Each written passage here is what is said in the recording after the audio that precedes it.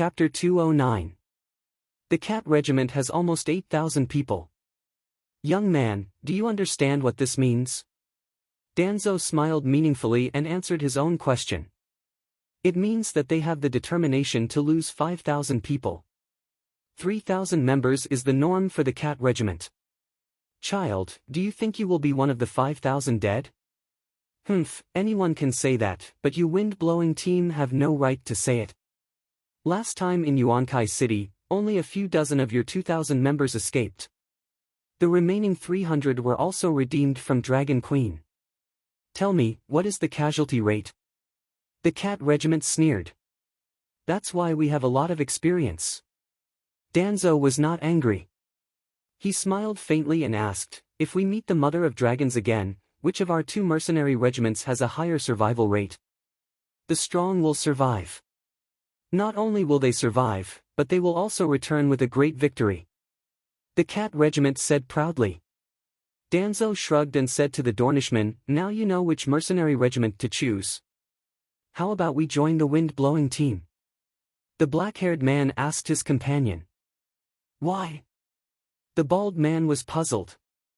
The wind-blowing team was almost wiped out last time. So if there is a wipeout situation next time, it will definitely be another mercenary regiment. The blonde man smiled. Hey, what are you talking about? Why is it not the Alliance army that wins? Why must there be a mercenary regiment that will be wiped out? The Cat Regiment shouted angrily. This kind of overly optimistic thinking is extremely dangerous. Last time, with the power of Astapor City, Dragon Queen destroyed Githa's army of 100,000 without any losses. Now that the forces of Mirin, Yuankai, and Astapor have been integrated, the Alliance army may have a Pyrrhic victory, but it will not be a complete victory. The blonde man sneered and pulled his companion directly to the wind-blowing team. Sorry, I'm late. At this moment, the moon chant in a floral dress also trotted to the side of the giant elephant. She habitually stepped on the human ladder and explained as she climbed, I didn't mean to waste everyone's time. After receiving the news of Lisbon's death, I have been prophesying in my bedroom all afternoon. The result, sigh, it's not clear. Danny moved to the side and asked curiously, what are you prophesying? Dragon hatching? Things like creating miracles like hatching dragons are too far away from me. I just don't want to become the next Lisbon and predict whether or not there will be any danger in tonight's banquet. Moon Singer smiled bitterly. Paw! Danny slapped the big shot's shoulder and laughed.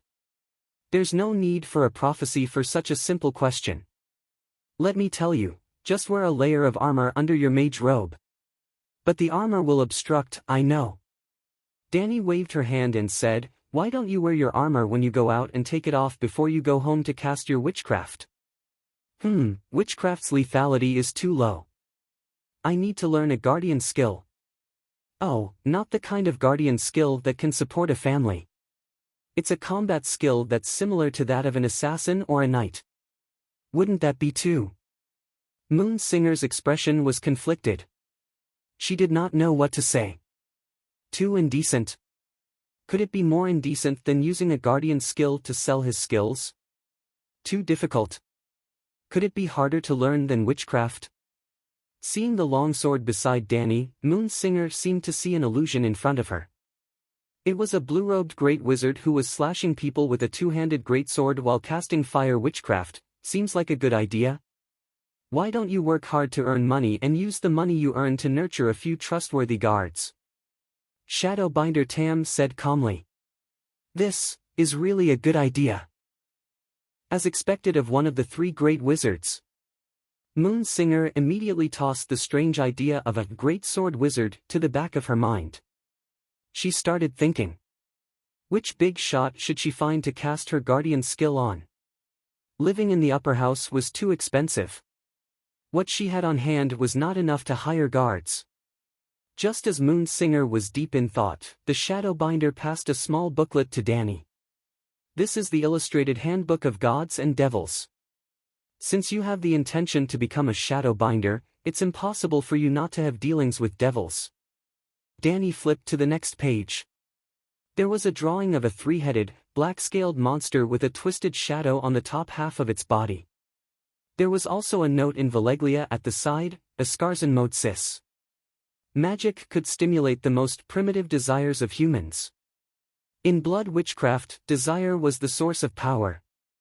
To complete the sacrifice, the liver of a red carp and the heart of a ram had to be burned to ashes and smeared on the body to expel the remaining evil god's power. What's the use of this lustful demon? I remember that many apothecaries can concoct green potions, Danny said in confusion. Potions can't activate the power in the blood essence. Just like the blood witchcraft I cast last night, before taking the blood, I had to use green lust to activate the magic in the noble's blood. You keep emphasizing noble. Can't a normal person do it? It's a simple example. Can the bloodline of the Dragon Queen be the same as that of a mercenary on the streets? Danny nodded. This was another world. There were differences in bloodlines. Layla, remember this. The shadow-binding knight warned her seriously, you can sacrifice to the evil god and borrow their power, but don't believe in them. This is the fundamental difference between a shadow-binding knight, a priest, or a witch.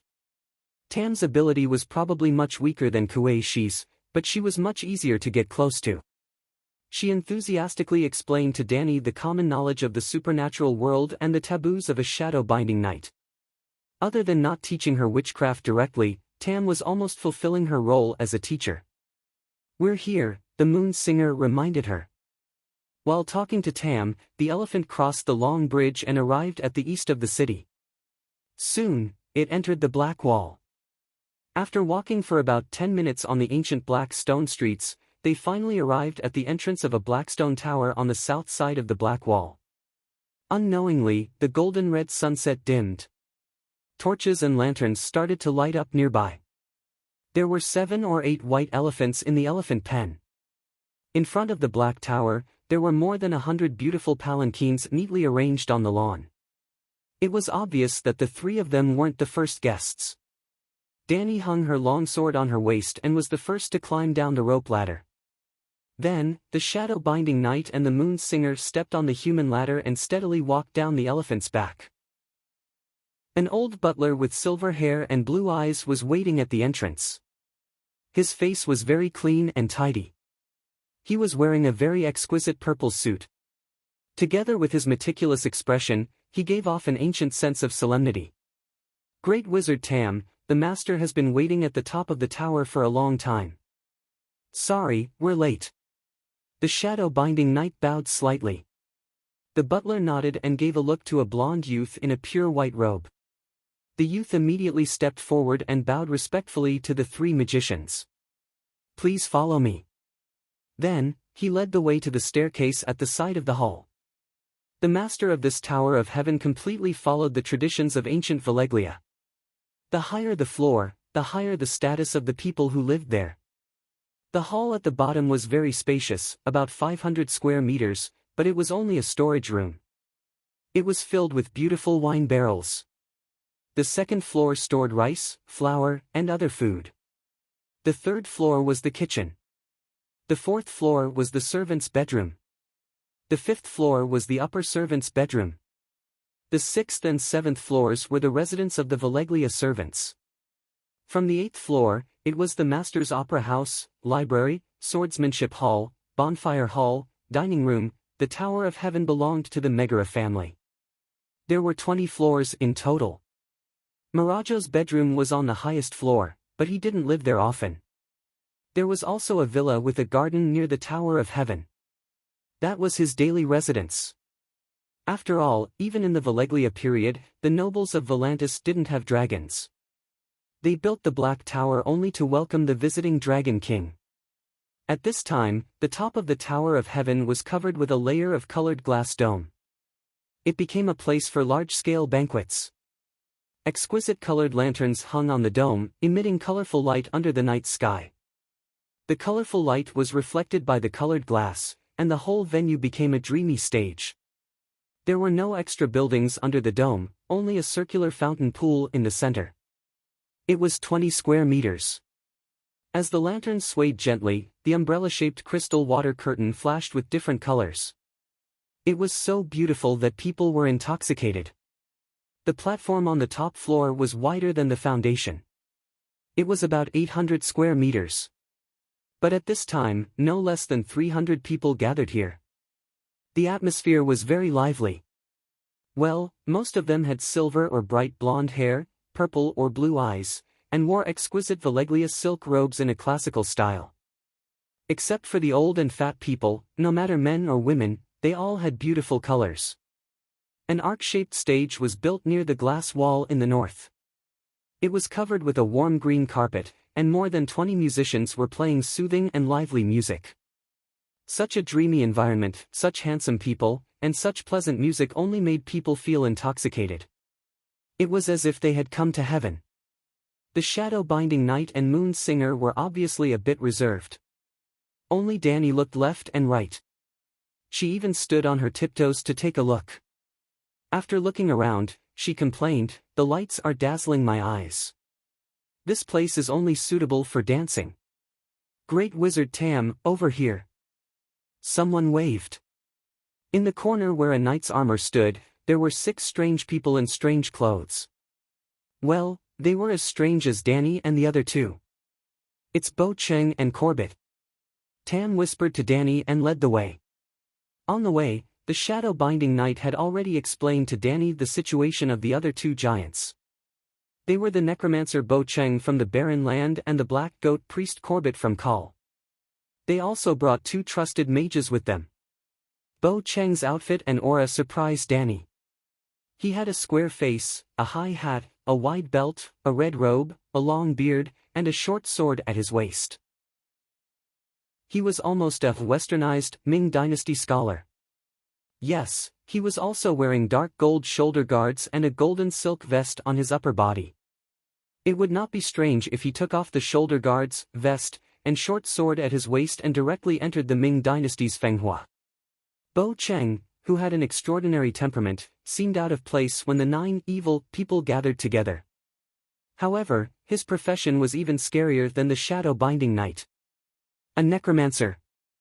Except for Danny, she had already seen the other 8 people many times, so Tam only introduced Danny once and then the others.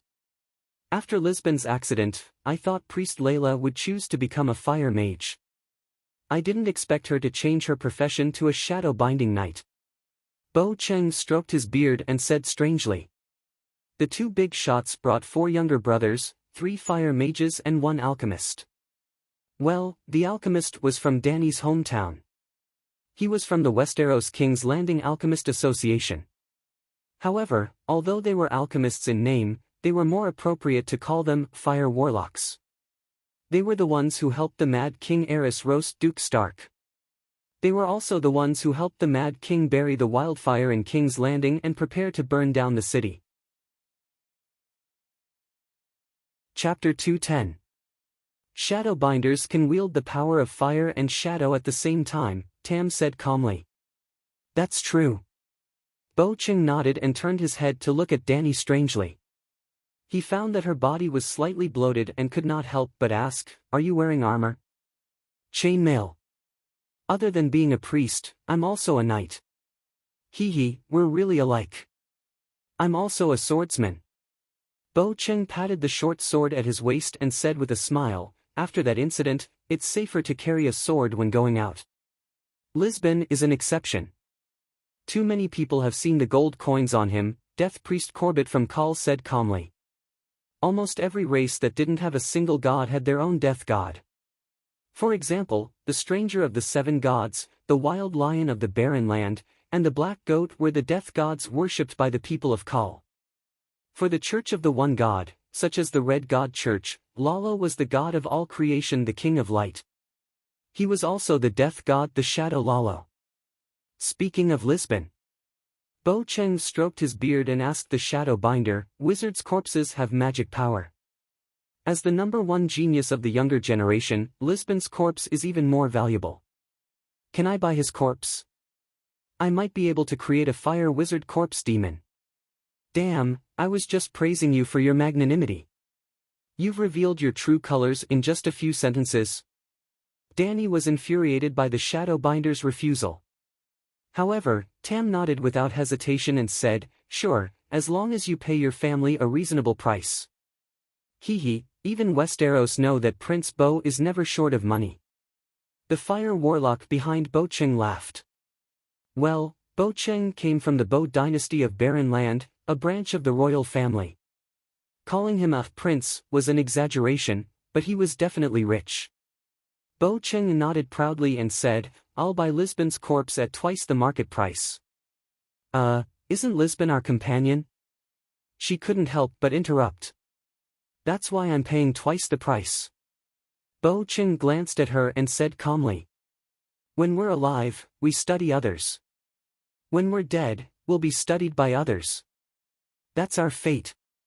The shadow-binding knight's tone was casual, as if he was saying something like, "If you're alive, you have to eat." Dany fell silent when she thought of the dried corpse of the wizard, her husband, that Widow Queers had given her. However, after a short while, she was driven by curiosity and asked, "What is a corpse ghost?" Bo Cheng thought for a moment and explained, "After 10,000 years of research, the Barren Land Necromancer Association discovered a natural truth. When a person dies, the body will lose part of the yang spirit and at the same time give birth to some yin spirit. The so-called spirit could be seen as the unique active factor of living beings. It was an important factor that differentiated spiritual beings from non-living beings such as stones, seawater, and soil. When a person is alive, the spirit in his body is all yang spirit. When a person dies, part of the yang spirit transforms into yin spirit, and the yin spirit and yang spirit mix together. As the corpse slowly decays, the amount of yin spirit and yang spirit will decrease, and finally return to nature completely." After explaining a lot, Bo Cheng was dismayed to find that the 6 people in the audience were all confused. Dany and Tam were wearing masks, so he couldn't see their expressions. He sighed and turned to Dany and asked, "Can you understand what I'm saying?" "You're saying it clearly. I'm not stupid. How can I not understand?" Dany said in a light tone. The other 8 people looked at her strangely. This girl might be very talented, but she didn't have any magic power. She didn't even know a single spell. She was quite thick-skinned. Although they thought so, Tam and the other 6 people in the audience nodded slightly. They even looked as if they understood something. After all, the novice shadow-binding knight had said it. Anyone who wasn't stupid could understand. No matter what, they didn't want to be treated as a fool. However, Dany dragged her tone and said hesitantly, "Master Bo, you seem to have made a mistake. The loss of a corpse's internal spirit isn't linear with the degree of decay." "Oh, what do you mean?" "At the moment of death, a person will lose more than half of their spirit. After that, it will stabilize at a certain level. After that, it will start to decrease linearly." Dany indeed understood. Although she didn't know how the people of the East Continent researched it, their 10,000 years of research didn't go to waste. The so-called spirit should be spiritual quality. The yin spirit and the yang spirit should be referring to the different colors of the spiritual quality. Before meeting Bo Cheng, she had always thought that the colorful particles were essentially the same. It was just like how sunlight was divided into red, orange, yellow, green, blue, and purple by a prism. However, they were all part of sunlight. After hearing the necromancer's words, Dany finally understood. Even if the purple and red light were part of sunlight, their wavelengths were different and their effects were different. "How do you know?" Bo Cheng asked suspiciously. "He personally experienced it from burning corpses." "St. Bailey's ravings," Dany said proudly. "What's that?" Bo Cheng and the others were confused. However, the fire warlock was stunned for a moment. He said in shock, "The ravings that St. Bailey said before starving to death? What's going on?" Bo Cheng looked at his followers. The fire warlock pondered and said slowly, "Have you heard of Bailey who was blessed by the gods? After discovering that his wife and cousin were having an affair, he had been fasting and praying in the Holy Church, hoping to get help from the 7 gods. Perhaps he was confused by hunger and said a lot of nonsense during that period. However, the monks insisted that St. Bailey was enlightened by the 7 gods. That's right. His wife was stolen and he starved to death. It would be terrible if word got out. Of course, the 7 gods would help their own sage to cover it up. In short, some monks recorded some of the words that Saint Bailey said before he died. The manuscript was called Bailey's Ravings. However, after Aegon the mediocre king, the cousin who stole his virgin wife, ascended to the throne, he burned all the information that defamed the Targaryen royal family. No one knew what Bailey said before he died. However, some people also said that some of the manuscripts were hidden by the monks of the old town. My fellow townsmen, you're awesome. You've solved this problem and saved me a lot of effort. Thank you. Dany echoed, I only saw some broken pages. Unfortunately, I didn't understand what they were saying. Now that I heard Master Bo Cheng's explanation, I immediately understood. She didn't spill the beans, but she had revealed information that she shouldn't have. The key was that if she pretended to be confused, that expert wouldn't talk to her in depth. But the 7 gods are fake, Corbett said with a frown. The Targaryen bloodline is real.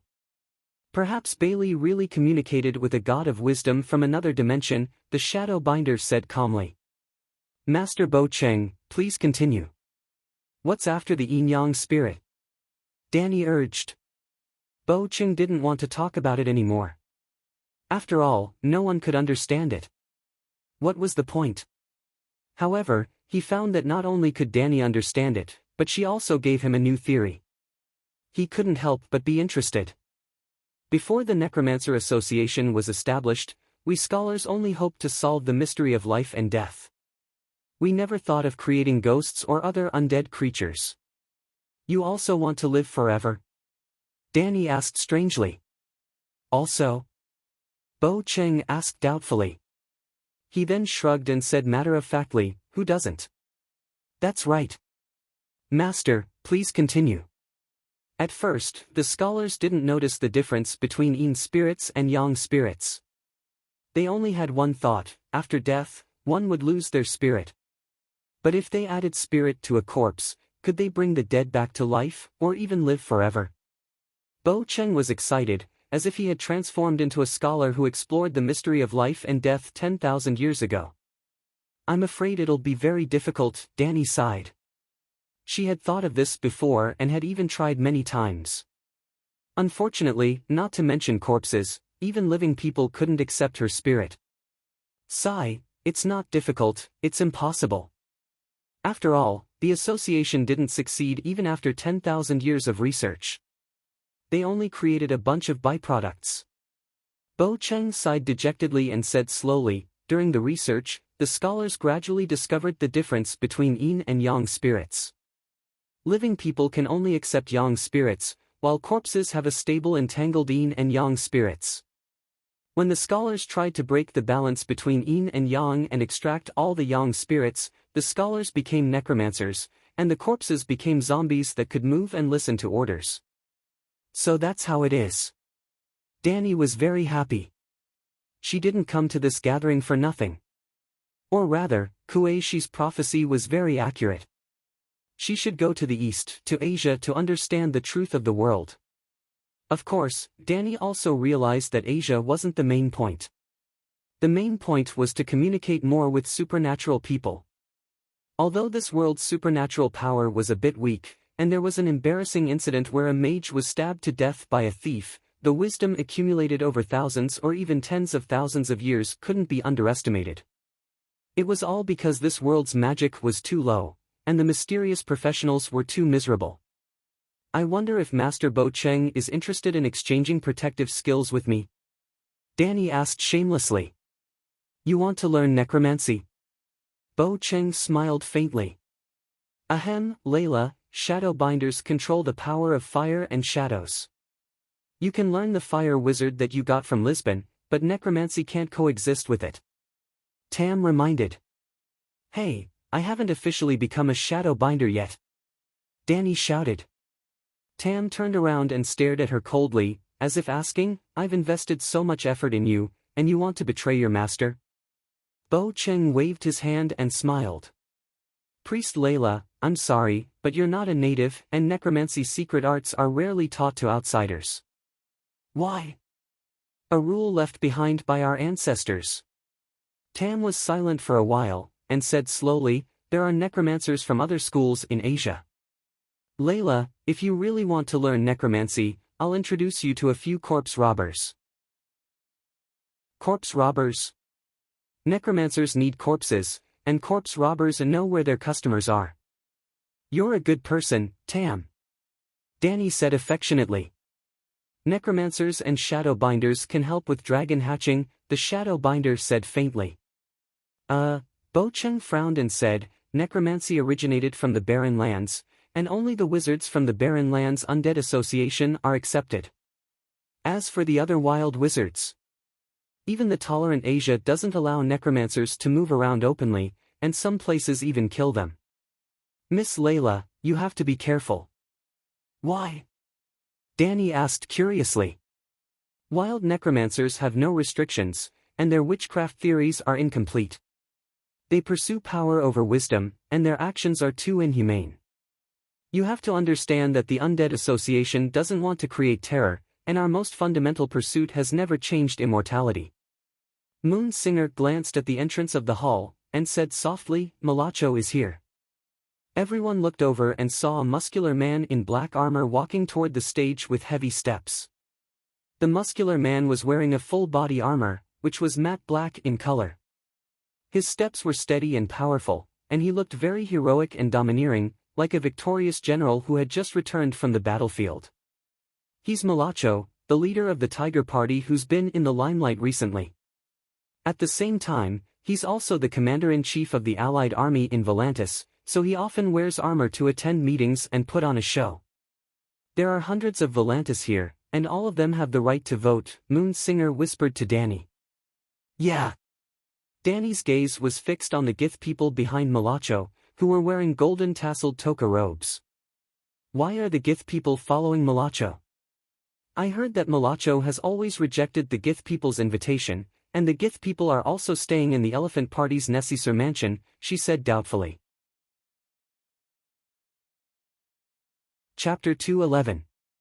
The Elephant Party is made up of sea merchants and moneylenders. The real war depends on the old nobles of the Tiger Party. Now that the alliance has formed the three major forces of Volantis, Queers, and Zingis, Marazzo is the military representative of Volantis. If Zingis wants to take back Slave Bay, they can't do without his support, Bo Cheng explained softly. Danny had thought that the main characters of the banquet would be the Dragon Hatcher mages, but the 9 of them had been talking in the corner for more than half an hour, and not a single guest came to greet them. After Marazzo entered the hall, he walked directly to the Volantis nobles near the orchestra stage. He didn't even notice the mages. Didn't you say you were going to show the dragon egg? Danny asked with a frown. The shadow-binding knight looked away from Marazzo and shook his head. It's still too early. What's your attitude towards the Mother of Dragons? Danny asked Bo Cheng.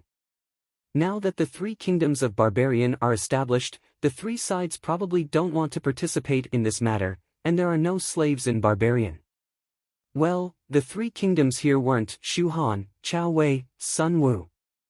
The Golden Dynasty of Barbarian was named after the color of the dynasty.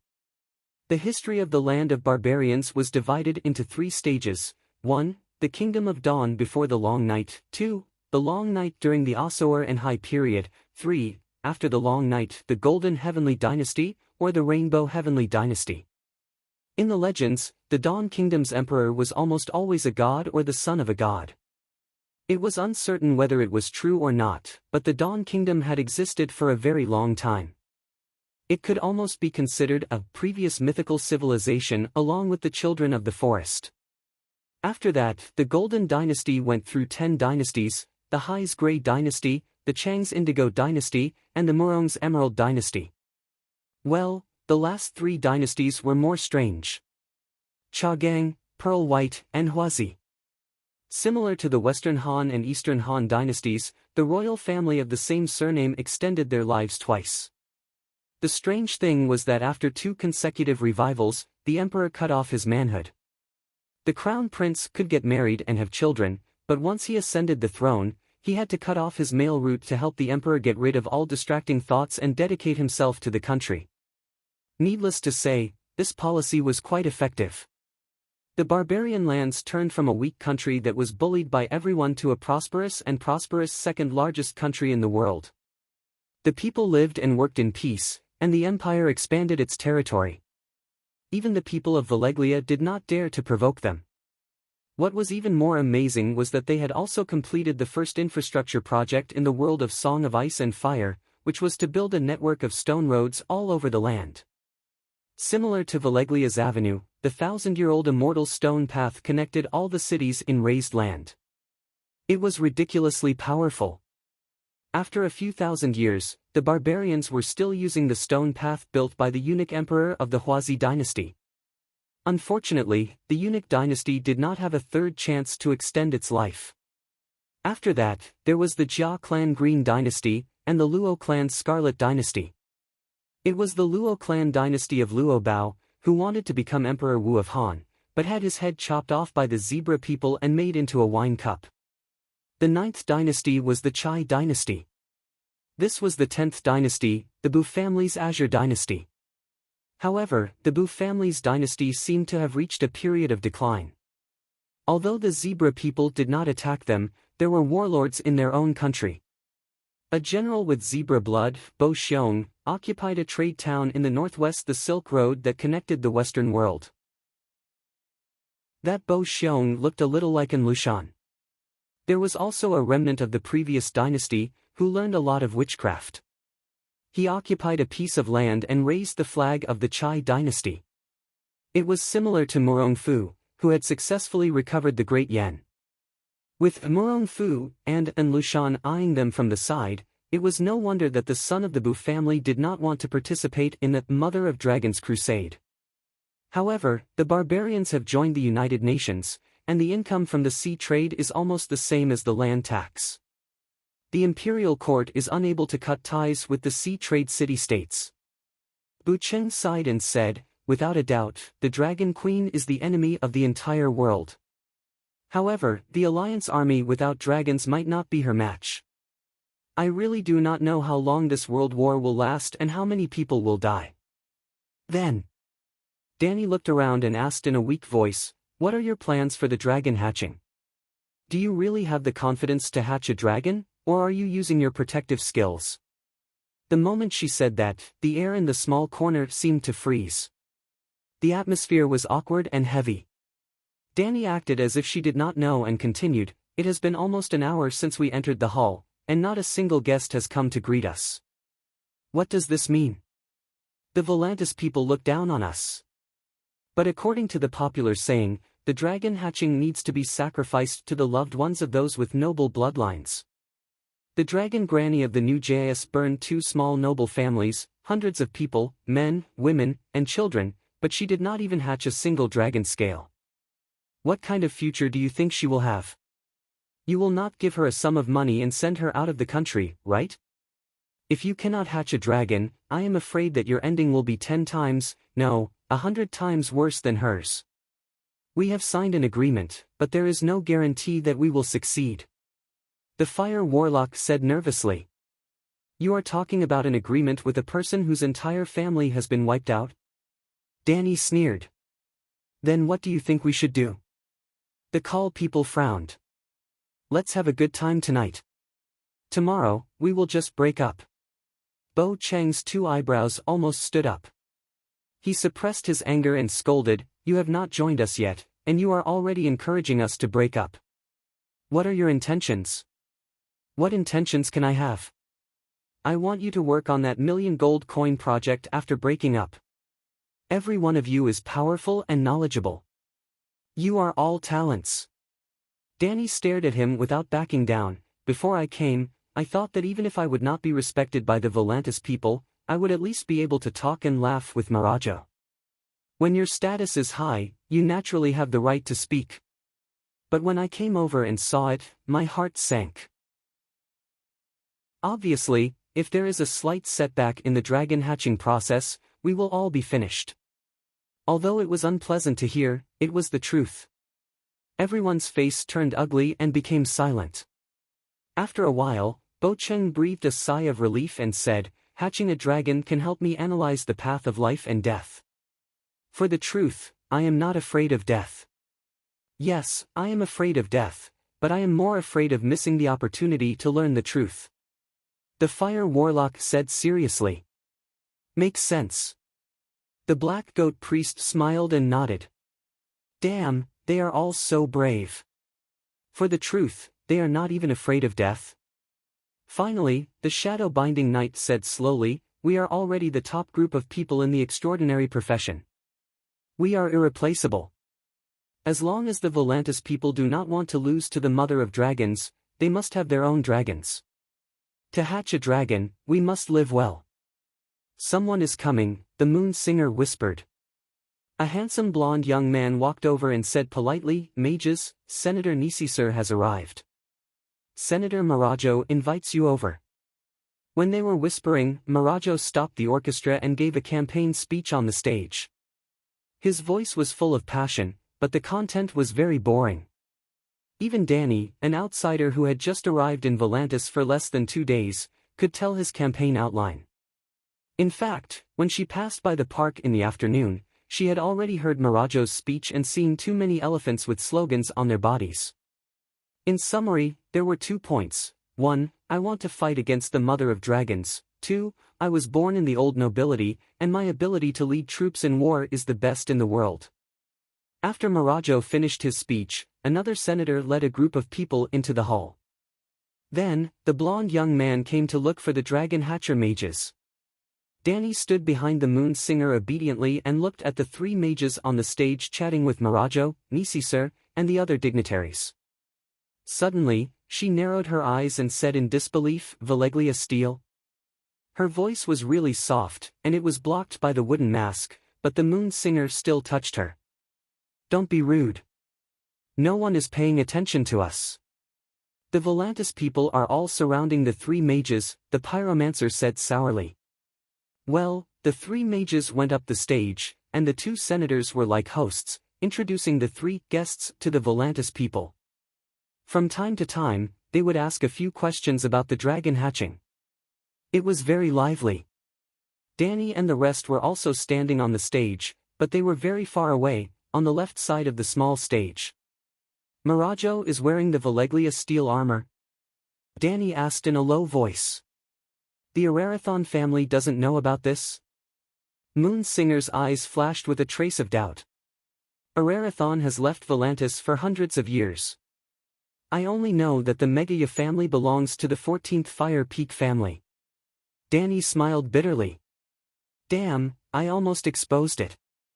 Is this a secret that everyone knows?" Moon Singer did not think much and explained in a low voice, "You are not wrong. The Megaya family has the only Valeglia steel armor in the world." "How lucky," Danny murmured. "Yes, there are many branches of the 14th Fire Peak, but only his ancestor got a set of armor." Danny's eyes flashed with a smile. "You misunderstood. I am the lucky one." Seeing Marajo scolding the mother of dragons emotionally and waving his arms up and down, she could not help but wonder. In the afternoon, Marajo's arm was still in a sling. How did he recover so quickly? Have you forgotten? Moon Singer glanced at her and said strangely, "Wasn't his arm broken by you?" "You mean?" Danny was shocked. "Tam slept with this consul?" "Yes, Marajo is the noble. When he woke up in the morning, his right hand was in pain as if it was broken, but the arm itself was not injured. When the residual blood wizard power dissipated, it was restored to its original state. He and Tam have an affair," Danny said strangely. "So?" Moon Singer did not understand why she was surprised. "Marajo is a man, and Great Wizard Tam is a woman. It is natural for a man and a woman to be together. Is it normal?" Danny turned her head abruptly, and her eyes behind the wooden mask were full of disbelief. "It's strange for you to say such things." "How is it strange? You are wearing women's clothes. Don't you prefer men?" Danny stammered. "You like men. Oh, no, you have a strange fetish. You like women. Moon Singer's sallow face flushed red, and she could barely suppress her anger. Everyone nearby looked over. Well, they looked at Danny and Moon Singer curiously with gossipy eyes, as if the two of them had performed a strange fetish in public. Calm down, I am not discriminating against you. Why are you so agitated? Danny was very calm with the wooden mask covering her face. She was not afraid of being seen at all. You are ignorant. Moon Singer took a step back and avoided everyone's gaze with shame and anger. Moon Singers are mostly women. If a man wants to become a moon singer, he must wear women's clothes and dress like a woman. Oh my God, you zebra people are really, really big shots. The shadow binder noticed Danny's movement and frowned. He whispered a few words in Mirajo's ear. Then, the consul said loudly, members of the wizard group, please come to the stage and help us verify the authenticity of the dragon egg. Chapter 2:12. You're not even sure if it's real or fake. Danny was shocked. She tugged at Moon Chant's sleeve and asked, have you never seen a dragon egg before? Moon Chant did not seem to want to talk to her anymore. She pulled up her sleeve and walked forward without saying a word. All right, I apologize for my ignorance. I'll treat you to a big meal when we get back to the merchant's house, Danny begged. Moon Chant snorted and explained with an awkward expression, the dragon incubator mages were formed 2 months ago, but Mirajo, or Volantis, only got the dragon egg today. After a few words, the 6 followers came to the stage. According to their status, Danny was not in the center position. She stood at the side. She saw 2 attendants place a 2-foot square round table with long legs in the center of the stage. Another gray-haired, long-faced middle-aged man came out of the crowd with a black lacquered wooden box the size of a medical box. Without saying a word, he put the box on the table and pulled out a key from his collar. As if he wanted everyone to see clearly, he raised the key up high and shook it before finally inserting it into the red copper keyhole of the wooden box. Opening the lid, the long-faced man took a look and nodded to Mirajo and Nessie Sir, saying, please check it. Bravosi! Danny exclaimed softly. The long-faced man's accent was exactly the same as hers, or rather, Priest Layla's. It was like they were all from China, but when they spoke in northeastern, Sichuan, Wuhan, and Wuxi dialects, experienced people would be able to tell the origin of the other party. The 9 free trade city-states, including Slave Bay and New Guise, all spoke Valeglia. It was just that there were local accents mixed in every place, so it was easy to tell. Color, texture, scale, weight. The shadow bind touched the box for a while and nodded to the 2 consul, saying, it's a dragon egg. The consul was a descendant of Valeglia's nobles. Of course, he knew some techniques to identify dragon eggs. After the 3 big shots looked at it, the consul personally checked it again. After that, it was the turn of the 10 old nobles of Volantis. Dozens of people surrounded the small round table for more than half an hour before it was the turn of the 6 young mages. It was a dragon egg that was as red as the setting sun. It's a bit small, Danny commented after seeing it for the first time. Small? The fire warlock put down the dragon egg doubtfully and said, it's exactly the same as the dragon egg in the records. It should be real. Before the other 3 fire mages could do it, Danny stepped forward and took the dragon egg. As soon as she touched the dragon egg, her expression abruptly changed. Oh my God, it's true. Of course it's true, the Bravosi said unhappily. Danny looked up at the Bravosi and said, this is not a stone egg, not a fossil dragon egg from Asia. You can even tell. Not simple. The long-faced man revealed a look of shock. I've seen stone eggs in Kyle's. I see. The long-faced man came to a realization and turned to the 2 archons. It comes from the Westeros, the Targaryen family's dragon egg. It has a history of only 250 years. Compared to a stone egg, it's more likely to hatch a dragon. Very good. Malakar nodded expressionlessly. Is the contract complete? The long-faced man asked. As long as the dragon hatches successfully, we will definitely teach you all the secret arts, Nisisir said. The long-faced man looked around and hesitated. Only 2 archons? Dofas will be eliminated, so there's no need for him to come. I represent the elephant party, and Malaka represents the tiger party. There are hundreds of nobles around as witnesses. It's enough, Nisisir said. Has Bravos and Volantis formed an alliance? Danny asked the moon singer in a low voice. I'm not sure. Sigh, really? Danny glanced up at the dome. In the center of the venue, where the fountain used to be, a few stacked burning corpses were pushed away. The pointed head of the moon chant popped out, shaking his wet hair vigorously. His chest was like a bellows that was being pulled at high speed, and he was gasping for air. Cough, cough, cough. The thick smoke and the burnt smell made him cough violently. Cough, cough, gone, the demon dragon, cough, flew away, cough, cough, cough, plop, plop. The corpses seemed to come alive, and rolled to the side.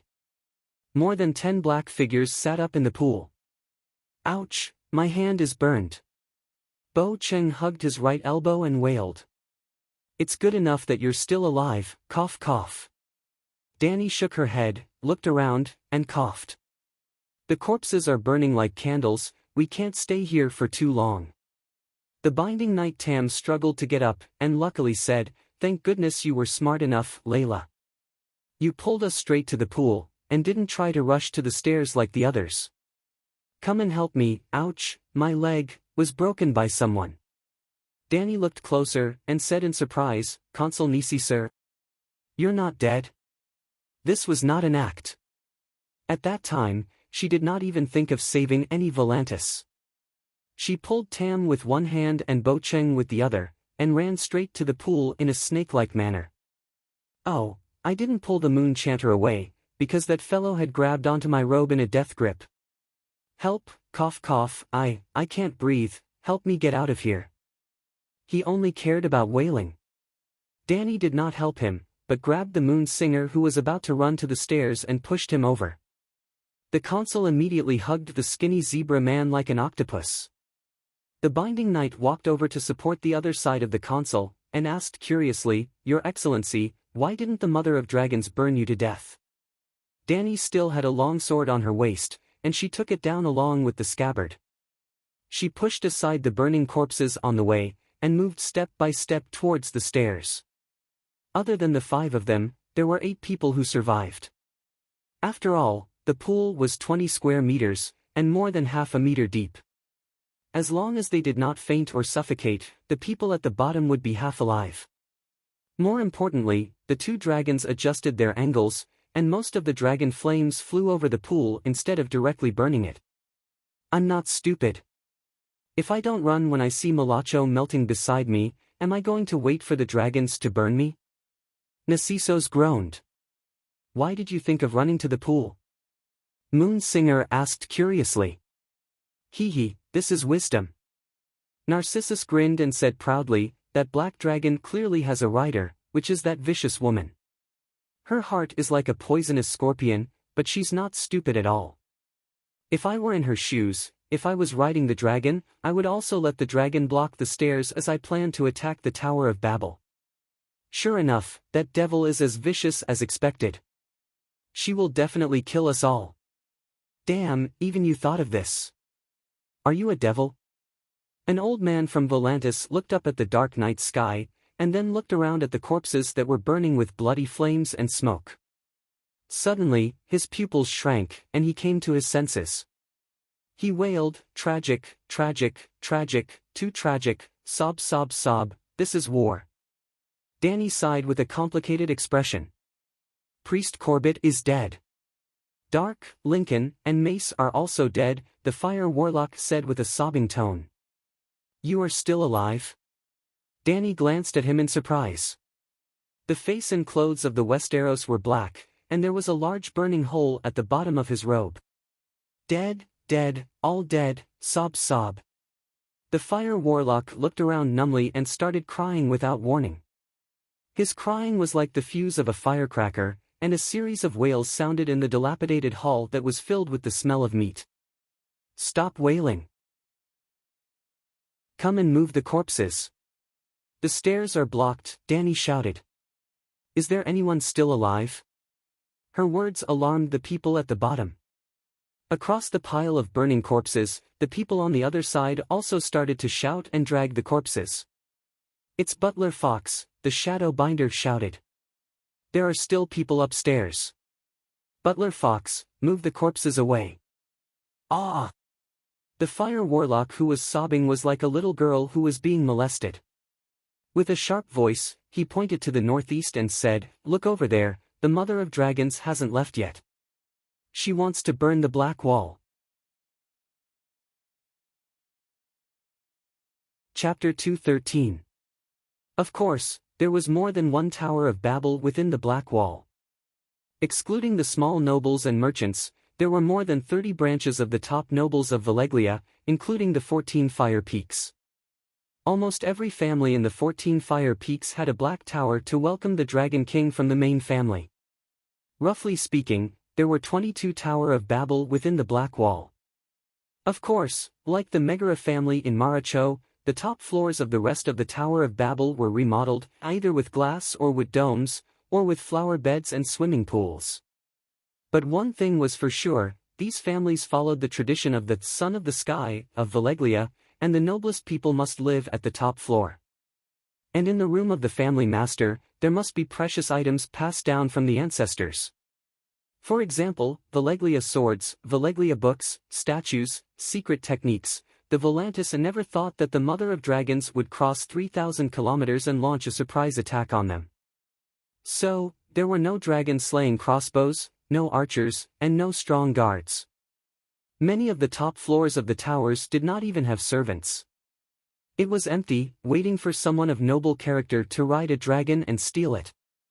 They got used to it after a while. "What is the Mother of Dragons doing?" Bo Cheng looked in the direction of the fire mage's finger. In the darkness, the dark red dragon flame flashed and disappeared, leaving only flickering flames burning slowly. "Ah, what a vicious woman. She wants to clear out all the family masters of the noble families and break the spine of the Volantis." Nisisir was stunned for a moment and shouted in realization. There were people cleaning up the corpses in the stairwell. Danny also stopped and shouted at the console with her sword, "It's no use crying here. Hurry up and take out your trump cards. What dragon-slaying crossbows, dragon horn, witchcraft, and so on. Even at this time, you are still hiding it." "No, there is nothing," Nisisir said, almost crying. "How can there be nothing? You are going to attack Slavers Bay. It's impossible that you did not prepare dragon-slaying methods, right?" Danny doubted. "If the real dragon is so easy to deal with, how can we Valeglia rule the world? Why should the Volantis cooperate with the Bravosi to hatch a dragon?" The consul looked at the burning wooden dome in the distance and howled in despair. "It seems like he really doesn't have any killing moves.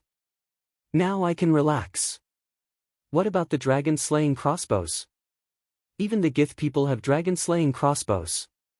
She seemed to be more anxious than the Volantis people. The Gith people use ballistae to defend the city. They are placed on the city wall and have a horizontal range of more than 300 meters. They are very powerful and can kill elephant soldiers. However, its vertical flight altitude is less than 50 meters, so it won't have much effect on the Megalosaurus in the sky. "Let's disperse." Danny waved her hand and dejectedly said to the shadow-binding knight and the others, "Look, these guys don't even have dragon-slaying crossbows, and they're still planning to conquer Slave Bay." Hoo. A gust of wind blew from the ground, and the flames on the corpses not far away crackled. The staircase was opened, and a gust of wind rushed up. Hurry and rush over," the butler urged the servant loudly. Soon, more than a dozen slaves covered in wet sheets stepped on the scalding stairs and rushed up with a stretcher. "We have dragon-slaying crossbows, real dragon-slaying crossbows from the Westeros." Nessus climbed onto the stretcher and said, "Although Kohor didn't join the Allied army, they are still a member of the United Nations. 3 months ago, they accepted an order from the Allied army to build dragon-slaying crossbows for us. Half a month later, the first batch of 1,000 ballistae will leave Coeur and go south along the Rhone River to Volantis. Danny's heart tightened and asked, "Where did the Westeros get dragon-slaying crossbows? Did you bring them here?" She turned to look at the fire warlock. The slaves began to run down with the stretcher. Danny followed behind the consul, and the fire warlock and moon singer followed behind her. Well, other than Bo Cheng and the Shadow Binding Knight, the other low-level mages didn't get a stretcher. The blueprint of the dragon-slaying crossbow is strictly kept in the royal library. How could I come into contact with it? The fire warlock's blackened face showed a bitter smile. That woman is indeed very strong, but this time, she's really going against the entire world. Nessus sneered and said with a twisted face, "The Westeros are even more anxious than us. If the Allied army fails, the sea merchants will at most go home to farm. It's a bit hard, but their families won't have to worry about it." However, Lannister, Theon, Stark, Tully, Arryn, the Dukes of the Five Kingdoms didn't even have the chance to surrender. With the Mother of Dragons' crazy, tyrannical, and cruel personality, how could she not exterminate their families? I'm crazy, tyrannical, and cruel. Good, very good. I see. Stark, Tully, Theon are all gone. The person who sent the blueprint should be Lannister, right? Danny said with a smile. No, the person who brought us the blueprint came from the Old Town. He represents the High Court's attitude. Nessus shook his head. When they walked out of the corridor, the doctors waiting in the palace immediately gathered around and cleaned the consul's wounds. High Court? Danny was shocked. What kind of fucking script was this? River Bend originally belonged to the Gardner family. River Bend's king's surname was Gardner. Tyrell was only the Gardner's butler and could barely be considered a mid-level noble in River Bend. During the War of Conquest, the entire Gardner family died in the Blazing Fury battle. As the head steward of High Court, Tyrell opened the city and surrendered. Aegon Targaryen rewarded him with the title of Duke of High Court. For 300 years, Tyrion had always been a loyal follower of Targaryen. During the War of the Usurpers, Targaryen's only ally was Tyrell of High Court. Unfortunately, they chose the wrong commander. Duke Mace Tyrell's fighting skills were too advanced. If Rando Tarly, Jon's close friend and Sam Tarly's father, led the troops, the Targaryen dynasty might have been able to survive. At that time, even Rhaegar's brother-in-law, Dorn Martell, only stood aside and watched the battle. That was why Viserys, Dany, Barristan, and Jorah Mormont had always thought that Tyrell could be an ally of Targaryens. Dany had even planned to visit the Citadel of Learning on this trip to the Westeros. But now, was there not a single loyal official in the Seven Kingdoms? After thinking for a moment, she asked tentatively, "What's Lannister's attitude?" "I heard that Lannister and Tywin have a marriage alliance. High Court might be conveying Duke Tywin's intentions." "Perhaps. We sent an envoy to King's Landing to invite King Joffrey to join the alliance. Tywin Lannister didn't explicitly refuse. He only said that the Westeros had many things to do and couldn't support a war thousands of miles away." The consul drank a cup of poppy milk and fell asleep. The healer took the opportunity to set his bones. "Let's go." The shadow binder pulled Dany's sleeve. "It's time to leave." Dany shook her long black sleeve that was dripping with water and said unhappily, "You didn't even give me a change of clothes." "Hundreds of nobles died. Who would be in the mood to entertain us?" Bo Cheng shook his head. They chatted as they went down the stairs. "Where do you live?" "The merchant's house." We're going the same way." "I have something to do." Clang, clang, clang. As they were talking, a heavy and drawn-out bell rang above their heads. Is this calling for the Tiger Cloak army and the city to be under martial law? The Shadowbinder looked in confusion at the Valantian servant who was leading them in front. The Black Wall alarm bell was used to welcome the noble Dragon King in Valeglia. Now it's mostly used to issue fire alarms. "It's burning up there." It's a bit loud. It might attract the mother of dragons, the fire warlock said worriedly. This place has already been burned. Why would she come? Danny sneered. Hiss boom. The dragon's roar pierced through the night sky like lightning. The bells stopped ringing abruptly. The sound of the house being burned by the dragon's flames could be faintly heard from the bottom of the tower. There was also the sharp wailing of the butler. Everyone looked at the fire warlock in unison. Their gazes were strange, making the Westeros shiver. I was just guessing, he said with a trembling voice. Sigh, let's just split up. The Megalosaurus is too fierce. Danny sighed. Poor Consul Nessosaurus. He managed to escape with his wisdom and courage, but he was implicated by the fire alarm bell. It's too tragic. We can't split up. After witnessing the power of the Megalosaurus, the Valantians will need us more and value our strength more. Bo Cheng shook his head. Also, I came all the way from the barren lands to hatch the dragon. It's more than 10,000 miles and took a few months on a boat. I don't want to go back just like that. I heard that Master Wood is preparing to. Danny caught a glimpse of the Valantians running in panic in the courtyard and immediately stopped talking. She trotted out of the tower quickly and stood on the lawn to look up. Sure enough, the windows of the palace on the top floor were spitting out tongues of fire. The entire floor was set ablaze.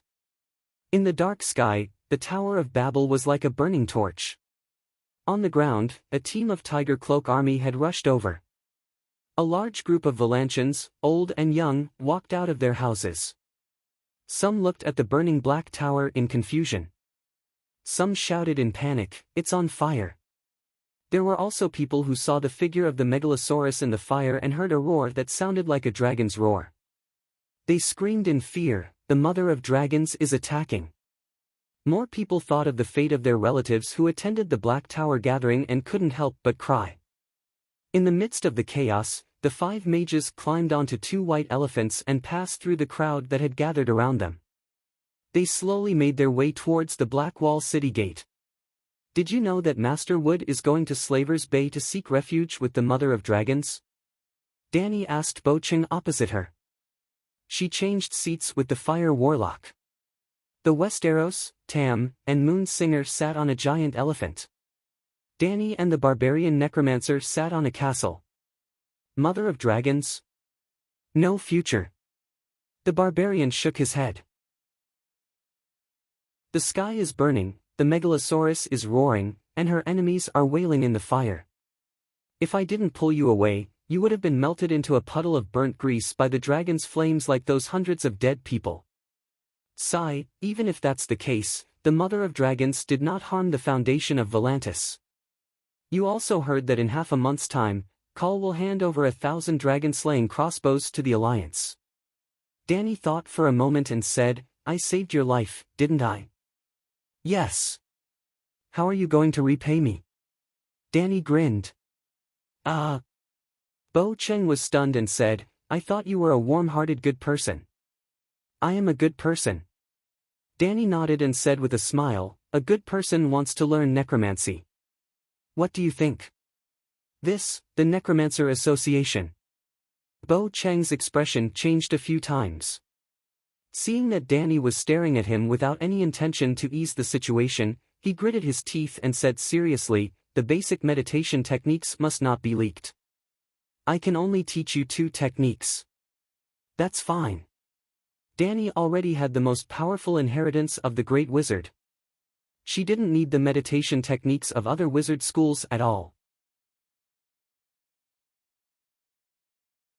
Chapter 214 Volantis was like a bright pearl at the end of the vast plain of the Rhone River. The night market was still brightly lit. The street vendors were yelling enthusiastically, and the pedestrians stopped to look at their favorite products. Only a small number of Volantis people gathered at the intersection, pointing at the dim fire on the other side of the black wall, laughing and guessing which noble was so unlucky to have his house on fire. The giant elephant moved forward slowly, and the castle on its back shook with every step. Bo Cheng sighed, I wonder how they will react when they know the truth tomorrow. No matter how they react, it's useless. These people don't even have the right to vote. Danny shook her head and urged, "Tell me some taboos and common knowledge about necromancers." "Let me ask you a question first. Do you know what a necromancer is? Didn't you say that it's to study the mysteries of life and death?" "No, studying the mysteries of life and death is ideal. In reality, every necromancer has committed heinous crimes and should be executed. They should be beheaded and their bones ground to dust," Bo Cheng said solemnly. What do you mean?" Bo Cheng thought for a while and said, "I won't talk about playing with corpses, blood sacrifice, and summoning demons. Do you know how necromancers increase their magic power? Meditation? No, eating people. Babies are the best.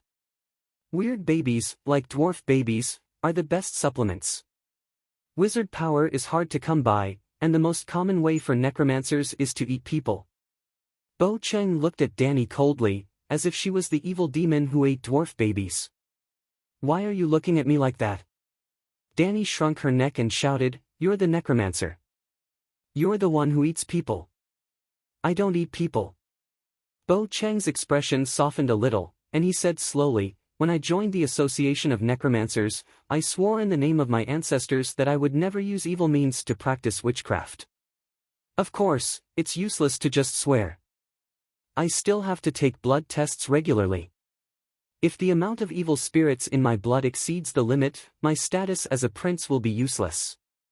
I will be immediately arrested, doused in wildfire, and burned to ashes. You guys can even detect the Een spirits in the blood?"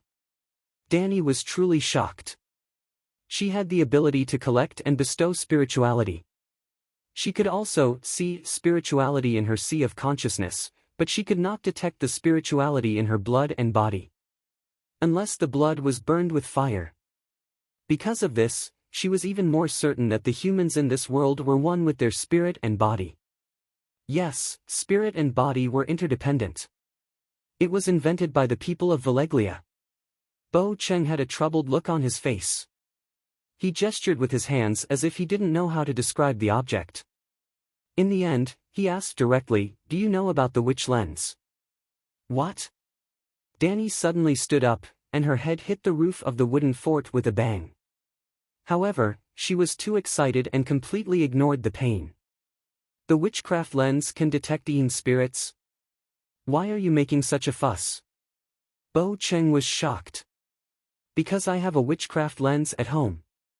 I was going to find a few blacksmiths in Kohler and have them melt it down to make armor. I thought the wizard lens could only observe large plant cells." "Cells? Oh, it's genes. Have you heard of genes? I underestimated you."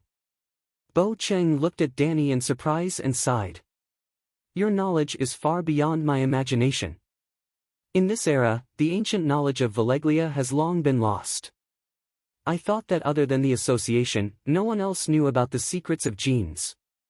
Danny sat down cross-legged and fell into deep thought.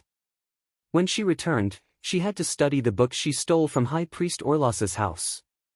Valeglia's magic civilization and technology civilization were two completely different paths. She couldn't use the "I'm a modern scientific person" to look down on the ancient people of magic. Observing genes and Een spirits is only one of the many functions of the witchcraft lens. After a pause, Bo Cheng continued, "The people of Valeglia are very arrogant. Although they are unwilling to sell the witchcraft lens, they allow barbarian necromancers to work in the sorcerer tower as servants. They work for the sorcerers of Valeglia in exchange for the opportunity to use and research the witchcraft lens. In the next 2,000 years, countless barbarian necromancers rushed to Valeglia as servants and secretly learned their advanced technology. Finally, in the Huazi dynasty, when the barbarian empire was at its peak, after thousands of experiments, we invented our own witchcraft lens. Although the Necromancer Association's equipment isn't as powerful as the witchcraft lens, it's enough to observe Een spirits." Bo Cheng spoke passionately. It was as if he had returned to the glorious era when many heroes shed their blood for the prosperity of the country. Huazi dynasty? Danny didn't empathize with him at all. With a strange expression, she asked, "The era when the emperor of eunuchs was in power?" Yes, that was when the barbarian empire was at its peak. They used up the last copper coin in the treasury and finally created the witchcraft lens before the Huazi dynasty was destroyed. Bo Qing sighed. So that's how it is. Such an awesome eunuch dynasty was actually destroyed by you magi. But the witchcraft lens isn't an atomic bomb. It has no benefits for the country. They even cut off Gigi to govern the country. What a price they paid. It took them so much effort to become the second empire in the world, second only to Valeglia, but it was destroyed by a witchcraft lens. No wonder the City of Knowledge invested hundreds of thousands of gold royals to research the witchcraft lens, but it didn't even make a splash. In the end, they even planned to scam the Mad King. Fortunately, the Mad King was crazy enough to not be fooled by them. Otherwise, the Mad King's kingdom would still be destroyed. The several million gold royals that Tywin had helped him accumulate over the past few decades all went to that damned fatty Robert. Sigh, it's better to invest in the City of Knowledge and research the witchcraft lens. How is it not beneficial for the country? Bo Qing glanced at her disdainfully and said, "Do you know about the Long Night?" "You know about the Long Night too?" Dany asked curiously. The Long Night was caused by the bloody chaos in the barbarian empire. The bloody chaos was caused by the fallen necromancers, the king of necromancers, the Bloodstone Emperor. At that time, the barbarian empire was still in its dawn kingdom period. The real world's first empire, Valeglia, was still herding sheep on the hills. It can be said that the fallen necromancers destroyed the barbarian empire and almost ended the world. Yes, the Bloodstone Emperor was the last emperor of the Dawn Kingdom. At the same time, he was also a powerful necromancer. In the legends of the barbarian empire, the Bloodstone Emperor used blood witchcraft and caused the world to enter the Long Night. So, the hero who dispelled the Long Night and saved the world was also you barbarians, Barbarian Tar? Dany said coldly. What's so good about Yasor Yahai? Almost every race wants to own him. You're not Koreans. Bo Qing didn't know what Koreans meant, but he knew that Dany was mocking him. The barbarian prince's face turned red and shouted, "The history books of the barbarian empire are well preserved. It's written clearly in the books." Okay, let's say you're right. The barbarian empire has the witchcraft lens, which is beneficial for the study of necromancy. It can also prevent the birth of a devil like the Bloodstone Emperor. But the prophecy also said that the next long night is coming soon. How do you explain this? It's most likely that the red-robed priest is trying to mislead people. Or, the Huang dynasty's descendant is the second Bloodstone Emperor. Dany's mouth twitched. She didn't know what to say. The barbarian Bu family was the first dynasty of the Azure dynasty. Before the Azure dynasty, there was the Huang dynasty. Now that the Azure dynasty was entering the end of the dynasty, the Huang dynasty's descendants took the opportunity to restore the country. The king was also a powerful wizard. He was called the successful Murong Fu. Now, Bo Qing was slandering Murong Fu as the Bloodstone Emperor who caused the second long night. Okay, don't talk nonsense. I know what you mean. Necromancy is a taboo and must be treated with caution. But I just want to know more about your theory of yin-yang spirit. I have no interest in witchcraft like eating people and blood sacrifice. Dany waved her hand. Only do theoretical research? Yes. You're not going to become a necromancer? Yes. Hearing her affirmative answer, Bo Qing relaxed and said, "Don't mind me. I'm worried that you'll go astray and be blinded by power. With your talent and wisdom, you have the potential to become the Bloodstone Emperor. If you really cause the long night, it'll be my fault." Dany stared at him with a wooden face. Then, Bo Qing began to talk endlessly about the origin of necromancy, its development, its final form, its current research field, and his expectations for the future. He talked a lot and didn't stop until the merchant's house. But it could be summarized in a few words: we barbarians want to live forever. After discovering yin-yang spirit, we started to study yin spirit. As a result, we formed the necromancer system and created the Bloodstone Emperor. After destroying the Kingdom of Dawn and almost destroying the world, we became honest and didn't dare to study Yin spirit anymore. After the long night, we tried to separate Yin-Yang spirit for thousands of years. Valeglia's shepherds suddenly rose and invented the witchcraft lens. We were very jealous. After thousands of years and the price of a dynasty's decline, we finally created the witchcraft lens. After that, it became possible to separate Yin-Yang spirit. Since then, we tried to separate Yin-Yang spirit, extract it, and integrate it into our bodies to see if we can live forever. After getting off the car, Bo Cheng asked for a room in the merchant's house and asked Danny to wait there. He ran back to the upper house and came back with a leather bag. He handed it to her and said, "This is for you." Danny opened it and saw 4 or 5 books. She looked up and asked, "What do you mean?" "To repay you for saving my life. One is the development of necromancers, one is basic incantations, one is Chai Jin's notes, one is Bo Yi's travels, and one is Bo Cheng's notes." He looked serious and warned her, "You have to be careful when using basic incantations. It's best if you only do research and don't learn them. Don't spread the contents of these 5 books. Don't even let other wizards, especially wild necromancers, know that you have them. Otherwise, there will be endless trouble." Danny nodded and solemnly promised, "I am the only one who can read these books." Bo Cheng explained in a gentle tone, Chai Jin was the strongest necromancer in the Huang dynasty. He broke the limit of his lifespan and lived for 150 years. If he didn't die in a harem fight, he might have lived for a few more decades. Bo Yi was my ancestor. He went to Asia and even explored the easternmost land. He saw all kinds of extraordinary jobs and evil witchcraft. My notes. Do you remember that I bought Lisbon's corpse? Yes. I'm researching the relationship between Yang spirit and witchcraft. You can take it and have a look. After saying that, he got up and left. Although their clothes were dried by body heat, they were still sticky.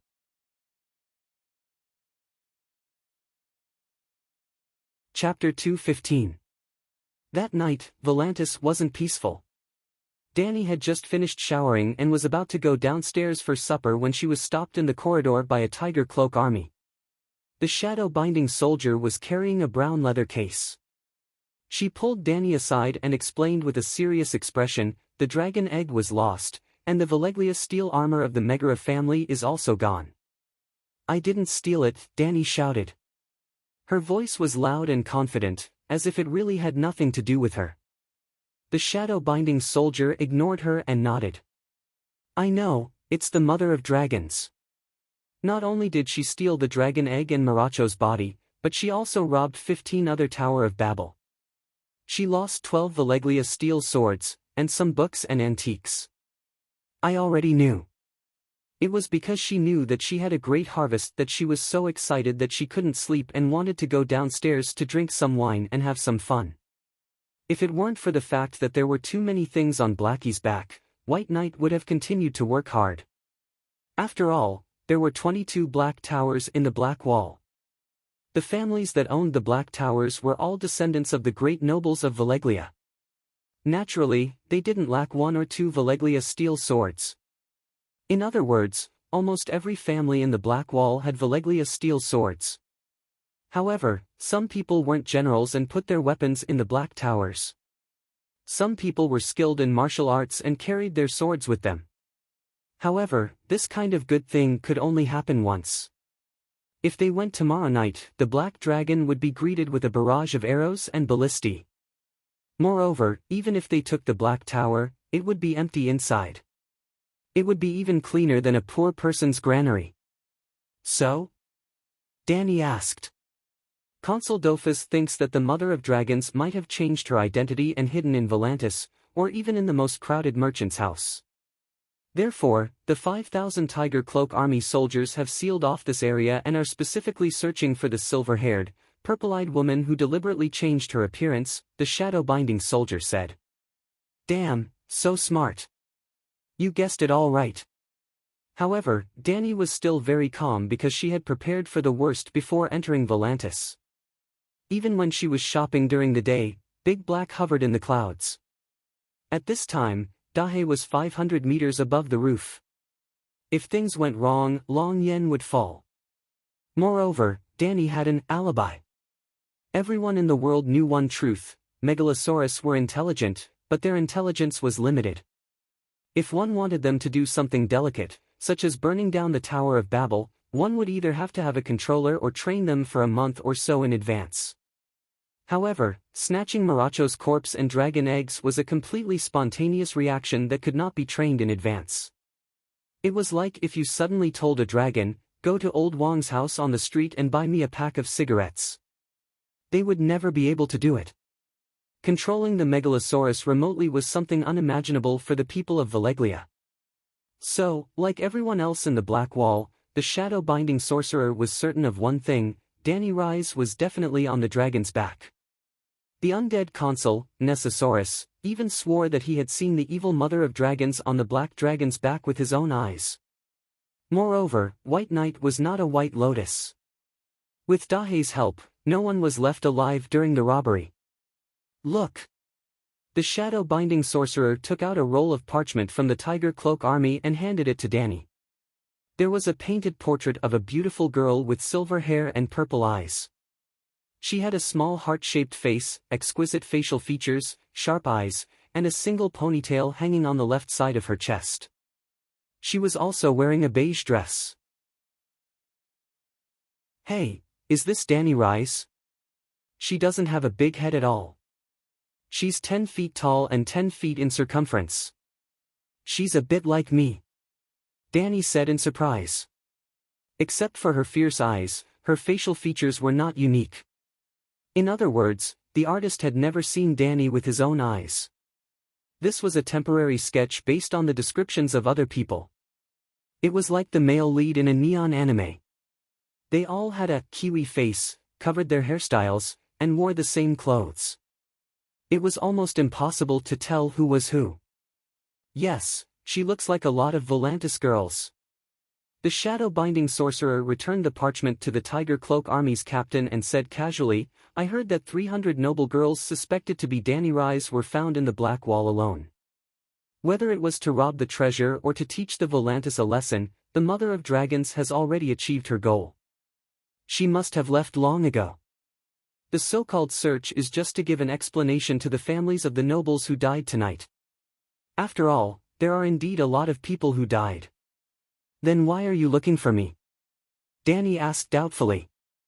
The shadow-binding sorcerer waved his hand and said to the Tiger Cloak Army, "Go and wait." After the guards left, she said, "I came to ask you if you want to join the Dragon Hatching Mage group. It's already so late. Can't you ask me tomorrow? Also, the dragon eggs have already been lost. How can we hatch dragons? Why don't we all go our separate ways and look for other bigger projects?" The shadow-binding sorcerer shook the leather case in his hand and explained, "Half a year ago, I went to Call with an invitation written by Marajo to bring High Priest Corbett to Volantis. Now, he has died tragically in the dragon flames, and even his body has not been found. It is reasonable for me to go to the Black Goat Church personally and explain this to the bishop. Of course, the more important thing is to find another high priest to replace Corbett's position. It just so happens that there is a river boat called Summer Star heading north to Call in the early hours of the morning. They are in a hurry. As for the dragon eggs, Sai, there is not only one dragon egg in the world. Elios promised me that he will find at least one more in the short term." "Elios Chihida, the Tiger Party candidate? You found him again?" Dani's expression was strange. In the afternoon, the first group she met at the riverbank in the West City was the campaign team led by Elios' son. The shadow-binding sorcerer was neither angry nor embarrassed. He nodded and said, "He took the initiative to find me. Elios is also a noble. I have no reason to reject him. I think his son is already in his 20s. Dani's mouth twitched. "As long as you can use it," Tam said calmly. "Okay, as long as you're happy. Then, do you want to join the Dragon Incubator team?" If you do, pack your bags immediately and follow me to the dock. I will personally help you become a shadow-binding sorcerer on the way. To be honest, I'm a little scared. So many people have died. Danny's face was filled with fear. She hesitated and said, and if there is a first time, there might be a second or third time. We can't avoid it every time. The risk is too high, and there are no benefits at all. It's not worth it. I see. The shadow-binding sorcerer nodded. She squatted down and opened the leather case. She took out a golden mahogany box. It was 1/2 meter long and as thick as a wrist. She handed the box to Danny and said, "There's a glass candle inside. It contains a meditation technique. Try it." "Tam, you're so considerate," Danny said, touched. "Don't be so excited. It's only a level 3 meditation technique. You saved my life tonight." The shadow-binding sorcerer waved her hand. "Since you said so, then." Danny said shyly, "Why don't you teach me your level 1 meditation technique?" Tam's green eyes looked at her with a complicated expression. He sighed and said, "I also cultivate this meditation technique. This glass candle was a gift from my master 20 years ago." "Ah." Danny was touched and embarrassed. She stuttered, "It's been 20 years. I didn't expect you to be so old. I couldn't tell at all." The shadow-binding sorcerer stood up and swayed. He gritted his teeth and said, 20 years ago, I was only 8 years old." Danny felt even more embarrassed. She quickly changed the topic and asked, "But you're not weak, right? Compared to a level 3 meditation technique, you're not weak. The meditation technique is not static. When your understanding of the world increases, the meditation rune may change, or perhaps evolve. 10 years ago, my meditation technique reached level 2. So, do you understand why I'm so obsessed with dragon hatching? If I complete the hatching, my understanding of the mysteries of magic will increase. Maybe my meditation technique will increase again. All meditation techniques can increase in level. Other than the Creator, even the gods are only a part of the world. Their understanding of the truth is also one-sided." Danny's eyes flashed. "But I heard that the great wizard of Valeglia's meditation technique is perfect." "Indeed, it's perfect to the point that it can't be improved. But are there only humans in this world?" "That's true." Danny nodded thoughtfully. Valeglia's people had never been able to cross the boundary between humans and gods. Priest Lalo's complete meditation technique shouldn't be too far behind the great wizard's legacy. Then, she asked curiously, "Why don't you teach me the current level 2 meditation technique?" Danny didn't believe that Tam was hiding something. He even gave away the glass candle that was passed down from his sect. "Don't you understand?" Tam sighed and slowly explained, "Because I had some enlightenment, my meditation technique leveled up." "But can my enlightenment be the same as yours? I can't even be sure if it's right or wrong. If I describe the meditation runes in my mind to you, not only will you not be able to grasp them, but you will also damage your consciousness if you forcefully cultivate them." After thinking for a while, Tam squatted down and opened his suitcase. He took out a black leather book and handed it to Danny. "My diary. It can help you understand the supernatural world and the basic information of the shadow-binding nights. But don't spread it. There's a lot inside.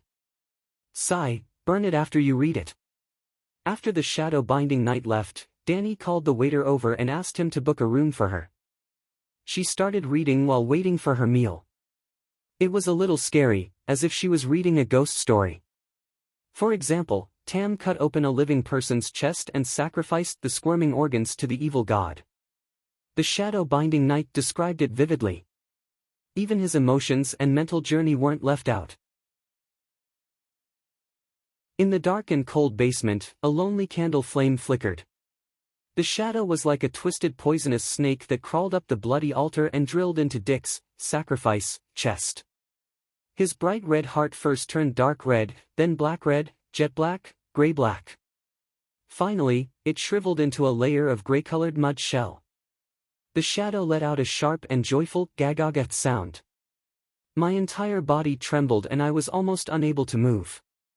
However, Dick wasn't dead yet. He looked at me with his dark green eyes. His gaze was filled with curses and pleading. I wasn't sure which emotion was more. Suddenly, the muscles on his face scrunched up and he let out a sorrowful groan that came from the depths of his soul. It turned out that when I was absent-minded, the squirming shadow extended its greedy tentacles towards his light green liver. "Dear guest, the pork lung soup you ordered is here." Danny, who was engrossed in the story in the book, jumped up in fright. "Ah!" The maid with the wine pot tattoo on her face looked at her blankly. She mumbled, "Dear guest, your pork lung soup." Under the faint yellow candlelight, the soup in the white porcelain bowl glowed with a faint green light. Danny forced a stiff smile and said, "Do you have fried grasshoppers? Give me a plate."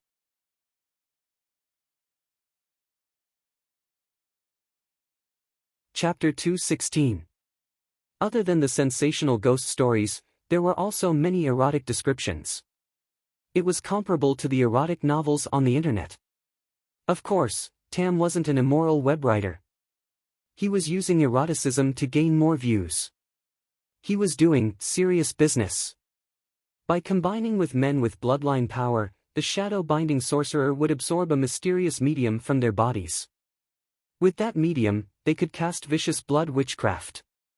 The outside world's evaluation of the shadow-binding sorcerer is biased, but it's generally correct. Danny closed the diary with a complicated expression. Tam was very considerate.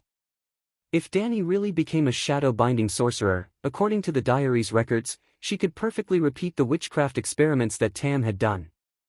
It was equivalent to the shadow-binding sorcerer teaching her step by step. However, Danny didn't want to learn evil witchcraft at all. She could only disappoint Tam's good intentions. Although she couldn't use it, Danny had increased her knowledge. Her ability to guard against blood witchcraft had increased by a lot. She really owed the shadow-binding sorcerer a huge favor. When she returned to her bedroom, she opened the gold-threaded mahogany box and took out the glass candle that was twisted into a lightning bolt. She actually sensed the coordinates that she had left behind a few days ago. Without hesitation, Danny locked the door and drew the curtains. She sat cross-legged on the sky-blue mirror carpet in the bedroom and placed the glass candle in front of her. It was 40 centimeters, shorter than all the glass candles she had seen before. The surface of the gray crystal had thin silver veins that looked like blood vessels. She looked around and couldn't find a pedestal for the candle. She directly grabbed the end of the glass candle with her hand. Asterisk swoosh. Asterisk. The grayish light suddenly exploded, and strands of silver threads danced around the crystal candle as if they were solid. Every time Danny's gaze came into contact with a silver thread, a rune would appear in her consciousness. She knew that this was the witchcraft inheritance of Tam's school. She ignored the information of the runes. The nine-colored spiral in her body was slowly spinning. Her witchcraft power outlined a set of strange runes at lightning speed. Wang, Danny's consciousness became blurry, as if she had fallen into a huge whirlpool. She kept spinning and falling, and countless illusory figures flickered in front of her eyes, but in just a moment, she adapted to this scene, and her mind became clear again. After an unknown period of time, perhaps it was only a moment, or perhaps it was only a few hours, Danny felt that her wizard power was being drained madly. It was like a swimming pool that had its floodgates opened. Although there was a lot of water in the pool, it was decreasing at a speed visible to the naked eye. After Danny lost a third of her wizard power, the whirlpool in front of her disappeared, and a layer of light red gauze appeared in front of her body. Use more strength, fuck me. A familiar voice, the one-eyed faceless being howled like a wild wolf, seemed to be in pain, but also seemed to be in joy. Who is it? The man roared and threw a dagger behind him. Almost at the same time, Danny jumped back. Snatch! The dagger was nailed into the door, 2 inches deep. The tip of the dagger vibrated at a high frequency. No one. The man got up with a bang, shook the thing, and looked around. The room was small and simple, less than 30 square meters. There was only a single bed and a bedside table. The clothes on the floor were messy, and the door was locked from the inside. There was no sign of it being opened. Damn it! The man cursed a few times and pounced on the naked woman on the bed. But this time, the woman let him do whatever he wanted. She did not say a word, her head tilted to the side, and her single eye was vigilant of the door. Slap! The man seemed to be very dissatisfied. He slapped her and scolded, "Bitch, why are you not screaming? Am I not working hard enough?" A cold light flashed in the woman's eyes, and she moaned softly. Tuna Tavern? Back to Astapor again. The fog in Volantis was thick tonight. The sky was dark, the stars were rare, and the streets were noisy. The night here was gray, and the stars were bright. She could only hear the crashing sound of the waves crashing against the stone cliffs. The dark sea was just behind her. This was the dock area. Danny stood on the roof and could vaguely see the shop sign across the street. A new free man took a loan from the Queen to buy the hotel. It was late at night, and the hotel was closed. Across the wall, she could see a few moving flames in the sky. Those were the patrols on the pyramid. After the dragon's horn was stolen, a large net was spread out on the 32nd step of the pyramid. The Unsullied would regularly check for gaps in the net. Let's see what the Faceless One is doing. With a thought, Danny slowly merged into the roof from the soles of her feet. Well, it was very similar to Obito in Naruto. Like Kuei-shi, Danny was not a physical body at this time, but a spiritual body projected by the glass candle.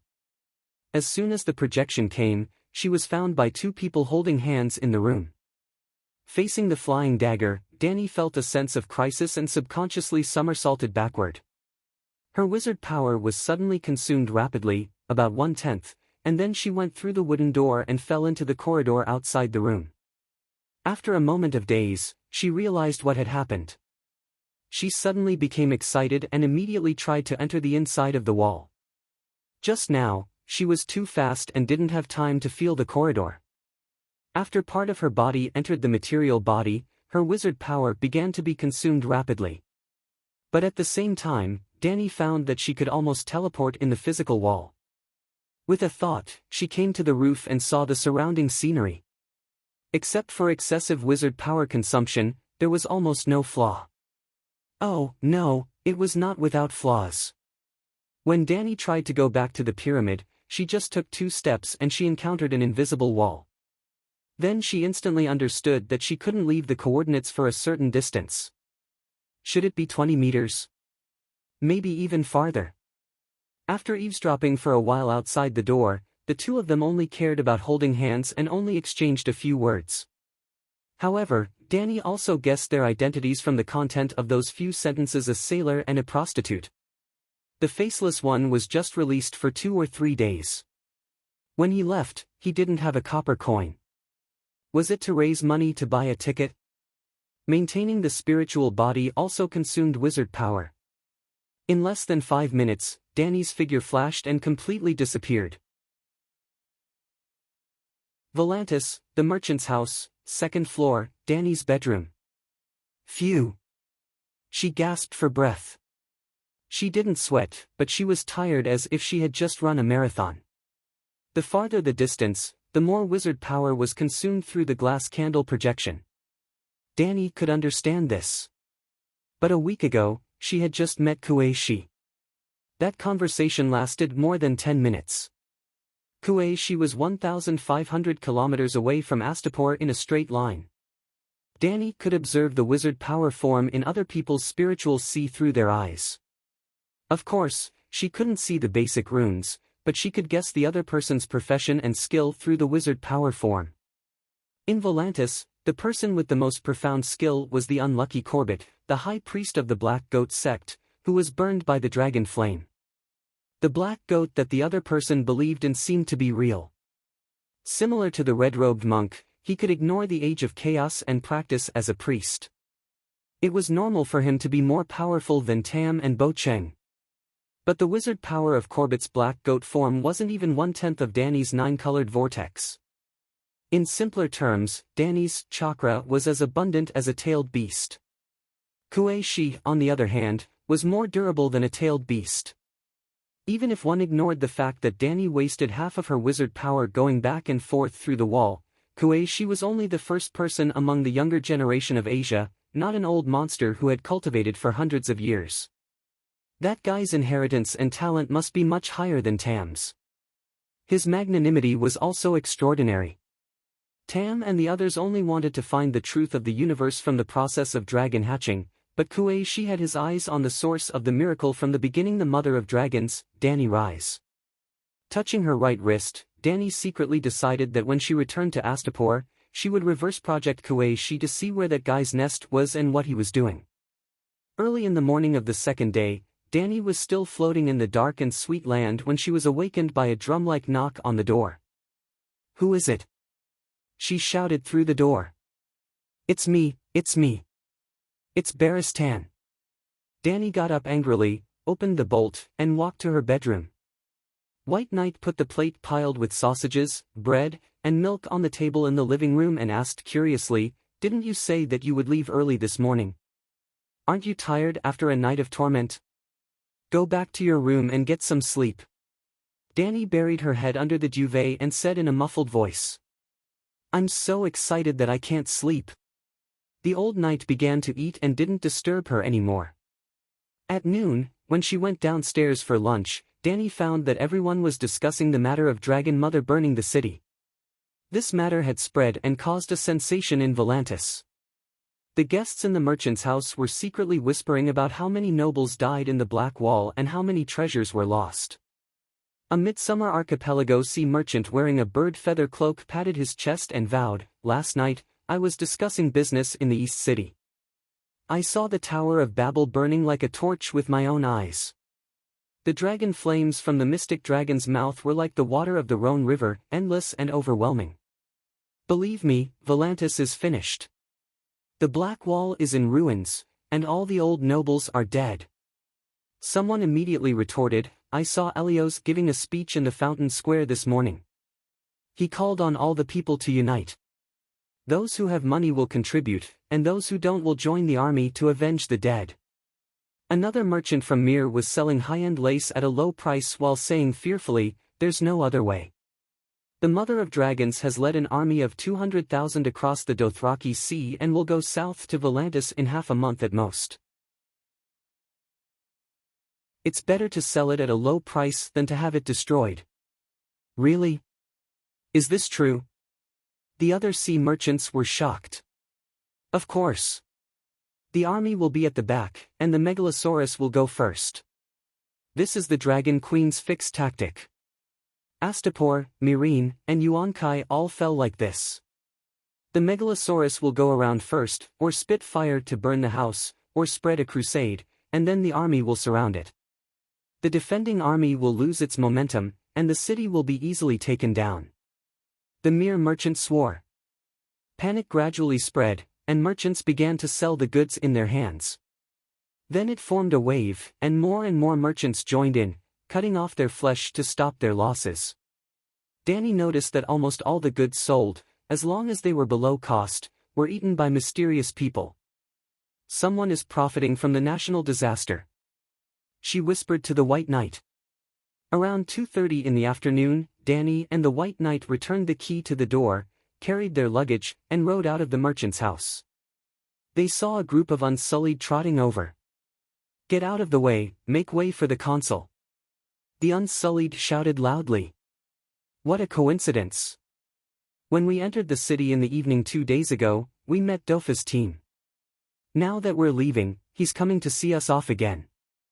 Now that 2 consul who were sure to be re-elected have died, and there are only 4 days left until the voting, I wonder if he has a chance to turn the tables." The White Knight said strangely. "No hope. You heard it that day. Because of his cowardly attitude towards the Mother of Dragons, even the freedmen by the roadside looked down on him." Danny shook her head. The giant elephant carrying the tall fortress stopped 50 meters in front of the merchant's house, and a group of slaves knelt in the square nearby. The Tiger Cloak army protected the giant elephant. Dofus stood up, holding the fence of the tower, and shouted to the standing merchants and freedmen, "No army has entered the plains of the lower Lorne River. Volantis is as stable as Mount Tai. Someone is deliberately spreading false news, causing the sea merchants to sell their goods at low prices." As Dolphus preached again and again, more and more merchants walked out of the merchant's house and surrounded the giant elephant. There are only 4 days left in the term, and there's no hope of being re-elected, but he's still so conscientious. Danny's expression was complicated, and she sighed. The Volantis people are blind. Dolphus is far smarter and more rational than Malakar.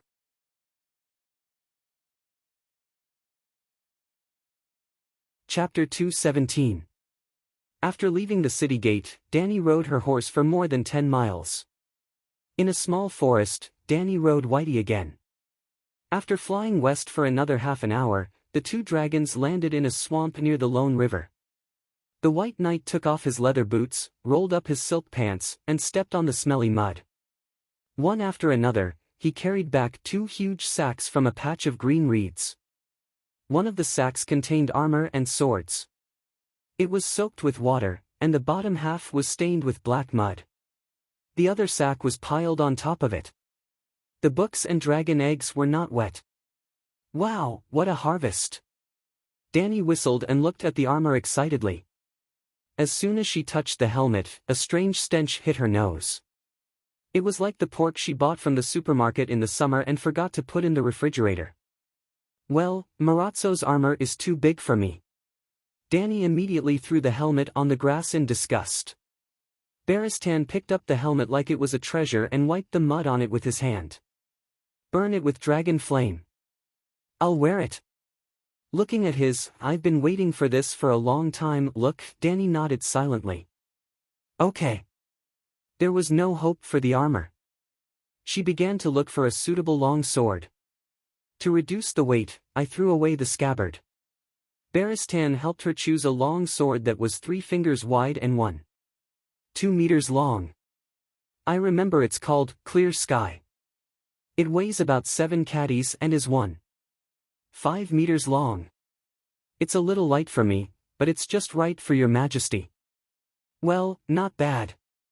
The sword is good, and the name is okay. Danny waved the sword, but it felt a little sluggish. The center of gravity is wrong. The hilt needs to be heavier. I've thought about it. Baristan took out a ball of golden thread from his backpack.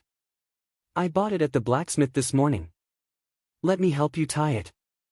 After looking at the weapon, Danny held the red dragon egg in her arms and carefully felt the weak breath of life in it. It was like a candle flame in the vast land at night. This dragon egg belongs to the Targaryen family. How did it get out? I'm not sure. After the blood dragon's mad dance, almost all the dragons died, but there were still a few dozen dragon eggs left. The kings of the past all tried to use wildfire to hatch the dragons, but all of them failed. The dragon eggs were burnt and destroyed. Just the fire in the Midsummer Hall 40 years ago had caused the loss of 7 dragon eggs. Perhaps someone took advantage of the chaos and concealed the number of destroyed dragon eggs. Baristan guessed as he tightened the string on his sword hilt. No, it's not the dragon egg from the dance of the blood dragon. The Bravosi said it himself. The dragon egg came from 250 years ago. Danny shook her head. This is too long ago. I don't know anything about it. You can go to Old Town and ask the academicians. They have studied the history of House Targaryen, White Knight suggested. Previously, Danny and White Knight had planned to travel to Astapor Volantis, 2,500 kilometers, Dorne, 2,000 kilometers, Old Town, 2,000 kilometers, King's Landing, 1,700 kilometers, Hajin, 800 kilometers. Yup, the above data was based on the distance in a straight line. Danny could fly on a dragon, but the others would have to make a big detour regardless of whether they were on a boat or a horse. The situation has changed. Old Town isn't as safe as we thought. Danny told White Knight about the Dragonslayer crossbow with a heavy expression. Because of Marjorie Tyrell? How is that possible? White Knight was puzzled. Even if he wasn't good at politics, he understood that the High Court didn't have to be so ruthless with just a widow queen. Yup, Little Rose, Marjorie was also a weirdo in Game of Thrones. During the War of the Four Kings, Renly married Marjorie, the first daughter of House Tyrell, in order to win over the High Court. A few days after they got married, King Renly died at the hands of his brother Stannis, leaving Little Rose a widow. The Stags and Rose's alliance went bankrupt. Later, under the efforts of Tywin, Rose allied with the Lions. As the price for the alliance, Cersei's son Joffrey was engaged to the little widow Marjorie. On the day of the wedding, Joffrey was poisoned to death by House Tyrell, leaving Marjorie a widow for the second time. According to the plot, Marjorie was about to marry Joffrey's brother Tommen, but Tommen was only 9 years old, thus, Little Rose gave herself the bandit title of Virgin Queen. I still have to go to the City of Knowledge. After thinking for a moment, the old knight said seriously, Your Majesty, there are 2 goals for this trip to the Westeros. First, investigate the current situation of the 7 kingdoms and help Sir Mormont understand the current situation of Bear Island. No, the above 2 goals are not important to me. Leaving Slave Bay and leaving enough time for Count Butcher to clean up the Gith nobles in Meereen is my main goal. After causing a ruckus in Volantis, I will find a chance to appear in the Westeros again. The perfect proof of ignorance, the Queen was on official business and everything was done by Scholar Laidler. This way, even if Scholar Laidler went on a killing spree and slaughtered all the Gith nobles, Dany would at most hold a public trial and then kill Masu. Of course, she could not say this to the old knight. She still wanted to be a bright and kind queen. Without a doubt, the Old Town is the city of scholars. The news of the 7 kingdoms will gather there. At most, you can change your appearance and hide your identity, Whitebeard continued. Can I disguise myself as a shadow binder? Dany asked. Well, the Old Town is not only the city of scholars. Before Aegon conquered the 7 kingdoms, the main church of the Church of the 7 Gods was also there. The appearance of a shadow child would probably attract more attention, the old man said hesitantly. Okay, dye your hair, trim your eyebrows, and apply lipstick. This world also has hair dyeing technology. The dye extracted from plants is applied on the surface of the hair like paint. It can be washed with soap and restore the original hair color. This is an advantage, but at the same time, it is also a disadvantage. It is easy to be discovered that you have dyed your hair. Then, the 2 took out craft paper from their backpacks and wrapped the books and swords.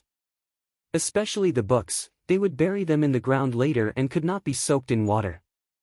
They found a relatively dry highland and dug a hole to bury the package.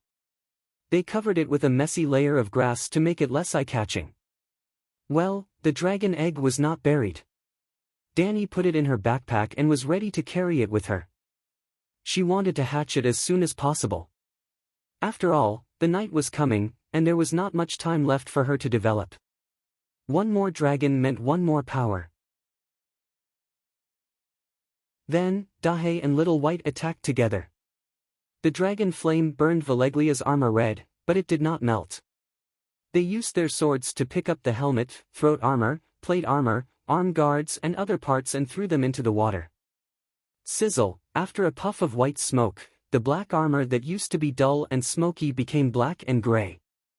It looked like a shoddy product hammered by a third-rate blacksmith on the street. The burning is uneven.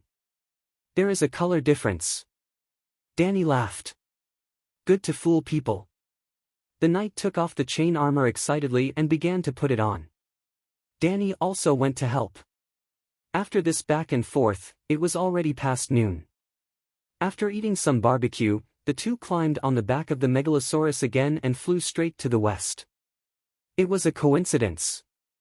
Yuan Kai, Volantis, Reese, Young Halberd City and the Old Town were almost at the same latitude.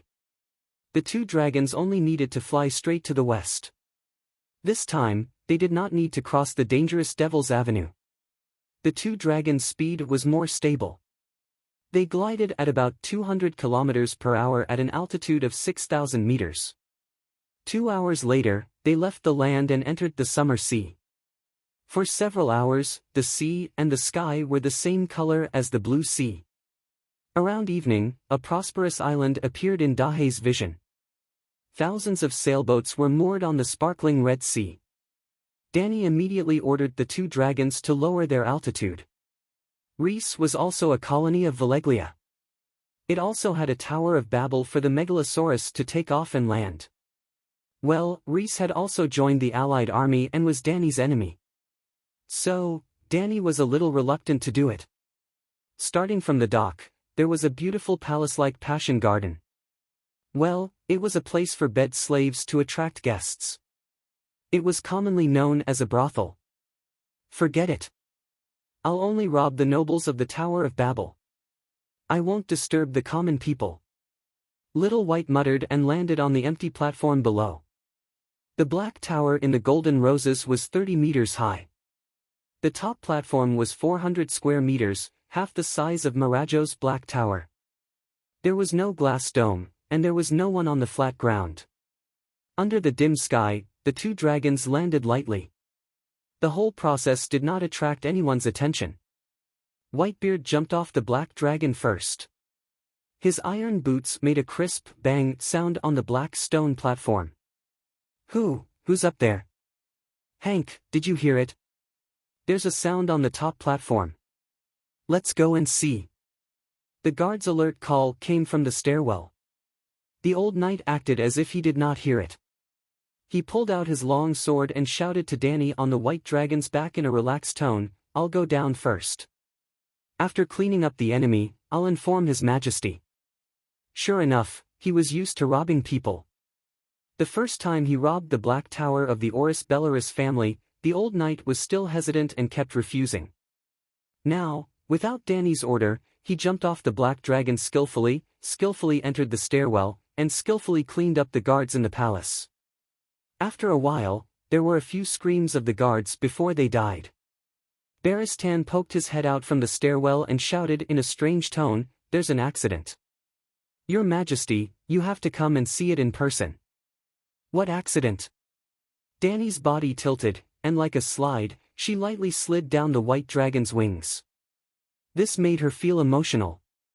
She thought back to a year and a half ago, not long after the two little dragons were born. Every morning, she would carry the three little guys in a basket to the wilderness to practice flying. Every time she threw them up, her movements were so gentle, for fear of breaking their slender and almost transparent wing bones. Now, the thick carpet-like wings could bear her weight of more than 50 kilograms, including mail armor and backpack. With complicated thoughts, Danny walked down the stairs and entered a magnificent palace. The mire carpet was embroidered with colorful flowers and naked girls. There were two porcelain vases at the door that were as tall as a person. Behind the low couch was a purple wood screen from the Midsummer Islands. The sunset passed through the mosaic glass on the window, projecting the halo of a giant crown in the air.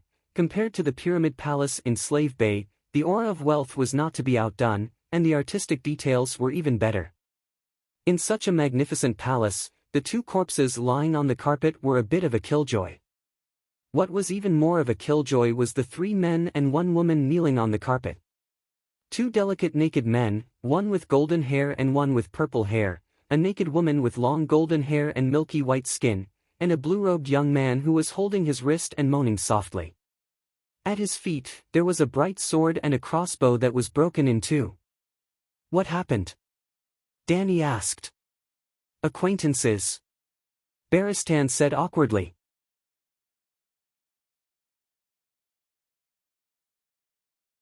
Chapter 218. Who are you? How dare you behave so atrociously in Prince O'Molan's residence? The woman raised her head, her large blue eyes staring at Danny as she questioned. "You should be asking how you came in and why you came down from the platform."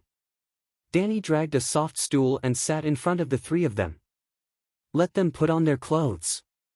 Sitting on the chair, Danny could not help but lower her gaze and see something disgusting. Although her gaze was fixed on the woman, there were strands of blood flowing out from her crotch. It made Danny feel nauseous. "Behave yourself," Baristan threatened. Then, he walked to the window and pulled down the lace curtain embroidered with the words, "Bright moon over the sea," and threw it over the three naked men and women. "Kid, are you from the Westeros? Which family's young master came to Reese to have fun?" Dany turned her gaze to the youth who was holding his wrist. He had blonde hair, blue eyes, and white skin. He was 17 or 18 years old. His face still had some childishness. His facial features were delicate, but he had a masculine air about him. His gaze was sharp. The other three were most likely at Serape and had been pulled out of the bedroom by Barristan. There were broken crossbows and long swords on the carpet. Then, the youth must have used the crossbow and longsword to attack the White Knight. Even the maid at the entrance of the bedroom was killed, but he did not die. Obviously, the old knight's so-called acquaintance was him. As a Kingsguard, the acquaintance must be a noble from the Seven Kingdoms. "I am Henry Haythar, son of the old town's Earl, Laedon Haythar." "Who are you?" the youth said proudly. "Earl Haythar." Dany touched her chin and thought for a moment. She suddenly turned around and stared at the woman who had snatched most of the curtains. Upon closer look, the youth's appearance was similar to hers. "Isn't this too much of a coincidence?" Dany looked at Barristan and smiled bitterly. "Fortunately, it was me who came." The old knight nodded emotionally. "If another White Knight came here, then, the situation would be too awkward and unimaginable." "Lady Linus, I remember that you are now married to a prince of trade?" Dany asked tentatively, turning to the woman. "This is the residence of Prince Traego Molan." "Who are you?" "You know me?" Linus asked doubtfully. "I rode a dragon here." Dany turned around and shouted at the stairs. "Black Diamond, roar for them." Dahe didn't howl foolishly. It climbed down the platform along the wall like a gecko and firmly grasped the relief sculpture on the wall with its claws. Boom! It smashed through the mosaic glass window and stuck a ferocious dragon head in. Hiss hiss. Two streaks of white smoke with sparks of fire came out of his nostrils. His blood-red vertical pupils with a hint of black coldly sized up the four captives in the room. "Dragon!" Humphrey Hyder's eyes bulged as he groaned. "Dragon, it really is a dragon." The sea merchants weren't lying. The alliance is real, and the dragon is real. He turned his head abruptly and looked at Dany, saying in disbelief, "You're Daenerys Targaryen. Why are you here?" You know about the alliance?" Dany asked with a smile. "I thought they were bragging. After all, the dragon has already." Humphrey shook his head and smiled bitterly as he turned to look at Dahe, who had retracted his head. "I was ignorant. Now do you know why I'm here? Burn down Reese City." Humphrey's face was pale and his voice trembled. "Sigh, I'm not that cruel." Dany waved her hand and smiled. "Besides, my dragon is still too young and doesn't have the ability to burn down a city. I came here today with two goals. Kill 180 princes to establish my authority, and steal a few dozen. Reese only has 3 sky towers. This is going to be difficult." She rubbed her chin as if she was troubled. Kill 180 princes. Humphrey's face twisted. How could she say that she wasn't cruel? That was a prince of trade. Even if his status couldn't be compared to the dukes of the Seven Kingdoms, he was definitely above the level of an earl. And she even said that she wanted to steal. Even the cruel Meg was not as cruel and greedy as you. Reese doesn't have that many princes, Linus, who was cowering at the side, couldn't help but say. Dany glanced at the two young men who were barely covering their crotches and asked Linus, "Since we're from the same hometown, I can do you a favor. Tell me, where is your dead husband? I'll kill him for you on the way." "Which husband?" "Mormont. I don't know which city he's working as a mercenary." "If you must kill him, you can go to Bravos and look for him," Linus said with a confused expression. Bam! Barristan slapped his helmet and tilted his head, as if he couldn't bear to look at the scene in front of him. Dany stared at the woman for a long while before asking, How did that Jorah Mormont offend you that you must kill him? Linny's had an expression that said, "You're being unreasonable." She felt wronged and said angrily, "I didn't say that I wanted Mormont dead. It was you. You said that you would do me a favor and kill him. Could I have guessed wrong?" Seeing that she was so self-righteous, Dany couldn't help but look at the White Knight in confusion and asked, "The three of them didn't mess around?" They were in a daze. Fortunately, His Majesty didn't see it. The scene was unsightly and inhumane, the old man said disdainfully. Linny's face was full of shame and anger as she glared at the armored knight. "How is it unsightly?" Her brother Humphrey blushed and turned his head away. "These two," Dany pointed at the two young men, "are submissive. They're definitely not Prince Omeron. There's nothing wrong with having sex, but they're just your lovers, right? It's fine to have an affair behind your husband's back, but you rely on the Prince of Trade to make a living. Would it be good if he knew? So I'm going to help you murder your husband. You can at least get half of the family property, right? In the future, you can find whoever and how many lovers you want." Hearing this, Linny's expression was strange and she wanted to say something but stopped. Dragon Queen, you've misunderstood. The golden rose and the purple rose are my bed slaves. My husband Chui Gu knows about this and even encouraged me to practice the 7 cries of spring. Sometimes, he would also join in. Lizzie is the capital of lust and literature, and it's different from the 7 kingdoms. Oh, right, there's a lust garden in Slaves Bay, right? The situation here is actually similar to Yuan-Kai. You should be able to understand it easily. In the end, she still had a puzzled expression. I've known about Lizzie's openness for a long time, but this. Sigh, your husband is awesome. Dany sighed with a twisted expression and then asked doubtfully, why should I understand you? Everyone is saying that after you took down Yuan-Kai, you took in 8,000 bed slaves. There are both men and women, and you change 7 or 8 every night.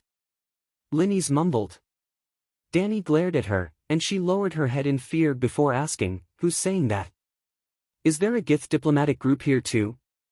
Everyone on the streets knows, but the Gith people have been here before.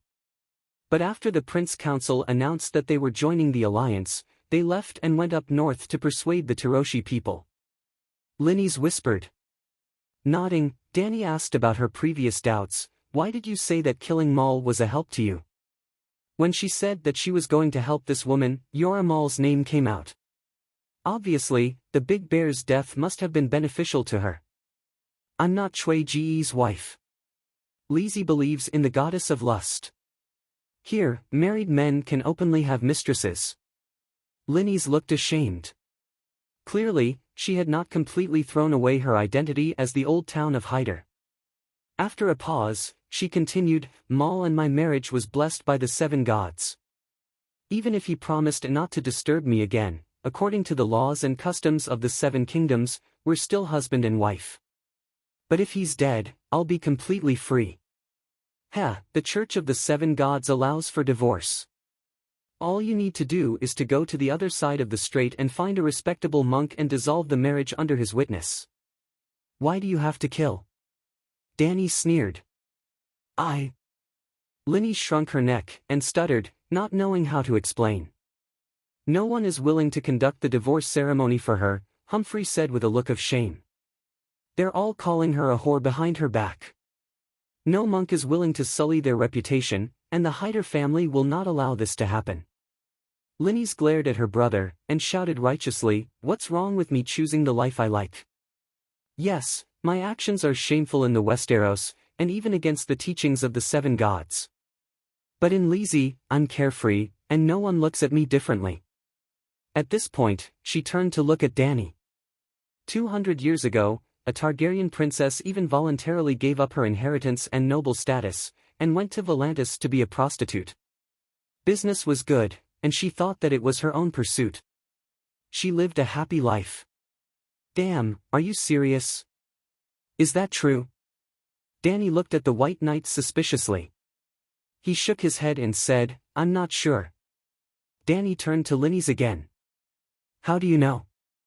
Don't forget, I grew up near the City of Learning. Hank, Sandy, what happened? Why is the door locked? A man's shout suddenly came from outside the palace gate. Meeting Danny's questioning gaze, Linny's whispered, "Butler. Can you send him away, or can my knights kill him?" "Scram, don't disturb me." Linny's roared in the direction of the gate, like a lioness who was disturbed during her mating season. The butler immediately begged for mercy and retreated. "Looks like you have quite a high status here," Danny said thoughtfully. "Of course, this tower originally belonged to Kuig's wife, and now it's my palace," Linny said proudly. "Well, let me tell you a piece of good news," Danny touched her chin, and said with a strange expression, "Your marriage with Mormont is completely dissolved." "Why?" "He swore an oath to be my white knight." White knights could not marry, and even if it was a holy marriage, it would be automatically dissolved. Neither party would be blamed, and it would not be considered a breach of oath. Some married knights would even send their wives to the Sisters of Silence, the nuns who could not speak, in order to put on the white robe, but were unwilling to leave their wives for others to fuck. "You?" Linny's face twisted, and a line of words was clearly written in her big blue eyes. "You actually picked up my broken shoes?" Danny immediately possessed the dragon's soul, and a black light appeared in her eyes. The powerful pressure made her swallow her words. Huff, huff, huff. Hyder and his brother looked at her in shock, gasping for breath. The other two young men simply rolled their eyes and fainted. Chapter 219. You're also here in Reese. To liberate yourself? Danny dispersed her draconic aura and looked at Henry Foley strangely. "No, I'm here to seek help." Henry Foley looked at her in awe, then lowered his head and said honestly, "After Duke Tywin died, King Balon, who had lost his deterrence, went back on his promise to only go up north and not down south. He first attacked Lannister Port and then took down the Shield Islands. From the Monday River downstream of Hiding, to the old town at Whispering Bay, to the Redwine Straits north of Qingting Island, there were Ironseed soldiers everywhere. For the old town, for the kingdom, I came to Reese alone to seek help from my dishonorable sister." "Where did Earl Pixter go?" "The Qingting Island fleet under his command is the strongest of the 7 kingdoms." Barristan couldn't help but ask. The 7 kingdoms of the Westeros had a total of 5 regular naval fleets: Lannister Port's Guard Fleet, Redwine family's Qingting Island Fleet, Dragonstone Fleet led by the Royal Family, White Harbor Fleet in the north, and Taimin Island's Iron Fleet. The White Harbor Fleet was ignored because the House of Stark didn't support and didn't have the financial resources to develop a navy in the north. All along, the White Harbor Mandalay family's navy could only fight pirates and didn't have the ability to engage in large-scale naval battles. During the reign of Mad King Aerys, the Dragonstone Fleet was the strongest. After Robert usurped the throne and King's Landing fell, the huge naval fleet escorted the pregnant Queen Layla and little Viserys back to Dragonstone Island. Seeing that Robert was gradually unifying the country and the fleets of the 7 kingdoms were converging on Dragonstone Island under Stannis' command, the Long family's naval fleet already had the idea of surrendering to King's Landing. But that night, Dany Rise was born. That storm born wasn't just for show. The unprecedented storm completely destroyed all the fleets on both sides and sank hundreds of warships into the sea. Since then, the Dragonstone Fleet became the second-rate fleet and the Iron Islands Fleet became the leader. But Balon Greyjoy was looking for trouble and started a rebellion 5 years after Robert's ascension. At the beginning of the war, through a sneak attack, they blocked Lannister's fleet at the port and burned them all. However, with the power of one island against 7 nations, there was no chance of victory. In the end, the Iron Fleet was taught a lesson by the royal fleet led by Stannis. Stannis was the Duke of Dragonstone Island. He commanded the Royal Navy, which was the rebuilt Dragonstone Island Fleet. After Greyjoy's rebellion, 2 fleets were crippled at once. Lannister suffered the most. Even after 10 years, they still hadn't recovered. They had enough to protect themselves, only Port Lannister, but not enough to attack. From then on, the Dragonstone Island fleet once again took the top spot on the power rankings. Not long ago, the rebellion of the Four Kings broke out, and Tyrion burned Dragonstone Island's fleet to the ground. Over the past few decades, the Seven Nations had undergone many changes, but the Qingting Island fleet had been hiding in a corner and developing. Now, it had become the #1 navy in the world. Logically speaking, even if 10 years had passed and Taimin Island had recovered and rebuilt the Iron Fleet, they should not have been able to bully Gao Ting. After the rebellion of the Four Kings, Stannis retreated to Dragonstone Island and even hired a pirate fleet from the other side of the strait. Seeing that Blackwater Bay was sealed and King's Landing sea trade was almost cut off, the Iron Throne spent millions of gold royals to build a new royal fleet and also dragged Count Pykst from Qingting Island to help. Finally, the Qingting Island fleet was dragged into the water. Dany sighed to herself. Henry Foley continued, although the Qingting Island fleet had regained control of Blackwater Bay and King's Landing sea trade had been restored, Dragonstone Island was easy to defend and hard to attack. In order to reduce his losses, Blackwater Bay belonged to King's Landing and not Qingting Island. Count Pykst used a more time-consuming siege technique in an attempt to deplete Dragonstone Island's food reserves, but, Taimin came aggressively, Dragonstone Island was not taken down, and the Qingting Island fleet was trapped in Blackwater Bay. I had no choice but to ask for help. I'm afraid the people of Lys can't help you, right? Dany sneered. They sent their entire fleet to Volantis, a total of 200 longships. I only arrived in Lys yesterday afternoon. Henry Foley looked at his bitch sister expectantly. How many warships can Choi-gu send to help me? None. Choi-gu dotes on me, but he's not stupid. No one would do something that only has risks and no benefits. Linny shook her head. The High Court has money. They can pay him. Henry Foley emphasized. High risk and low returns. It's not as good as sea trade. Linny still shook her head. Your father, siblings, and countless relatives and friends are in Old Town. Henry Foley said angrily. Everyone in Old Town is calling me a bitch behind my back. She sneered and sighed. If it was another time, I might be able to persuade him. But now, the alliance is about to set off. I can't do anything even if I want to.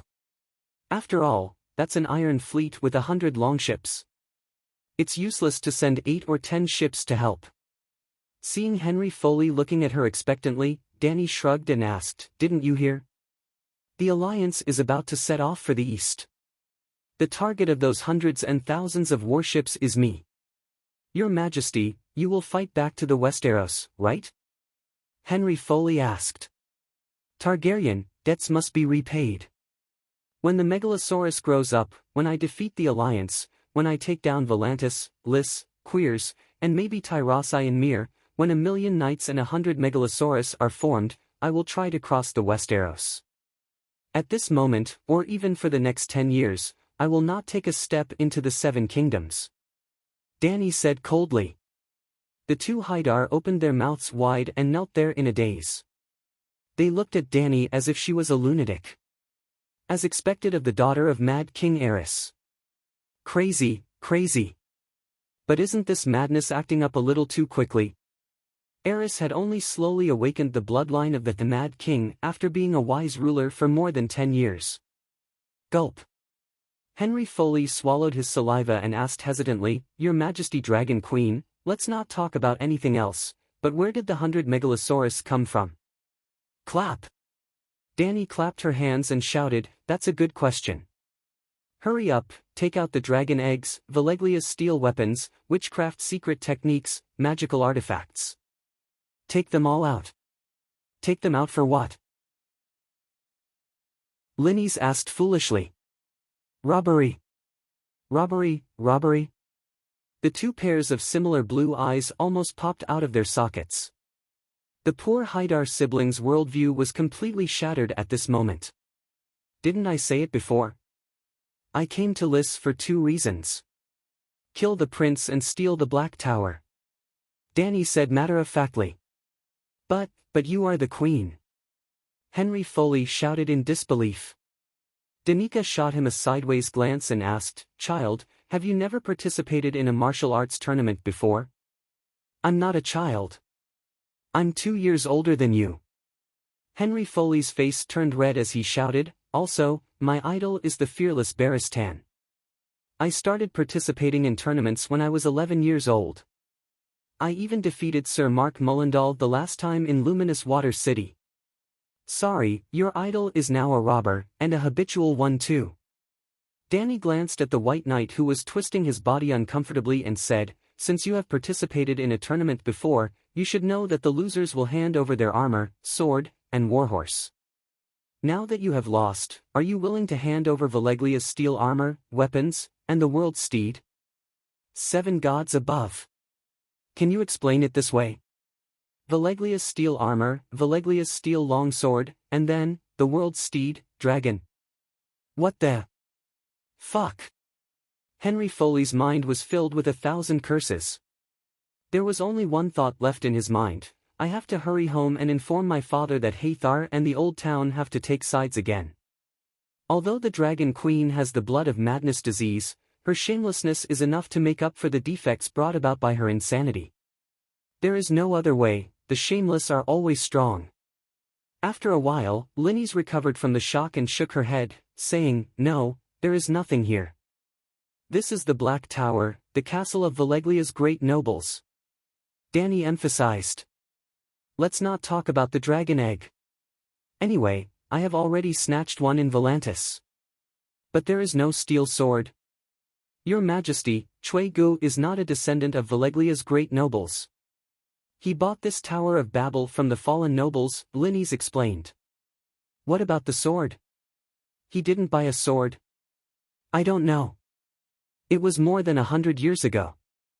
Anyway, there is really no Valeglia's steel sword here." Linnes raised her hand and swore solemnly, "I swear in the name of my father, I am telling the truth." Danny looked at Baristan. The old knight was now very familiar with his work and would not let go of any suspicious places in the palace. "No," he shook his head and said. Danny stared at Linnes and said coldly, "I can't go back empty-handed. Seeing that we are from the same hometown, I cannot kill anyone. But you have to tell me where the good stuff is and where a large number of trading princes are gathered." Dragon's soul possession again, raising her voice. "I will speak." Linnes collapsed on the ground. Half an hour later, the bright red dragon flames flowed like water and filled Prince Chui Ji's Tower of Babel. Thick smoke rose, and the blazing flames illuminated the sky. Not long after, half of the city was alarmed. "The Mother of Dragons is here. The Mother of Dragons is here to kill. The Mother of Dragons." Sob, sob, sob. Lady Linnes cried loudly as she was surrounded by servants. Half of her brother Sir Henry Foley's body was dyed red with blood, but he still held his sword and did not fall. He said to the people around him with a cold expression, "The Mother of Dragons seems to be very familiar with Rhys." She directly asked why Prince Chui Gu was not at home. She wanted to take revenge on Rhys because Rhys is a member of the Allied army. "My sister was crazy in love and naturally refused to reveal the prince's position. In the end, she was almost killed by the Mother of Dragons. Fortunately, that woman did not know that I was a guest in the Black Tower. While she was not paying attention, I quietly opened the bedroom door and from behind her, I know that sneak attacking a woman is not in line with the spirit of a knight, but for my sister, I did not care. Unfortunately. Sigh, I have to say that my swordsmanship is still not as good as hers. I was lucky enough to protect my sister, but the others. Sigh, even the amiable butler de Braun." At this point, Sir Hyder's eyes turned red, and 2 streams of tears flowed down. The nobles and rich merchants from the nearby Garden of Desire were shocked and terrified. They comforted the 2 pitiful siblings while looking around for the Megalosaurus. But the sky was a murky green color, and nothing could be seen. "Ah! The Hall of Bliss is on fire!" Someone suddenly shouted, and everyone looked over. A 30 to 40 meter tall pillar of fire rose from a palace near the city center, and the rolling waves of fire could be seen from 2 to 3 kilometers away. Not good. The princes are in the Hall of Bliss. Chapter 220. The Dragon Queen is angry. She's riding her dragon and robbing the Alliance's capital. 2 Volantis senators were burned, nearly 300 nobles were devoured by the dragon's flames, countless nobles' mansions were plundered, and the losses were uncountable. Dukes of Tarosi, please be careful. The Dragon Queen set fire to the Hall of Bliss. 12 princes and 35 nobles were slaughtered. Tragic, tragic. Another 10 nobles' mansions were plundered. 8 Valeglia steel swords, 1 sea monster horn, 2 dragon horns, several family heirlooms, countless jewels and books. Princes of Mir, please be careful, and be careful. The Dragon Queen has transformed into a devil dragon, specifically devouring the nobles of the free cities.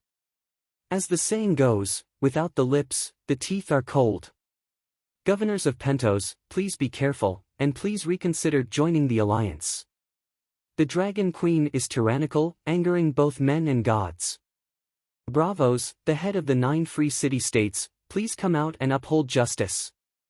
Even if His Majesty the Sea King is unwilling to join the alliance because of the slave trade, please intercede on his behalf. Let the Faceless One give the alliance a 50% discount, or even 30%, it's too expensive.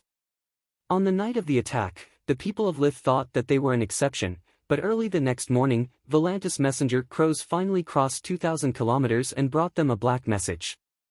Well, it flew for 1 day and 2 nights, much slower than Dany's dragon.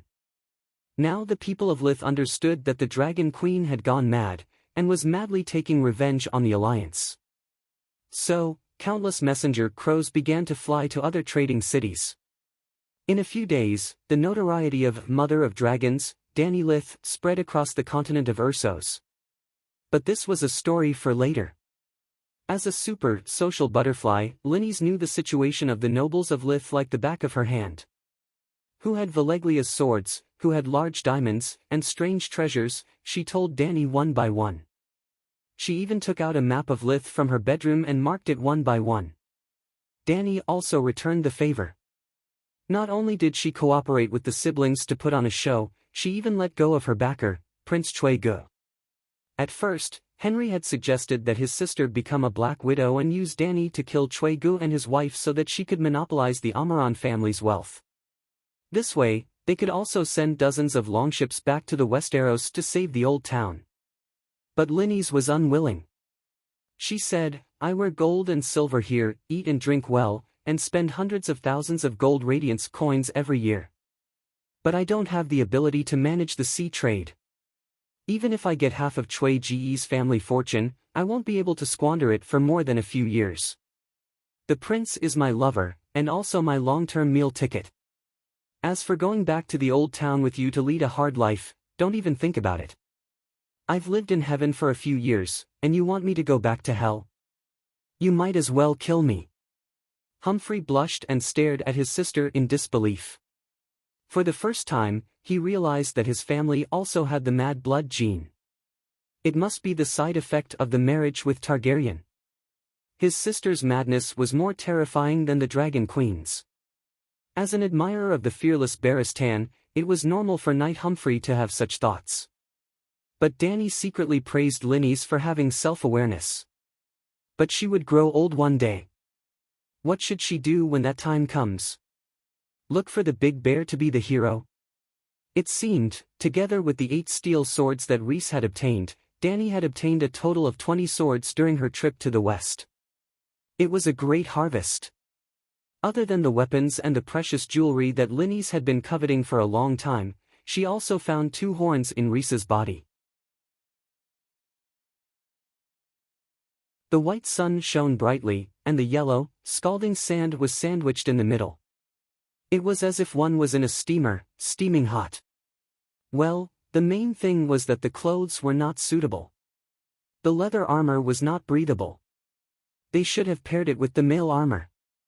Do you feel uncomfortable?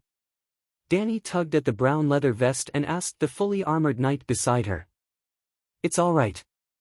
I've been to Dorne many times and I've always worn the armor of the King's Guard. The old knight was not only fully armored, he also had a grey wool cloak that reached the ground. The two of them walked along the river for more than a mile. After crossing a sand dune, they found a ferry on the wide river. 7 or 8 wooden rafts were parked by the river. More than 10 children were playing by the water. On each raft was a woman with a sunburned face.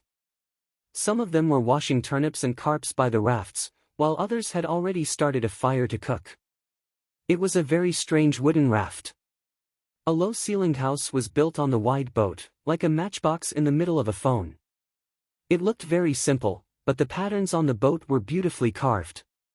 It had an attractive and unique foreign charm. "They are the orphans of the Green Blood River," Barristan said in a low voice. After the defeat of the Loyner people, they were forced to leave the vast and rich plains of the Lorne River. Finally, under the leadership of Queen Nymeria, 10,000 broken ships crossed the narrow sea and integrated the last of the people into Dorne. However, there were also proud Loyner people who were unwilling to give up their ancient river traditions. Due to the developed branches of the Lorne River and its wide basin, the Loyner people were used to living on the river boats. Some of the Loyner people who fled regarded the Green Blood River as their mother river and still lived a carefree life on the river. This group of Loyner people who could not integrate into Dorne were called the Orphans of the Green Blood River. It sounded a little pitiful, but in the Dorne Hill where there was an extreme lack of water, this group of orphans lived the happiest lives. "Where are the guests from?" Seeing Dany and the armored knight, a bearded man in a grey robe immediately came out of the matchbox to solicit business. "Don't ask me where I'm from. I'm going to Young Halberd City on the other side," the White Knight said in a skilled tone. "Okay." The bearded man shouted at the children swimming in the river, which roughly meant, "Gooden, Taiwa, come back for dinner." When the two naked boys climbed onto the raft, Dany and Barristan also entered the matchbox and sat down. The man then set up the pole and drove the raft slowly to the north bank. As for the woman washing the vegetables behind the matchbox, she only smiled at Dany when she got on the boat and continued to do her work. After half an hour, the raft finally reached the opposite bank. It was almost the same scene as before. 7 or 8 rafts were anchored side by side on the bank. The women were cooking, the men were resting in the house, and the children were playing in the river. "Their lives are too lazy," Dany whispered to the old knight after paying the money and going ashore. "This is their life, the customs of the river people brought over from the Norn River." Sigh. No wonder they were eliminated. It seemed that the main ethnic group of Westeros, the Ancestors, the Undulls, the Loynars, were all refugees eliminated in the Ursos ethnic struggle. It was not easy for the guys to keep Slavers Bay. Dany muttered in her heart. Dorne's land area was close to 500,000 square kilometers, but its population was the smallest among the 7 kingdoms. It was not even comparable to the north, which was less than half of Slavers Bay. However, Young Halberd City was not desolate. Merchants from the Midsummer Islands, Myr, Tarosai, and other city-states came and went. The natives of Young Halberd City had olive skin and long black flowing hair. Most of them wore scarves or straw hats to block the sun. It had to be said that the sun in Dorne was really strong. It felt like there was a magnifying glass above one's head. Dany also sold a wide-brimmed hat with gauze hanging down the edge. Young Halberd City, the sun and the halberd. The sun represented Nymeria's loiner, and the original emblem of the Martell family was the halberd. More than 1,000 years ago, when Nymeria married Mors Martell and unified the entire Dorne territory, the new Martell family began to use the halberd that pierced through the sun as their emblem. If you think about it carefully, it's vivid and meaningful. Young Halberd City was brown in color. The brown gravel streets and brick houses were not as tall and clean as Volantis, nor were they as exquisite as Lys Gardens. The style was simple and monotonous, but it was very practical. With Prince Martell's old palace as the center, it was surrounded by 3 curved walls. The streets and houses were in between the curved walls. To use a common analogy, the layout of Young Halberd City's walls and streets was somewhat like an 8 trigrams array. Yes, the most simple 8 trigrams array that was copied after being extremely castrated. However, it did have the effect of confusing people. If not for the experienced Baristan leading the way, Danny would have gotten lost in the circular streets that were almost exactly the same. After more than an hour, they finally passed through the 3 curved walls and arrived at the administrative center of Yong Halberd City outside the old palace. Chapter 221. The old palace was very simple and crude. It was the most unadorned palace Danny had ever seen.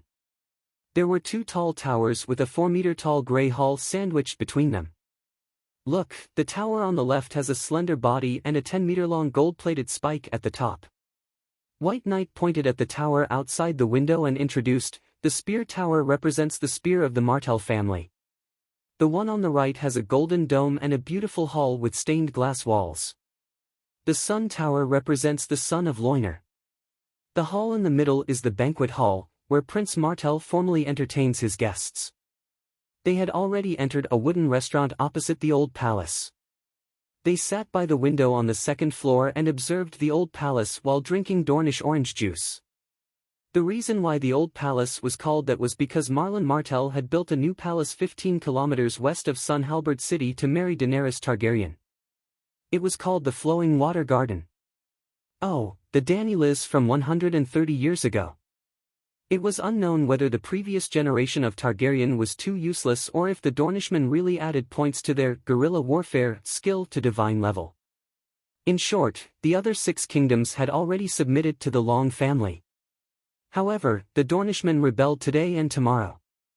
From Aegon the Conqueror 300 years ago to St. Bailey 150 years ago, the Dornishmen had been rebelling against the Targaryens for almost 2 centuries. The Dornishmen had the least population and the most resources. However, the Long family had the Megalosaurus. Dragons were not extinct in the early days of the dynasty. However, the Dornishmen almost made the Targaryens bleed dry. Not to mention the Targaryens who died at the hands of the Dornishmen, even the Megalosaurus, Miracis, died on this land. To be honest, when Danny saw the history of Dornishmen conquering Dornishmen, her first thought was that it was another 3,000 unsullied men defending Kohler. She did not understand. While it was true that Dorne's environment was harsh, with lots of sand and complicated hills, and the Dornishmen were unruly, it was precisely because of this that there was very little land for people to live in. Everything else aside, he only needed to take down Sun Halberd City. Sun Halberd City had fallen into the hands of the Targaryens many times, seal off the route of the Green Blood River, and then send the Megalosaurus to burn the crops and fruit groves on both sides of the river. After 8 to 10 years, let's see how many Dornish people would be left. Among the 7 kingdoms, Dorne had the smallest population, less than 500,000. Most of them were still gathered at the Green Blood River. Ignoring the other places, as long as the Green Blood River was controlled, how could the Dornishmen survive? Yet, just like the 3,000 unsullied, the Dornishmen also cheated. Or perhaps, Targaryen and the other 6 countries were collectively given the idiot buff. After fighting for nearly 200 years, they lost and could only rely on marriage to end the war. If Danny were to deal with the Dornishmen, she was confident that she could reduce the casualties to less than 1,000. 1 dragon would be enough. There was no need to care about the castle.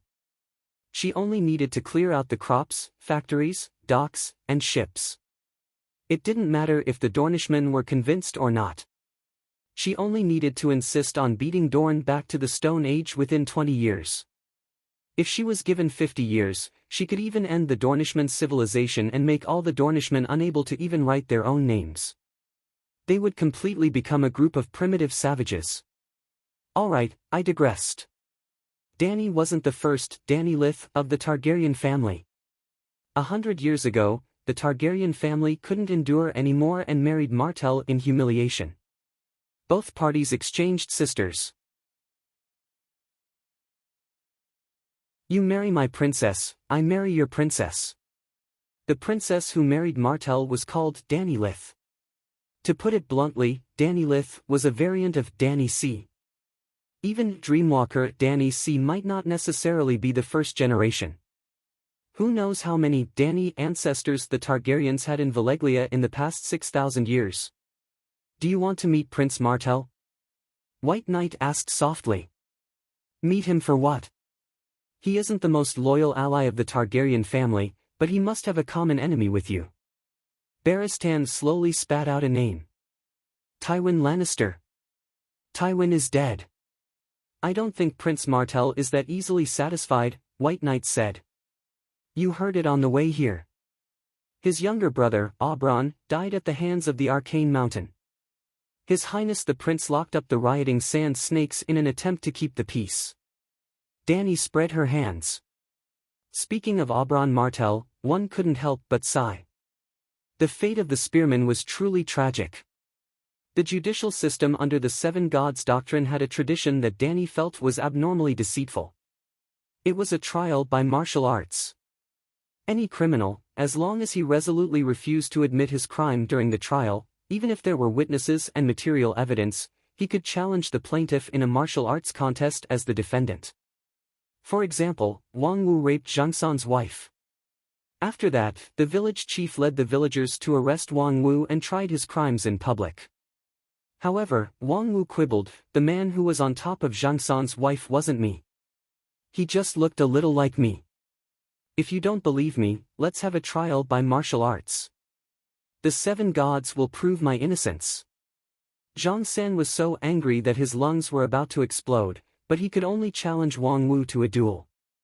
If Zhang San won, Wang Wu would be a rapist and deserved to die. If he lost, not only would Zhang San lose his life, Wang Wu would also completely wash away that stain on him. Of course, if the village chief was completely sure that Wang Wu was a rapist, he could also reject his request for a trial by martial arts.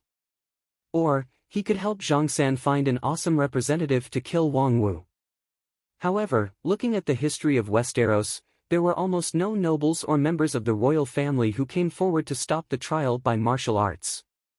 Yes, only the great lords and the royal family had the right to stop it. They were equivalent to the village chief of Wang Wu and Zhang San's village. For example, Tyrion in the Purple Wedding was accused of regicide and kinslaying, for poisoning his nephew Joffrey. He was guilty of the most heinous crimes and deserved to be cut into pieces. Queen Cersei hated this idol to the core. When all the evidence was against Tyrion, he proposed a trial by martial arts. Cersei couldn't reject him. She was the queen regent.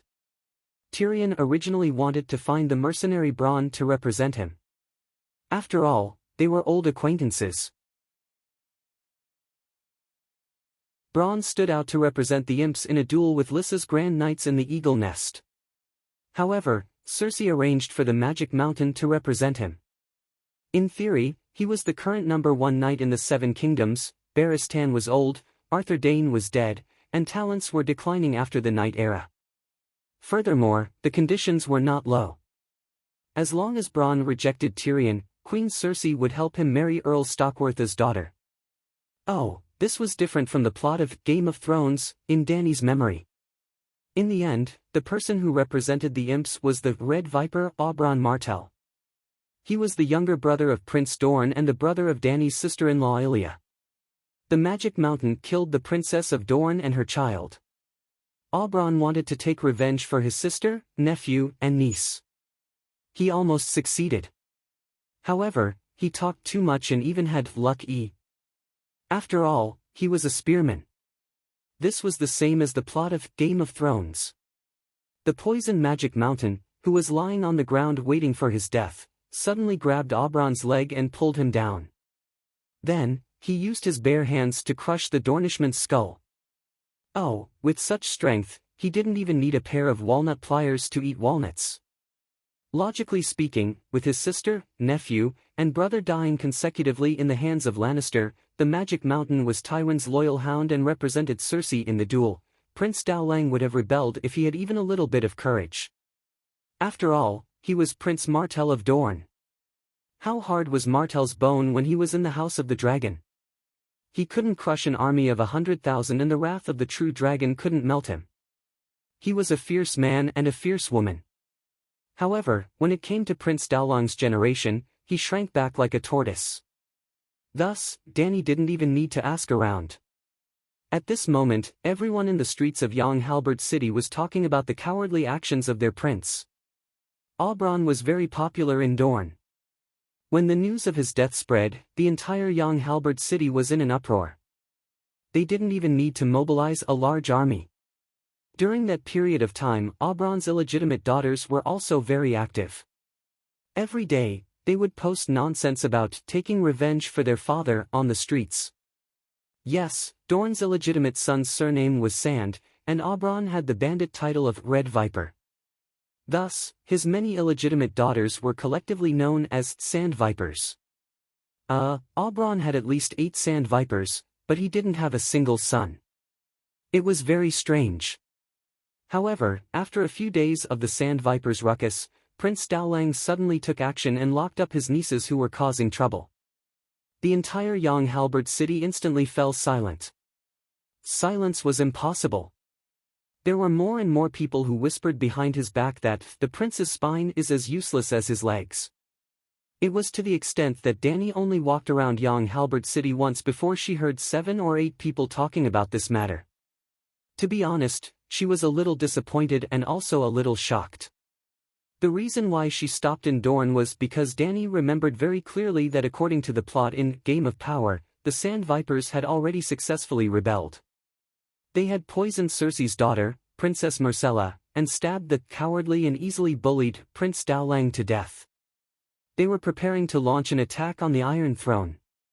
Only such a big event was worthy of her staying in Young Halberd City for a while. It wasn't the first time that the plot had deviated. Although she was disappointed, she could still accept it. However, through this incident, Danny discovered one thing: the coward Dowlang's control over Young Halberd City and Dorne was far beyond her expectations. Even if countless people secretly expressed their dissatisfaction with Prince Dowlang's pacification, Young Halberd City's politics were stable, the economy was prosperous, and the people lived and worked in peace. There wasn't even any undercurrent, let alone a major upheaval. Danny could see that Prince Dowlang might not have the courage to forge ahead, but he wasn't cowardly. He had made a safer choice for the people and Dorne. No matter how good the people of Dorne were at guerrilla warfare, their strength was limited. They had more than enough defense, but they were lacking in offense. Leaving the familiar environment of Dorne, they were no different from soldiers in other places. If they couldn't even get past the Highlands and the Stormlands, how could they deal with the King's Landing? Well, Dorne was very far from the King's Landing, about 2,000 kilometers away. There was a part of the River Bend and part of the Stormlands in between. Because of this, Danny wasn't interested in Barristan's suggestion. "Let's rest." Danny stopped talking and looked up. A red shadow flashed across her purple eyes. She was confused for a moment. She shook her head and said in a low voice, "Did you feel it? We are being watched." Barristan got up quietly and called out to the waiter standing by the corridor, "1 pepper-stewed chicken, please." With a few words and a few routine actions, he had already inadvertently scanned his surroundings. A few crows flew past the window, but there was nothing unusual. "No one is watching us. Are you sure you are not mistaken?" The old knight sat down and asked doubtfully. "This." Danny heard him and stood up to look around. She didn't even miss the street outside the window, but she didn't find anything. It was close to 2 in the afternoon, long past the meal time. Although they weren't the only 2 people in the lobby, it was very empty. There were only a few silk merchants discussing business in low voices. "Leave immediately after we finish eating." Danny frowned.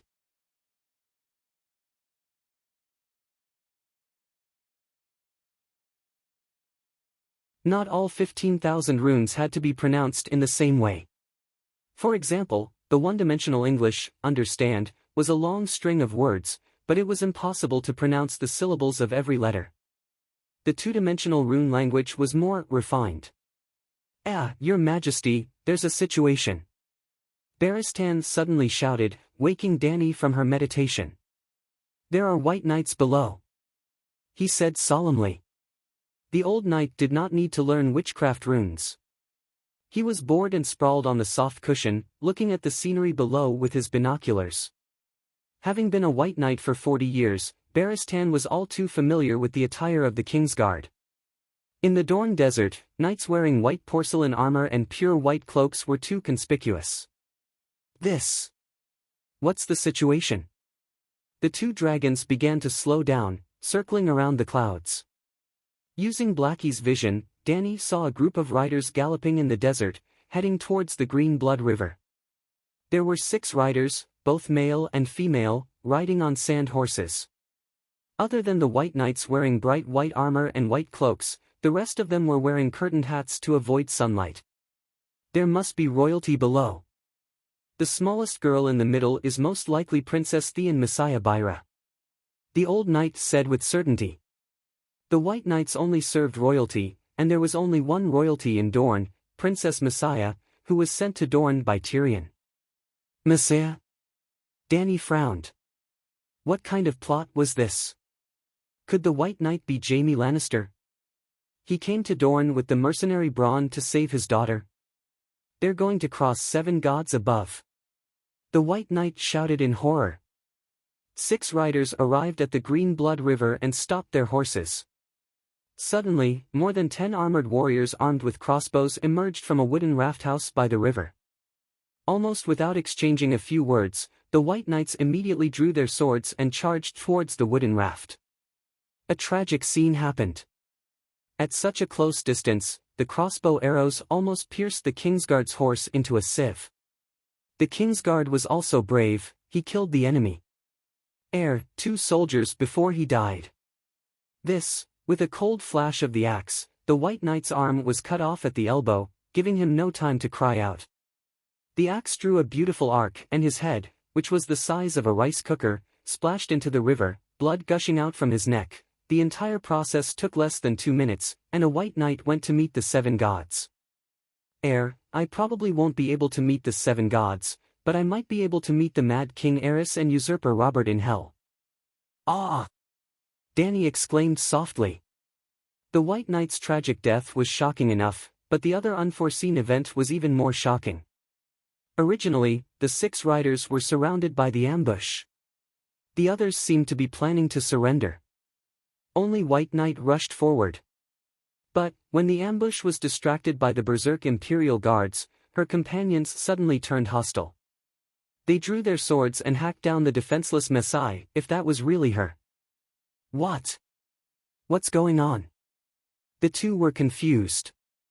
That guy ran away, let's go ahead and stop him, the White Knight suggested. What if our identities are exposed? Dany hesitated. Kill him. Baristan said without hesitation, only an animal would hurt a little girl. Sir, please pay attention to your position, you belong to the Long family now, but the girl below is a Lannister. Although she was complaining in her heart, Dany thought about it and agreed to his suggestion. Sir, take off your gloves, she shouted. What for? I can't go down. What do you mean? The old knight was confused, but he still struggled to take off the lobster gloves on his right hand. Raise your arm, Dany shouted again. So, the old knight raised his right hand above his head with a confused expression. Huff huff. Whitey suddenly accelerated and circled around in the sky. When it arrived behind Blackie, it suddenly did a side flip, almost belly up, and flew over Barristan's head. Taking advantage of this opportunity, Dany, who was hanging upside down on the dragon's back, moved her lips and gently tapped the old knight's right wrist with her finger. Before she fell, Whitey's body twisted like a snake, carrying Dany and flipping her body. The entire process was as delicate as acrobatics. Ouch! Even though the old knight had been in battle for a long time and had been injured countless times in his life, he still held his wrist and cried out. What's going on? It feels like my soul was burned by fire, the old man said in confusion. Hee, centaurs are actually quite smart. The best way to deal with the Shadow Children is to never let them touch you. Dany smiled strangely and continued, you can go down now, you'll understand later.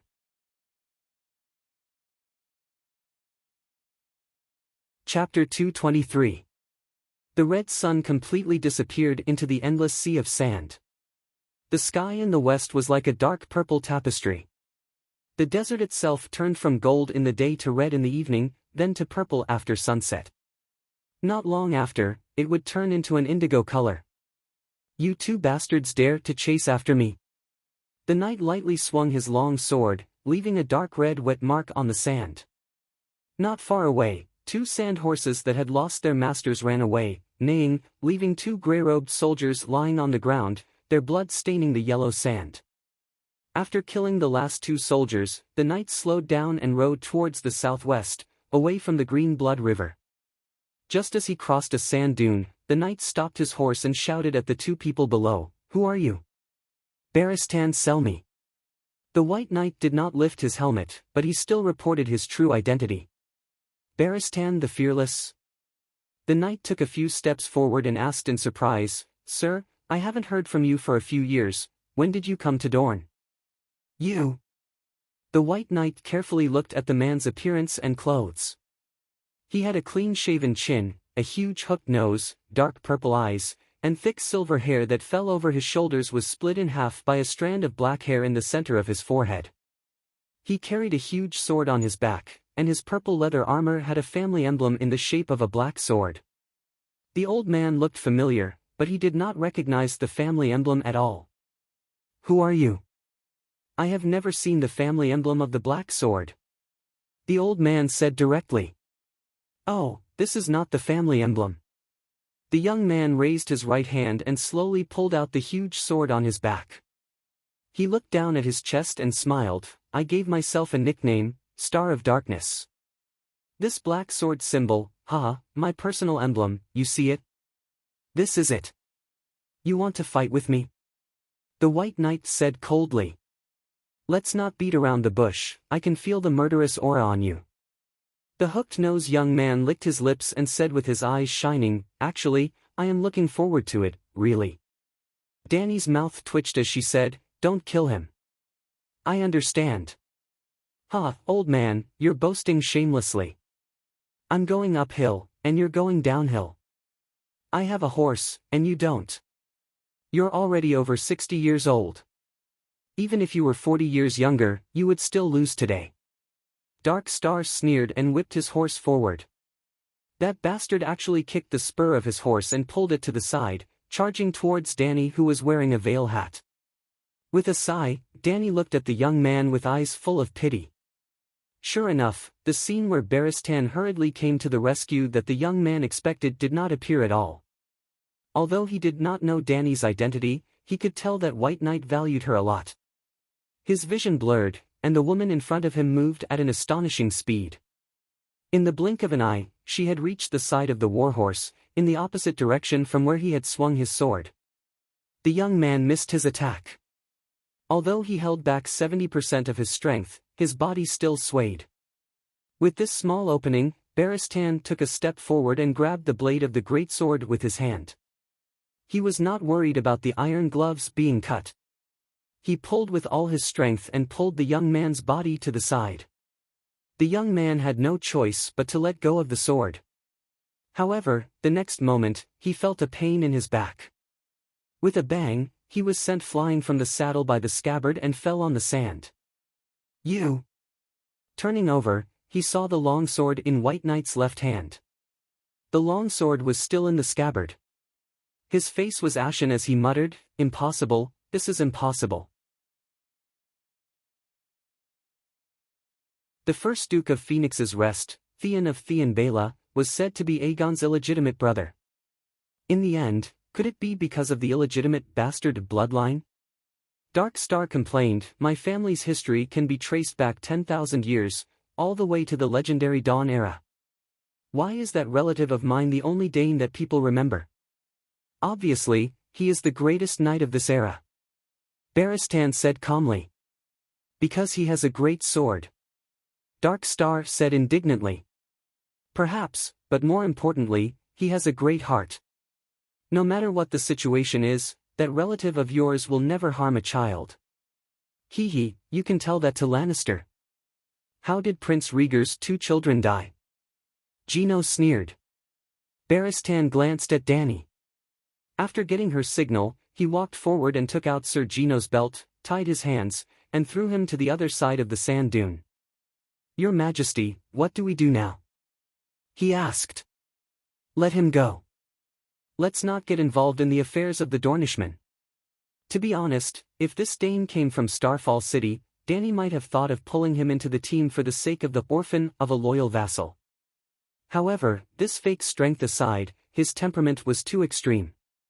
In other words, he was too egotistical and had his own ideas. This was not the way of a vassal. The old knight nodded and walked back to throw Dark Star's greatsword on the ground. Then, he left without looking back. "Wait a minute!" Geno shouted, but the two ignored him. He clenched his teeth and shouted, "Dany, rise!" This time, the two who were leaving reacted. Dany suddenly turned around. "What did you say?" Geno's face lit up. He quickly asked, "You are the Dragon Queen, Dany Rhys Targaryen, right?" Dany did not deny it. Instead, she asked curiously, "How did you guess?" "Ah, you really are the Dragon Queen." "Yes." "So, the news of the slave rebellion at Slaver's Bay and the dragons in Queers are also true?" "This news is outdated." Dany squatted beside him and asked, "How did you guess my identity?" "The fearless Barristan, the glorious Kingsguard, I know him too well." The hook-nosed man pursed his lips at the armored knight. "Or rather, we all know him. He can lack anything in his life, but he can't live without a king to be loyal to." When that brat Joffrey took off his white robe, the nobles of the Seven Kingdoms were guessing which king they would see him again. Renly? Stannis? Robb Stark? There were even people who went to the Iron Islands to ask if Sir Barristan was so hungry that he offered his knees to that idiot Balon. These words were so vicious that the old knight's hand was on the hilt of his sword. "What about me? Am I wrong?" Dark Star glanced at Dany and asked, "Who are you following now?" "Sigh, the people of the Seven Kingdoms have seen through the old knight. Sir Barristan chose justice. He is serving justice, and I am just doing what is right. That's all," Dany said matter-of-factly. The old knight was so touched that his eyes teared up. However, her words that seemed to be defending the White Knight made Dark Star's eyes widen. Can humans really be so shameless? The hook-nosed man's mouth twitched a few times before he continued, "When we couldn't find Sir Sammy in all the Westeros, we had two guesses. He was assassinated by Joffrey, or he lost his will to fight and hid in a corner waiting for death. However, I saw a living knight, an armored knight who was full of energy. He wasn't dead, he wasn't depressed, he was strong and powerful, and his martial arts were superb. That leaves only one reason the knight has a new king, a king from the Westeros. Coincidentally, I heard the legend of the Dragon Queen at the docks. I know that a Targaryen is not only alive, but also hatched a dragon and became the Queen of Astapor. At first, I didn't believe in the legend of the dragon, but after seeing the two of you. When there is only one possibility left, no matter how unbelievable it seems, it is still the truth." At the end, the young man couldn't help but reveal a smug smile. "Why are you so foolish?" Dany sighed. "What?" The young man was stunned. The old knight pulled out Devour Son and said coldly, "You seem smart, but you are really stupid." "Hey, wait!" The hook-nosed man's expression changed as he shouted, "I have something to say. It's useless to say anything. Accept your fate." The old knight raised his long sword and slashed at the young man's neck. "I want to be a Kingsguard, sir." He closed his eyes and used the last of his strength to shout in despair. The sharp blade stopped 3 centimeters away from his neck. A gentle breeze blew, and large pieces of silver hair fell to the sand. "What are you trying to do?" the old knight asked, puzzled. "Although I have been mocking you and even gave myself the name Dark Star to show my disdain for Dawn, I've always admired you. I've always admired you and Sir Arthur Dayne since I was young. I've always wanted to be a glorious Kingsguard, a great knight like the Sword of Dawn. The so-called indifference, the so-called belittlement, is just to cover up the unfulfilled desire in my heart. I really want to be a guardian knight of the true king. Jane Dane shouted these words almost in a sobbing voice. At this moment, Dany's vision blurred. She seemed to see a long-haired delinquent kneeling on the ground and crying, "Coach, I want to play basketball." Chapter 224. It was a pity that Dany was not Ainsley's coach. "If I make you a Kingsguard, won't the world think that I arranged for you to assassinate Myrcella? Perhaps even Prince Dalong will suspect that I'm behind this and deliberately sow discord between Dorne and the King's Landing." Dany shook her head repeatedly. This boy is cunning. Perhaps he's lying to save his life. Although the White Knight said so, she still moved Devour the Sun away from Dark Star's neck. Even if there was a possibility that a person's last cry was an act, it wouldn't be a complete lie. I'm Dark Star, and I only exist in the night. The white robe may be too conspicuous for me. Your Majesty, let me join you and do something you want to do but can't. The hook-nosed man shouted. Well, although I like to hear this, I can't say it in public. If I agree, won't I automatically admit that I have something to do? Let me ask you, since you yearn for the glory of the Kingsguard and aspire to become a legendary knight, why don't you go to the King's Landing? With your identity and fighting skills, I think neither Robert nor Cersei will refuse a Dane, even if he's the counterfeit Dane next door. Dany stared at Dark Star, not missing the slightest expression on his face. I admire Sir Barristan, but I'm not him. The hook-nosed man glanced at the Iron Knight and said firmly, I have my own thoughts and ideals. Robert is not a wise king, and Cersei and Lannister are a group of rebels. I'd rather be Dark Star and wander in the endless desert of Dorne than wear a dazzling white robe and serve those people. The old knight could not help but clench his sword again. He really wanted to cut someone. Don't be angry, sir. The young man sighed with a complicated expression. You're not a Dornishman. You don't understand how angry and humiliated we were when what happened to Princess Elia and her 2 children came to Dorne. In that case, no Dornishman would go to the King's Landing to flatter the usurper. There's a saying that Dorne has as many strong men as there are sand. But did you notice? Starting from Robert, Joffrey, and Tommen, they had many white knights under them, but from start to finish, none of them came from Dorne. In the past 15 years, Dorne seemed to have left the 7 kingdoms and did not participate in any of the Westeros affairs. Myrcella entered the Flowing Water Garden, and Prince Oberyn represented Dorne in the council. This could have broken the deadlock, but you have seen the result. To put it bluntly, the current royal guards. I'm ashamed to be associated with them. In the end, the hook-nosed man said disdainfully. The old knight himself also looked down on his former brother. Not only was their martial prowess weak, but their pursuit of glory was even worse. When Joffrey took off his white robe that day, not only did his brothers not admonish the king, they even laughed loudly at their own captain without the slightest sense of loyalty and honor. However, no matter what he thought, he had been a white knight for 40 years. Now that he was once again the captain of the White Knights, he could not help but snort coldly and say, just a while ago, when you shamelessly tried to assassinate the child that you were supposed to protect, only the Kingsguard stepped forward and died bravely in battle. Oakheart did not do it to protect the little lion. The hook-nosed man sneered and asked, Alex Oakheart was your sworn brother for 10 years. How could he not know how to protect the king? Think about it, if you had taken his place back then, would I have had the chance to assassinate Princess Myrcella? The old knight was stunned. This was what he did not understand. No matter when and where, protecting the king was the fundamental duty of a white knight. Back then, the enemy did not intend to kill him, so there was no need for a white knight to throw his life away. Also, it was because he left Myrcella's side that the Dark Star took advantage of. I saw that white knight standing in front of Princess Elaine. Dany said hesitantly. That's right. That glorious white knight was one of Elaine's lovers. Perhaps he thought that he was her one and only. Perhaps he was ashamed, or perhaps he was worried that his lover would be crippled or killed by the prince. In short, at that moment, there was no trace of his king in his heart.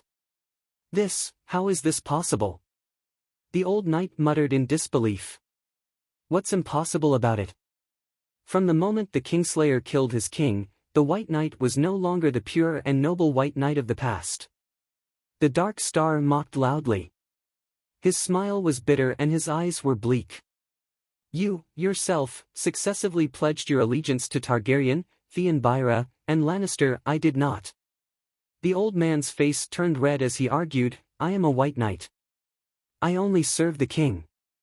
Suit yourself. The Dark Star chuckled and continued, Jaime first killed the king and then committed adultery with the queen.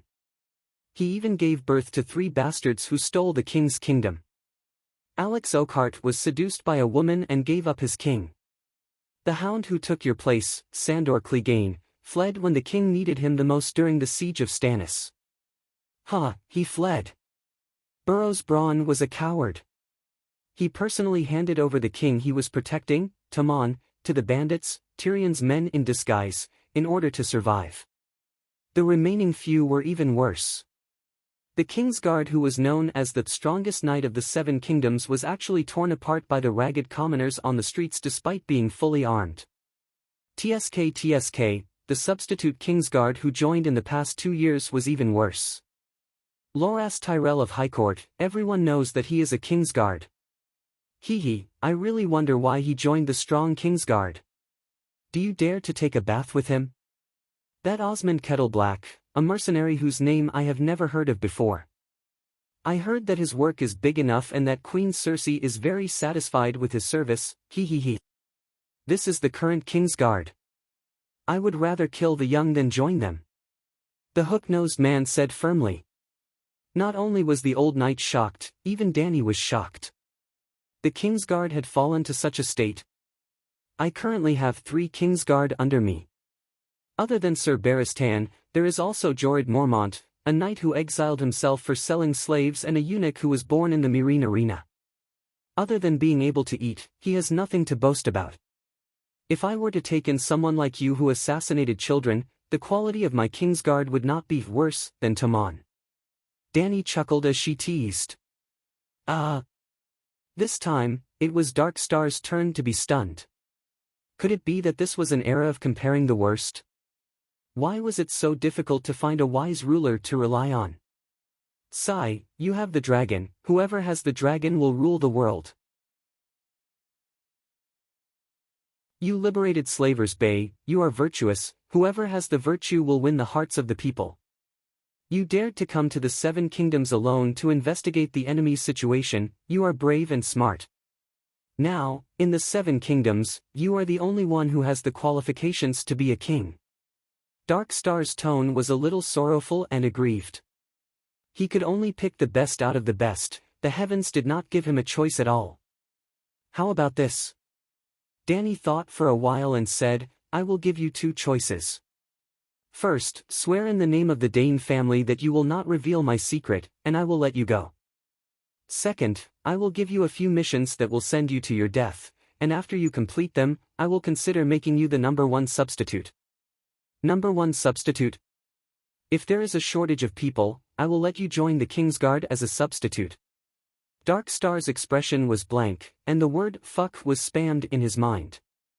Give me a few missions that will send me to my death, and consider making me the number 1 substitute. Yes, I admit that it is wrong to assassinate children, and it is reasonable for you to look down on me. But I am a noble Dane, a noble family with 10,000 years of history, a relative of the Sword of Dawn. You can't humiliate me like this. But when he was still hesitating, Barristan immediately advised, Your Majesty, this guy does not have the spirit of a knight, and is not qualified to be your Kingsguard, even if he is the number 1 substitute. And with just a few words, it is impossible for us to see through his character. Didn't the muscular Beevos also become the number 1 substitute for half a year? He only followed the Queen to fight wars for a month, and was immediately promoted to an official Kingsguard. Without waiting for Dark Star to refute, the old knight continued, One more thing, if you include him, 4 of the 7 Kingsguard spots will be used up. To be honest, other than me, Mormont, Bevo's and this Dark Star have bad reputations, and their family backgrounds are not good as well. They will not be of much help to your great cause of reviving the kingdom. My family's messenger? The hook-nosed man almost exploded in anger. At least, he is a far cry from Starfall City's Dane. Starfall City's Dane family had a very high status, and before Nymeria brought the Loyans to Dorne, Dane had been the king of Turbulent River for thousands of years.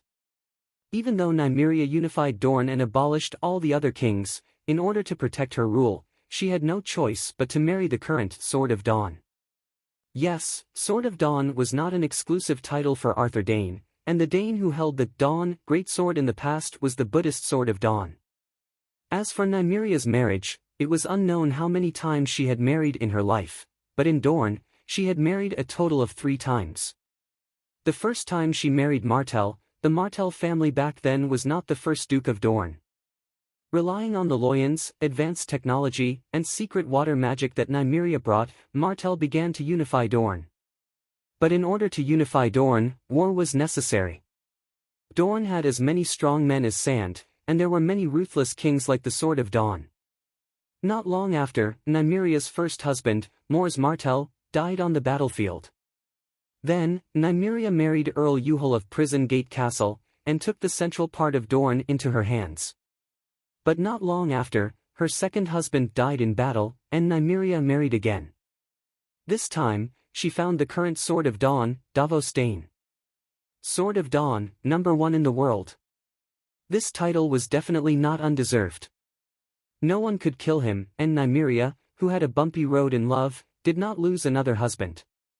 If one looked at the map of Dorne, one would know how awesome Nymeria's marriage method was. She controlled Martell in the lower reaches of the Green Blood River, Prison Gate Castle in the Sulphur River Basin, and Starfall City in the Turbulent River Basin.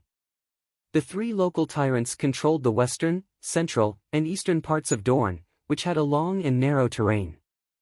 Once she took down those 3 men, Dorne would be hers. Although the position of Prince of Dorne would eventually be inherited by Martell's children, Davos and Nymeria also had children. In other words, Dane of Starfall City and Martell of Young Halberd City had the same grandmother. Thus, Dane of Starfall City had a very high status, far surpassing Dane of High Hidden City.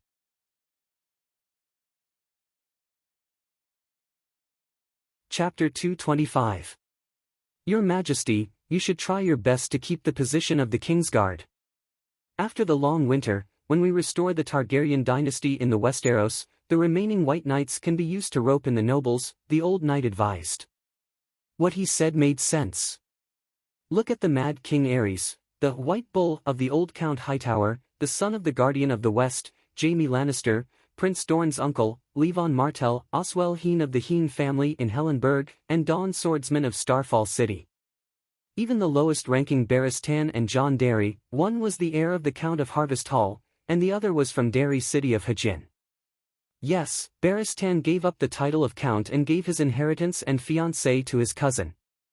The Darry family was once glorious for thousands of years. At that time, even the Tully family in Hajin was not as good as them. It was only in the recent few hundred years that they slowly declined. However, the Darry family was the most loyal royalist. As a noble in Hajin, they did not care about the Tully Duke, who was directly under their lord, and stood firmly on the side of the Targaryens. For example, Sir William, who brought the orphans of the Mad King Dany, Rhys, and Viserys to escape from the Westeros, was a Darry. Well, the White Knight Jon Darry and the royal family's martial arts instructor, William Darry, were brothers. Aerys Kingsguard was probably the most brilliant generation of the Kingsguard in history. However, such a strong Kingsguard could not bring the Mad King and his son, which showed how much of a scam they were. If Doe was placed on the Iron Throne, the Dragon family would be safe and secure. The old knight's words could be said to be the advice of an experienced strategist. However, there was a problem that he did not understand. The long winter would not be so easy to pass. I need someone who is smart and brave, loyal and not afraid of death to do something, Dany explained. What is it? I'll do it, the old knight patted his chest and volunteered. Hee, Her Majesty the Queen would not bear to send you to your death. Dark Star, who was lying on the ground, sneered. Yes, Danny nodded and looked at the hook-nosed young man. She said bluntly, it's very dangerous. I can't guarantee your safety. Dark Star fell silent and asked with a frown, tell me about it first. What is it? Something that concerns the fate of the world. Jenordaine's handsome face started to twist again. Be more specific, he said. Danny rubbed her chin and said slowly, currently, of the 9 free trade city-states, Volantis and Reese have already been confirmed as members of the alliance. Terosai, Mill, and Koer joined the United Nations that sealed off Slavers Bay. They even promised to seriously consider sending troops to join the alliance. Pentos, Novos, and Rolas had relatively weak military forces and were too far away from Slavers Bay. Their current attitudes were unclear. Lastly, Bravos had the strongest naval power among all the cities. They might be hostile to me, but they would never join the Slave Master Alliance. Since the enemy has joined vertical, I can also joint horizontal. But although I am the strong Qin, I still lack a few Zhang Yi and Su Qin. Although the two of them didn't understand a few words, they understood the general meaning. You want me to be your representative to negotiate with the other city-states? Dark Star grinned and looked regretful. How did you provoke so many enemies? I thought that Lannister and Tyrell were already insurmountable mountains, but compared to the 9 free trade city-states, sigh. He really regretted it. If he knew that she was so hated, he wouldn't have joined in the fun. He didn't care about the suffering of the slaves at all. The Dornishman thirsted for revenge and the blood of lions. He only wanted to serve a wise master and rise to a high position while taking revenge, becoming a legendary knight that everyone praised. Danny sneered and provoked him. Aren't you the Dark Star? After taking on such a title and wanting to surpass Barristan and Sword of Dawn, how can you not do something earth-shattering? Or perhaps, you only have this little bit of tolerance and vision, and you only know how to bully children and bully them? The hook-nosed young man was not enraged, nor was his face flushed with excitement. He calmly thought for a moment and said, I failed to assassinate the little lion. Prince Daolang will definitely blame me for his daughter holding the princess hostage and fighting for the throne with Taman. In the coming days, I will be wanted by the King's Landing and Dorne. I can't even return home. I can leave the Westeros and hide for a while. Oh, you agree? Danny raised her eyebrows and asked. What should I do? Go to Bravos first and ask the Sea King why a faceless one would assassinate a liberator of slaves. Also, I had a meal at his house back then. Why didn't he talk about our old friendship? Dark Star's eyes widened and he was stunned. Gulp. He swallowed hard and shouted in disbelief, Your Majesty, just tell me, how many enemies do you have? Well, you should ask, who are my allies in this world? Danny tilted her head and said. Alright, who are your allies? Your family's high hidden city. What? Dark Star was confused. Since you have joined me, the high hidden city of the Rapids will naturally be tied to my chariot. Danny said matter-of-factly. At this moment, the hook-nosed youth's face twisted like never before. I want to get off. This White Knight reserve slot should be left to other great nobles. Dane of High Hidden City is not blessed enough to enjoy it. Sigh, this child has been eating sand in Dorne. He has not seen the world. He is scared silly. Danny muttered to the White Knight beside her.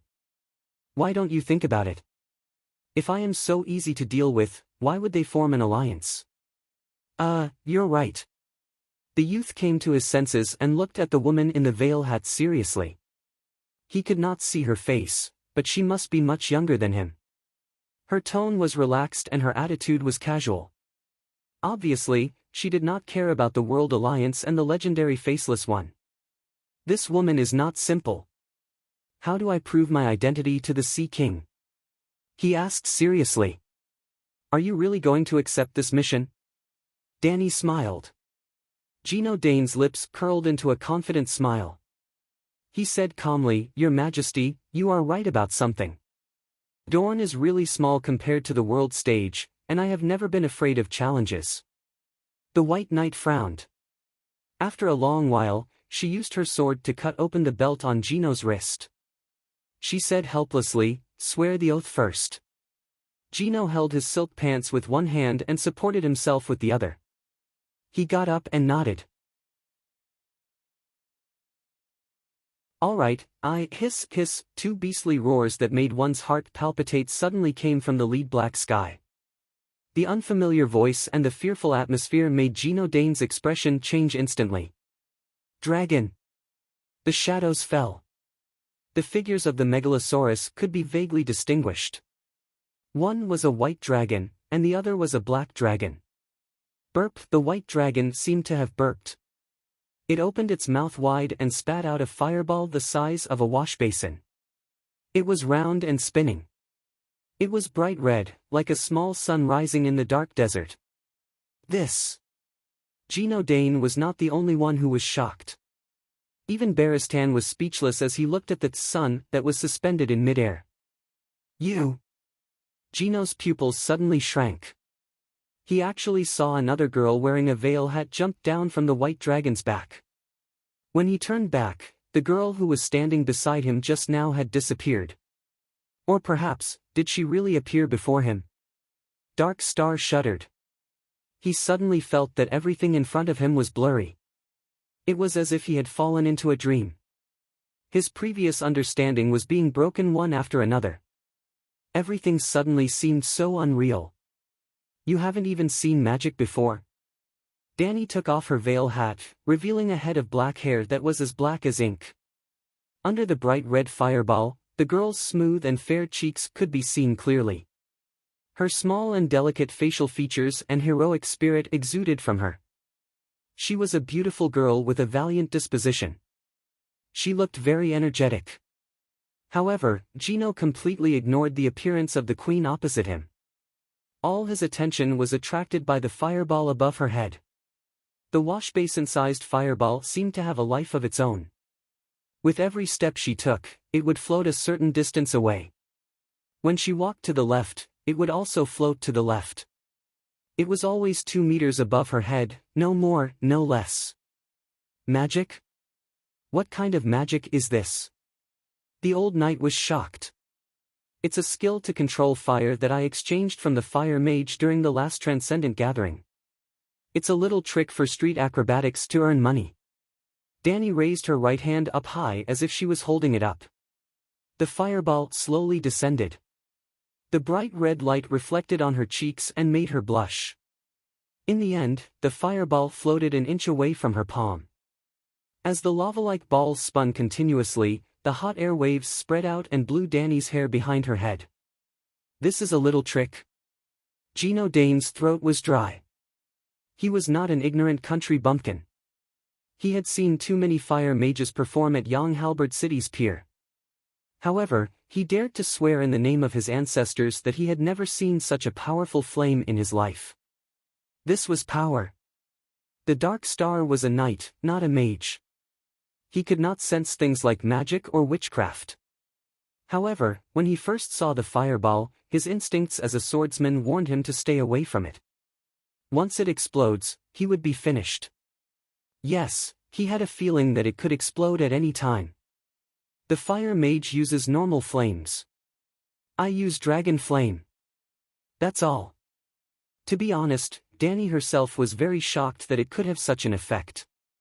She was prepared to ride the dragon and land on the sand to personally accept Knight Gino's pledge of allegiance. However, when she realized that the sky was dark, she had an idea. Why not use the dragon flame as the source of the flame and try out the fire control technique she had just learned? No matter what, she did not expect the effect to be so good. The dragon flame that was filled with natural magic was like a lump of dough. She could easily knead it into a fireball according to her will. It was as if the flame came from her body. Dany suddenly turned her head and met Whitey's bright golden eyes. She seemed to have seen through his thoughts. The fire I spit out, Mommy, you can play with it however you want. It must have something to do with the will of the Megalosaurus itself. Alright, stop daydreaming. Hurry up, come and swear the oath. Oh, under the red light of the fireball, Gino and Dane knelt in front of Danny and solemnly swore in the name of his father, Dane ancestors, the Dane family name, and High Recluse City to swear loyalty to Danny Rise.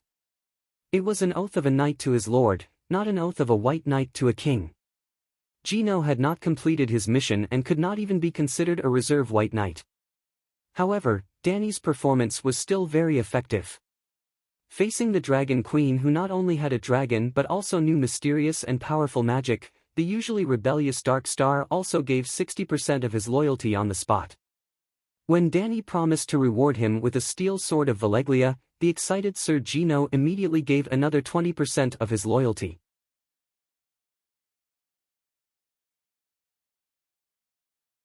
Chapter 226. Looking at the bright red fireball that had shrunk to the size of a cantaloupe, Danny's expression changed. It had been burning for 3 hours since nightfall. The fireball had shrunk from the size of a wash basin to the size of a cantaloupe. Perhaps it could last for another 3 hours. Now I'm starting to understand Valeglia's dragon and magic civilization, she said slowly. They were in a small campsite behind a sand dune. The three of them sat together and stared at the fireball in the middle that was radiating light and heat every second. They looked at it quietly with blurred eyes, as if they were witnessing a miracle. Can everyone in Valeglia do this? Jenordane asked curiously. Maybe only the great wizards can do it. Danny thought of one of the requirements to become a great wizard, a dragon dreamer from the 14th Fire Peak family. She had tried it before, and as expected, she could control the fire of ordinary wood, but her movements were jerky and could not last long. The fireball she made was like a squashed rubber ball, the size of a fist, and lasted for only 5 seconds. The dragon dreamers used fire witchcraft to control the dragon flame of Megalosaurus, but it was different. Through the soul connection, they seemed to be able to borrow part of the power of Megalosaurus. Without a doubt, Megalosaurus did not have an oil barrel in its stomach. It was similar to the tailed beast in Naruto, which used its own spiritual power to combine with the fire magic elements in nature to form a magic flame. This was verified by Danny herself. She opened Blackie's mouth and checked carefully. There were no holes for oil to spray. In other words, Megalosaurus converted magic into dragon flame. The dragon flame had magic power, and as the master, Megalosaurus could control this magic power. The dragon dreamers could connect with Megalosaurus souls and gain control of the dragon flame magic power. Just like what Danny had done, he could easily control the dragon fireball. On the contrary, the fire of firewood was mostly the wildfire of nature's will. In order to change their shape, they had to fight with nature's will. It was harder to control than the dragon flame, which had a higher energy level. Of course, for ordinary fire mages, nature's will was definitely easier to deal with than Megalosaurus's will. Only in the hands of the great wizard of Megalosaurus could the fire control spell be used to its full potential. Just like how I used the magic of the Megalosaurus to light up the fire and roast the meat, the people of Valeglia must have gone one step further and invented a spell to extract magic from the magma. It's incredible, Danny murmured. Baristan was worried that the queen would fall into a fanatical pursuit of witchcraft. He could not help but advise, Your Majesty, no matter how glorious Valeglia used to be, it has been destroyed, which means that their path was not right. Hee, I just feel sorry for them. Danny understood his good intentions. She smiled and sighed. This world is too peaceful. It has developed steadily for millions of years, and we haven't encountered any alien civilizations. What alien civilization? Dark Star asked curiously.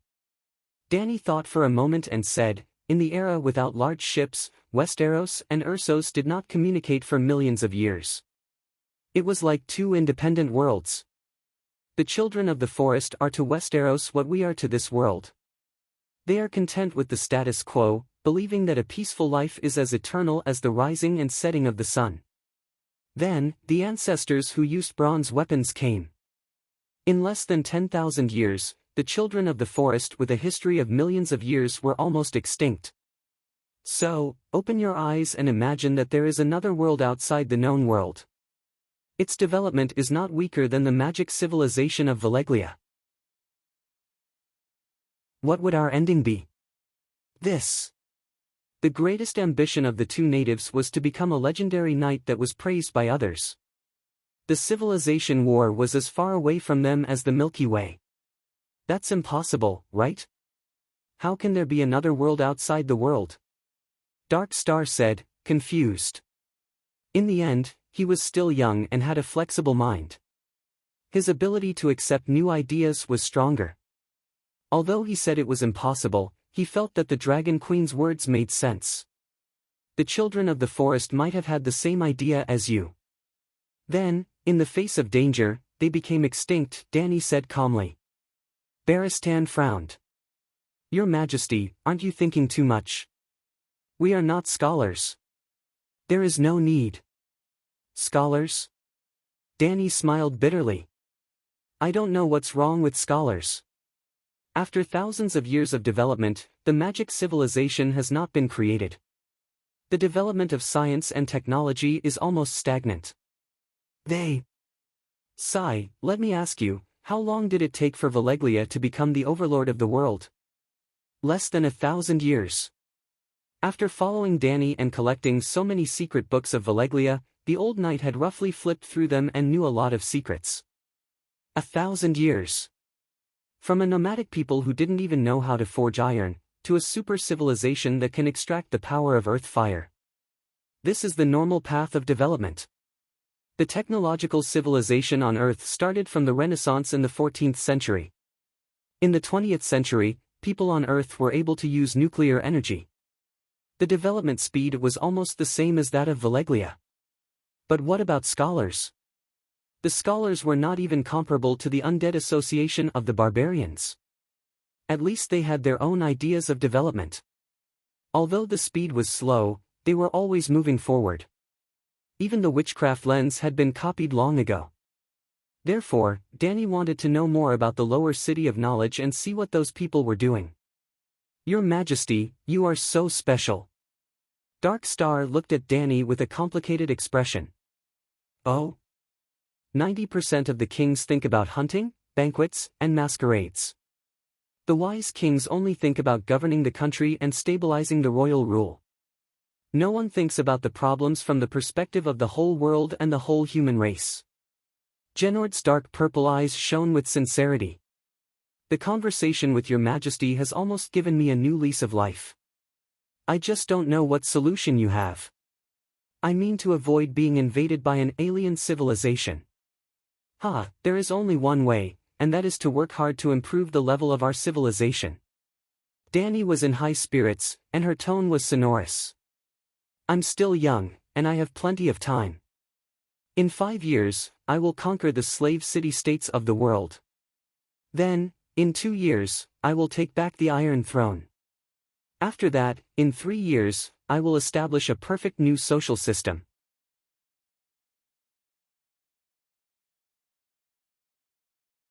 Merchant caravans passed by them from time to time.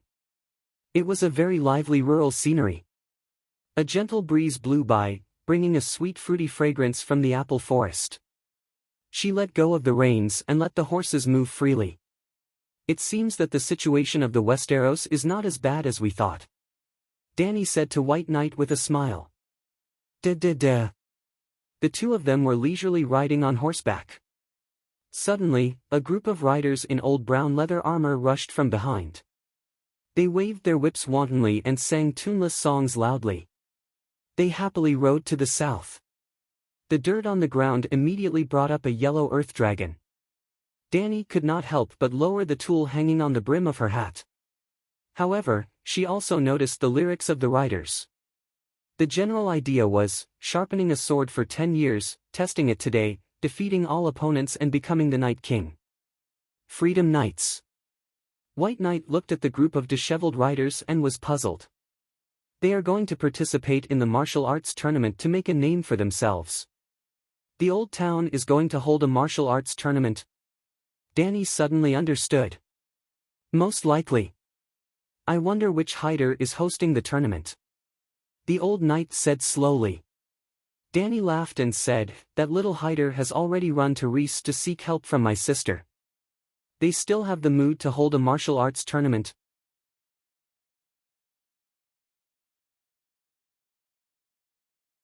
Chapter 227. It turned out that Danny's guess was wrong. The nobles of the old town did not lose their sense of purpose. Most of the time, especially during Robert's reign, the tournament had two purposes: 1. To provide the upper class with an opportunity to gain glory, 2. To provide entertainment for the poor commoners, so that they could temporarily forget the hardships of life in the real world. To put it bluntly, the tournament was the Western medieval version of a large-scale reality show. Music theory was still valid here. Danny understood this principle even though she had not participated in the tournament. It was all because she had learned the techniques of the tournament. Just like how her etiquette teacher taught her the common etiquette of various cities and races, Baristan also taught her the showy moves of the spear competition. On the real battlefield, it was useless.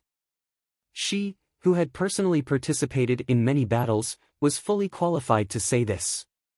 Why did she say so? The highlight of the tournament was the spear duel. Two fully armored knights would stab each other with long, brittle pieces of wood. They were not allowed to stab the horse, neck, face, or thigh. Points would be deducted. They were also not allowed to swing their weapons. They were only allowed to stab each other. Generally speaking, they were only allowed to attack the thickest part of the chest plate. There was also a low wooden fence between the two riders. There would not be any accidents like tripping over the horse's hooves or colliding with the horse's head, which often happened on the real battlefield. Moreover, it was a turn-based, smooth charge from the beginning to the end. There was only one chance to stab in between. It was like an elegant lady taking a stroll in the courtyard. This kind of skill was useless on the battlefield. That was not right. The spear competition required high horsemanship, strength, and eyesight. To put it simply, those who could become the champion of the tournament might not have actual combat ability, but they definitely had the talent to become a powerful knight. Therefore, other than entertaining the public, the feudal lord could also use the tournament to select warriors. If one wanted to train killing skills, the tournament was useless. However, as a sport to train the body in horsemanship, it was very qualified. Danny had always been disdainful of the spear charging technique, but her body had honestly practiced with the old knight for a period of time. The two came to the old town and saw a large number of tents outside the city wall near the Honey River. Blue, white, gray, sky blue, red, tattered, gorgeous, as wide as a palace, as short as a large sleeping bag. The setting sun was like blood.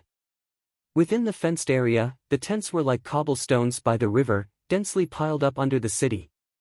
The shields of the knights were hung at the entrance of each tent, a long line of silk pennants with the family emblems, if any, fluttered in the wind, and fine steel swords and gilded spurs reflected a dim red light in the sunset. At this time, the sky was already dark. The banquet was in full swing in the camp, and the string music did not stop. Pillars of smoke, like the white birch forest in the winter wind, rose densely and twisted into the dusky sky. From afar, the singing of the singers and the sound of the harp and strings of the musicians could be heard wobbling into the distant Rose Avenue. When Danny got closer, she saw a huge manatee with a tree trunk as thick as an arm pierced through its body. The charcoal under the manatee was bright red, and the fat above the manatee was dripping with oil like a stream. The smell of pepper, laurel, and burnt apples made the passers-by swallow their saliva. Her throat moved and her stomach rumbled. Danny stared at the yellow manatee and said to the old knight without turning her head, "I also want to participate in the tournament." The old knight gently advised, "Not all riders are qualified to participate in Sir Tyrell's banquet. Even if you enter the camp now, you won't be able to eat those delicacies. Besides, even though the manatee looks fat, its meat is a little coarse and not as delicious as beef." By asking the riders by the road, Danny and the rest also understood the ins and outs of this tournament. As expected, the organizer was the family of Count Hathar, known as the heir of the Count of Laughing Bailey and Linny's elder brother, Bel Hathar. However, outside the pure white tent with golden edges in the middle of the camp, which was as gorgeous as a palace, hung the flag of the Highcourt Tyrell family, a golden rose blooming on a green field. The second son of the Highcourt Tyrell family, Valiant Garland, had also come. They had joined forces with the Hathar family to gather free riders in the Old Town to deal with the increasingly rampant Taimin pirates. The tournament was like a huge magnet, attracting all the free riders of Highcourt, Dorne, and even the Western region and the Royal Territory. They had never thought of recruiting a group of fierce leaders from the free riders, but it was easy to find 3,000 to 5,000 elite riders. There was no such thing as a mercenary in Westeros, but there were many similar professions. As a knight civilization in the Seven Kingdoms, there were almost no foot soldiers or mercenaries. In other words, if you didn't even have a horse, employers wouldn't even consider you, and mercenaries wouldn't get any business. According to status, Westeros knights were roughly divided into 4 classes: free riders, a wild knight with a sword, a broken leather armor, and a poor horse; mercenary knights, free riders hired by the lord; productive knights, knights granted land by the lord; noble knights, nobles with titles and land. Dany and Barristan's current identities were wild knights, and there were as many of them as there were hairs on a cow in the Seven Kingdoms. Of course, there were very few female knights, and most of them had a hard time making a name for themselves. For example, Beauty Brain and Beauty Malice, both of them had aspired to become great female knights since young, but in the end, it was fine to be mocked, but for the strong and ugly Brain, if not for her main character Aura, she would have been strengthened many times over. Malice didn't have the status of a count's heir, and was born in a normal mercenary knight family. She didn't meet her Jaime Lannister saved Brain, and the key was that she didn't look as safe as Brain, so she couldn't survive in the Westeros. According to the red-haired Lila, her lord led a few knights and knocked her sword away, knocked her off her horse, and then ridiculed her while taking turns with her. Left with no choice, Meryl could only cross the ocean and become a mercenary in the neighboring trading city. However, her teammates weren't anything good either.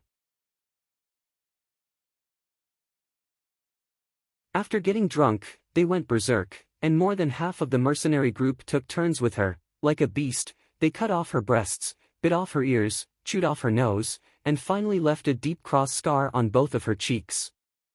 She was able to survive all because of her extraordinary willpower and unyielding spirit. Fortunately, the Ragged Prince took her in, and the reputation and atmosphere of the wind-blowing group was much better than other mercenary groups. Malice met a wise lord, and slowly revealed her talents, and became an officer of the wind-blowing group, an interrogator. Well, it was said that Malice could torture the person being interrogated for a whole month before they died. The world of ice and fire was too cruel to women. Noble girls were taken for marriage alliances, or played with by nobles of higher status. Her family was mostly happy about it. Girls from normal families were even worse. The beautiful ones were strengthened by their lords, and the ugly ones. No matter how ugly you are, can you be uglier than Beauty Brain? Even she couldn't keep her chastity many times. As for abilities, it was fine if it was a high warrior or high magic, but strong people like Brain and Malice might be able to defeat a male warrior one-on-one, and if they were lucky, they could win 1-on-2 or even 1-on-3, but when there were more than 5 enemies, even Arthur Dayne couldn't guarantee his life. After passing through the tournament camp and waiting in line to pass through the city gate, the old knight leaned close to Dany and whispered, "Lady, women can't participate in the tournament." The sky was dark, and there were already torches on both sides of the city gate. Because of the tournament, there were more wild knights coming from all over the world, and there were many riders and carriages waiting in line at the city gate. The tournament this time is mainly to recruit riders, and there are no restrictions on the identity of the participants. Who would know if I'm a man or a woman if I wear a helmet? Dany asked with a smile. The rules of the tournament were mostly fixed, but depending on the venue and the host's personality, some small details could be different. For example, a lord who was a devout believer of the 7 gods and held a tournament in the name of the 7 gods at his doorstep, it was very likely that only regular knights with holy oil were allowed to participate. But the tournament was a social event that everyone in the Westeros knew about, almost similar to the Asian Spring Festival. In most cases, as long as you had a horse, anyone could participate in the tournament. Even if the rules didn't allow women to participate, no one would check the competing knights' little Gigi one by one. Catching a glimpse of people looking over, Dany's expression didn't change. She pursed her lips and continued, "I know how Barristan got the title Fearless. 50 years ago, in the tournament at Dark Harbor, Barristan, who was only 10 years old, picked up a set of armor from somewhere and participated in the tournament as a mysterious knight and even dared to challenge Prince Duncan. In the end, he was defeated by the prince, and his helmet was lifted, causing everyone to laugh loudly at him. But Prince Fran was very fond of him. Not only did he express sympathy and appreciation, in the end, he even gave him the nickname Fearless Barristan. The old knight was like a living history book. He even knew the first generation of men who broke off their engagement. The armor was not picked up. The old knight shook his head sadly. At that time, he was the knight squire of Sir Manfred Swan, and when they learned that he had the idea of participating in the tournament, the sons of the knight pooled their money to make a small set of armor for him. 50 years had passed, not to mention the Grand Knight who had served him. Even his childhood friend was no longer alive. It was really sad to think about it. The old town was a bit similar to Volantis, both wrapped around the mouth of the river into the city, but the Honey River was not as wide as the Rhone River, and the water volume was much lower. There were many grey stone arch bridges on the river. There were also a few small islands in the center of the river, many of which were built with tall houses, connected to the banks by stone bridges, and there were also arched stone bridges between the neighboring islands. Ignoring the Western architectural style, Dany had the illusion that she had come to the Qinhuai River in Yangzhou, where 3- or 4-story brick buildings stretched out colorful paper lanterns on both sides of the river. Passers-by walked leisurely along the river. There were brightly lit flower boats on the river. The smell of cosmetics, the laughter of women and the sound of zither could be faintly heard. God, the base is even bigger than the old Great Pyramid of Gith, the towering tower. It really lives up to its name. In fact, outside the city, the tower could be seen stretching into the Indigo Night, the 240-meter-tall building. Its top floor was burning with flames, providing the most clear direction for the ships coming to and from the Whispering Bay. After getting closer, she was shocked to find that the towering tower occupied the entire island. It was as huge as a big castle, roughly more than 10,000 square meters. Of course, the towering tower is one of the 9 wonders of the world.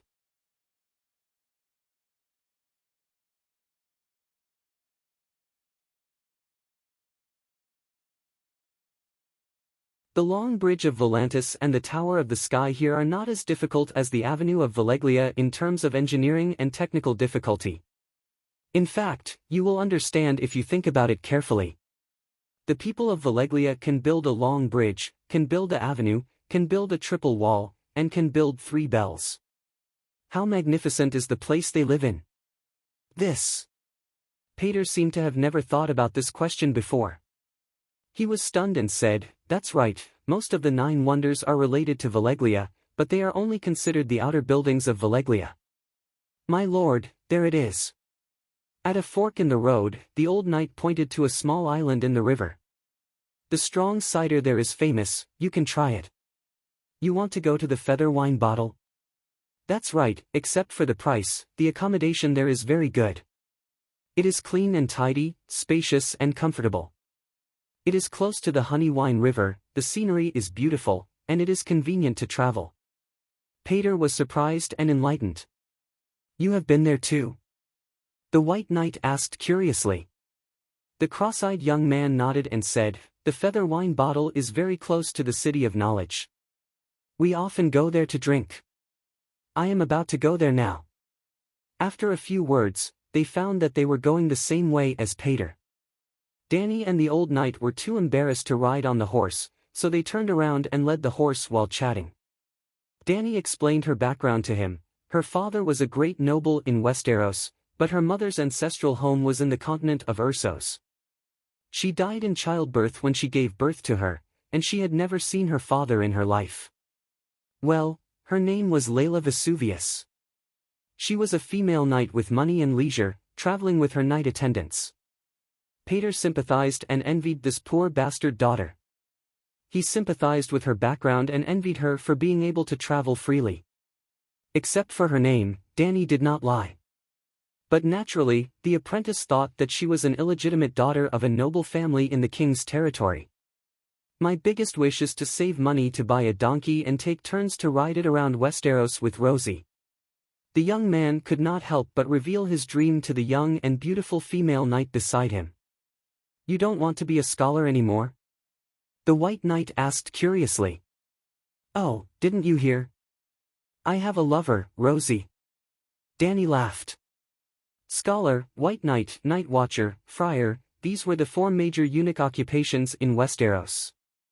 They could not marry, had no right to inherit, and gave up everything in the world, dedicating their life to serving, Scholar, Lord, White Knight, King, Night Watcher, the Wall, Friar, the Seven Gods. Not yet, not a lover. Peter stuttered with a red face. Rosie was a waitress in the feather wine bottle. When the hotel waiter came to help them with the horse, Peter said goodbye and pulled the girl with the sweet dimples to a corner of the hotel. The front hall of the feather wine bottle was a 3-story wooden building that tilted slightly to the south. On the open platform at the top of the building, there was a basin of torches that guided the river boats. The boats that came and went would also stop by the island to bring in passengers, wheat, turnips, smoked meat and other supplies. There was a green grass field in the backyard of the wooden building. A few 2-story courtyards were distributed among the grass field. They were considered the best houses in the world. Because she was not sure how long they would stay in the old town, Danny paid a high price, 10 silver deer, to rent a small courtyard by the river for half a month. The courtyard was less than 30 square meters and there was a garden of Chinese roses. The 2-story wooden building was quite clean. On the first floor was a large living room with a fireplace. It was about 50 square meters and looked a little spacious. On the second floor were 2 bedrooms. After putting down their luggage, they came to the front hall of the restaurant. The dining hall was the size of 2 basketball courts. There were tallow candles that were as thick as a child's arm on the 4 walls. There were also kerosene lamps hanging from the ceiling. Under the dim light of the candles, there were 30 to 40 rectangular wooden tables that were filled with people. Half of them were scholars and apprentices in gray robes. They found a table with only one person and sat down. When the waiter served the dishes, Danny looked around and asked curiously, "This house is a little crooked. Why didn't they renovate it? Anyway, there is no sign of it collapsing." The old knight shrugged and said uncertainly, "It is said that this wooden house has a history of 600 years. It has lasted for hundreds of years.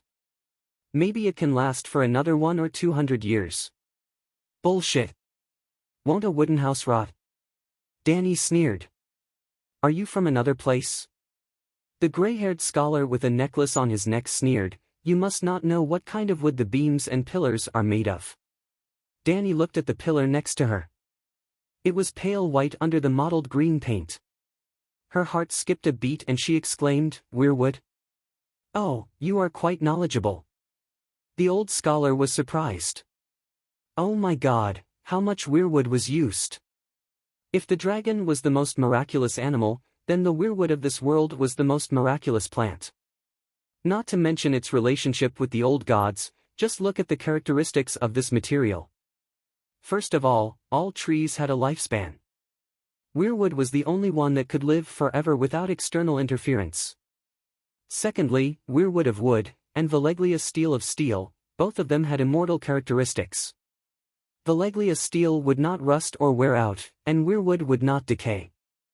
Therefore, even the people of Valeglia used weirwood to build the door of the Black Tower. The immortal Black Tower, the immortal wooden door, the true legacy of thousands of generations. The gray-haired scholar took a sip of green cider. The high concentration of alcohol made his nose shine like a light bulb.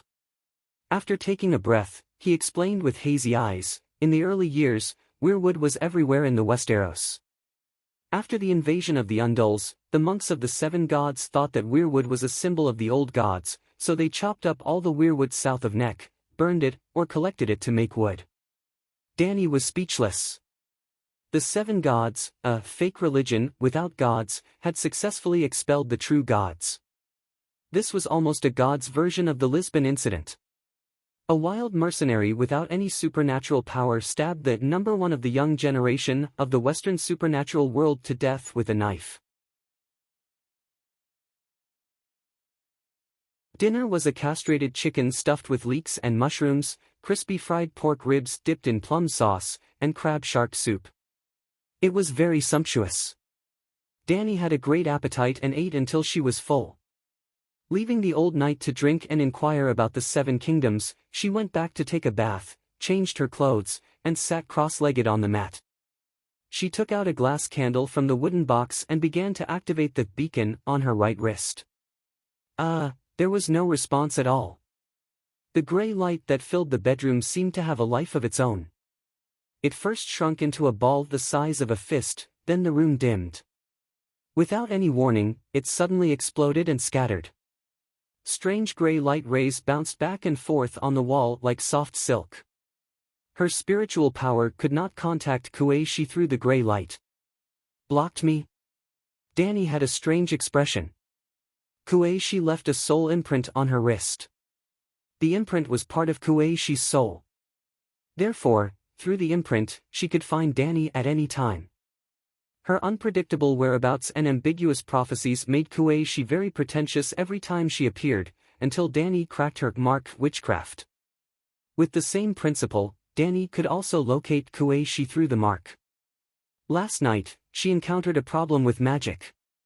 She planned to find an old friend to teach her from a distance tonight, but found that she was blacklisted. Well, just like how she blacklisted Kuei-shi. Whose signal is this? Just as Danny was about to urge the shadow-binding night again, she was shocked to find that she had inexplicably found a new communication channel.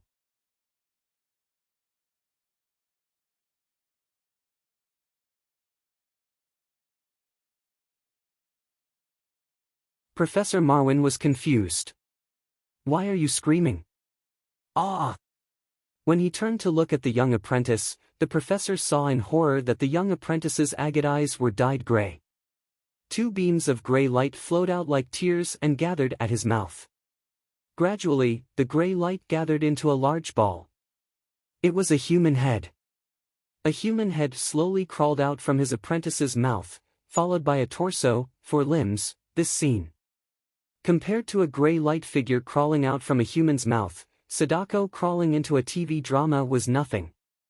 Even the experienced professor was shocked. Oh no, the glass candle is connected to hell. It's attracting the evil spirits. He took a few steps back to the table. His hands reached behind him and found a short dagger. He immediately pounced on it. How ignorant.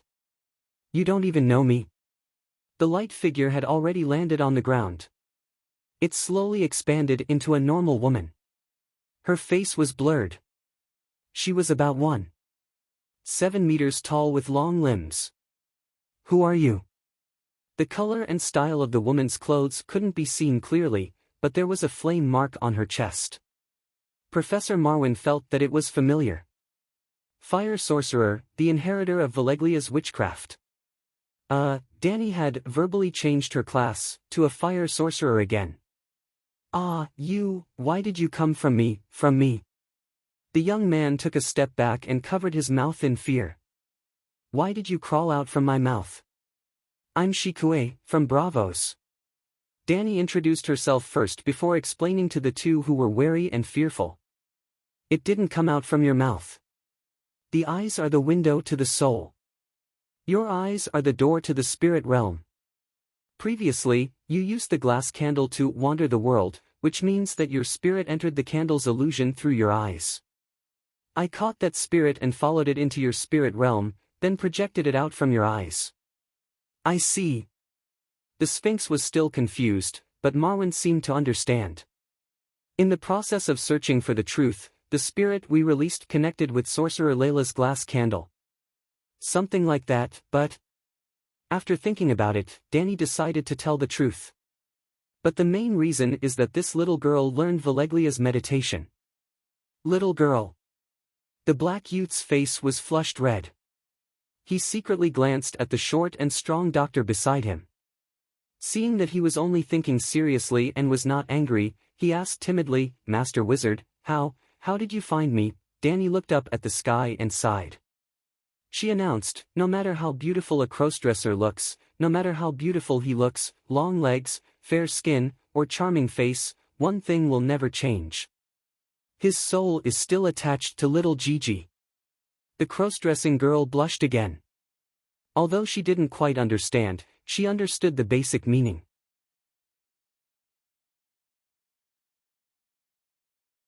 The other party's spirit was projected in front of her through her spirit realm, and he was most likely able to determine her gender through her soul.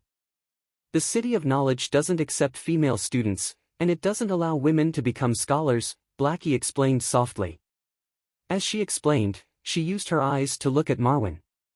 However, the professor from the City of Knowledge didn't care about her gender at all. He only frowned and pondered. After a while, he looked at the figure of light Danny and said, "The glass candle in the City of Knowledge comes from Valeglia. The basic meditation inside is a side branch of Valeglia's witchcraft. Your meditation level must be very high, or you wouldn't be able to enter Larissa's spirit realm without her permission." "Yes, I once received the Great Wizard's incomplete inheritance." Danny nodded. "So the people of Valeglia did something to the inheritance, and no one noticed it for thousands of years," Marwan said with an ugly expression. "You win some, you lose some." Danny shrugged and asked Blackie, "How old are you?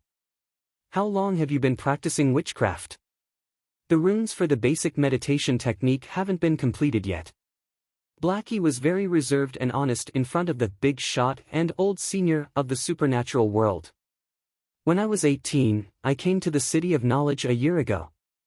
After spending half a year to forge the second chain ring, Professor Marwan recruited me as an apprentice.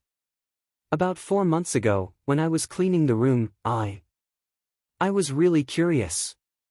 The glass candle has always been like a legend, so I would secretly stare at it whenever I had the chance. One day, suddenly, I didn't know what happened, but it lit up, and then. Speaking of this, Miss Blackie was very excited and was a little incoherent. Danny suddenly understood. "You have supernatural talent. You lit the glass candle and received the fire warlock's inheritance." She then looked at the professor. "You saw it. In just 4 months, the meditation runes haven't been completed, and she already has this kind of witchcraft power. Although the people of Valeglia left a backdoor in the meditation technique itself is very powerful, at least above level 2. Above level 2? What do you mean?" Blackie was confused. "Your professor didn't tell you?" Danny couldn't help but look at Marwan.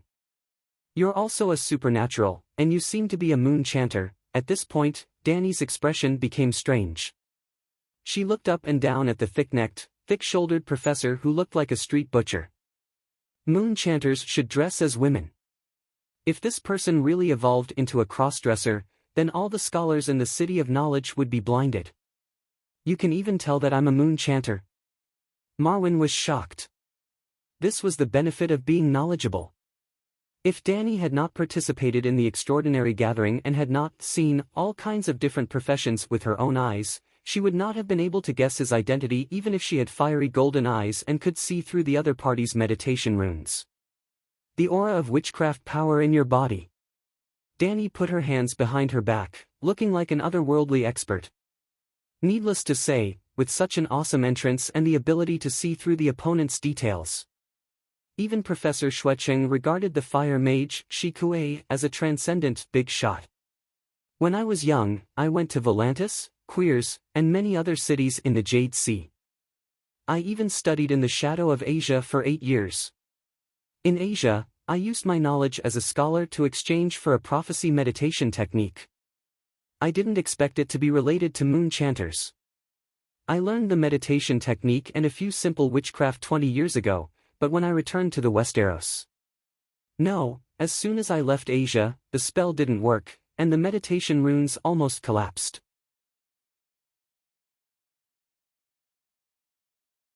Until 2 years ago, one day, the meditation runes in my mind lit up again. I suspect that the rumors about dragons and mother of dragons among the sailors at the docks are true. Dragons have brought magic back to this world. I really want to see it with my own eyes. The ox-necked professor's eyes were blurred as he sighed. You've already seen it. I'm a true dragon, a miracle. Danny thought shamelessly. But then, another question arose in her mind. Marwyn was a professor, definitely a high-ranking person in the City of Knowledge. He should have access to the highest level of confidential information, so there was no reason that he couldn't confirm the authenticity of the dragon, right? Half of the free trade cities were involved in the war against the evil mother of dragons. It would be normal for the Westeros next door to have some undercurrents. Then, there must be someone who could block the news from the east. She just didn't know if it was the City of Knowledge's intention or the higher-ups' order to control public opinion. You're tuning into the Passion Pages YouTube channel. We're so grateful for your support, and don't forget to subscribe to join us on this incredible journey through captivating stories. Your generosity through donations truly makes a world of difference, as it's the primary source of revenue that allows me to expand and enhance this channel for you. Thank you from the bottom of my heart for being a part of this adventure.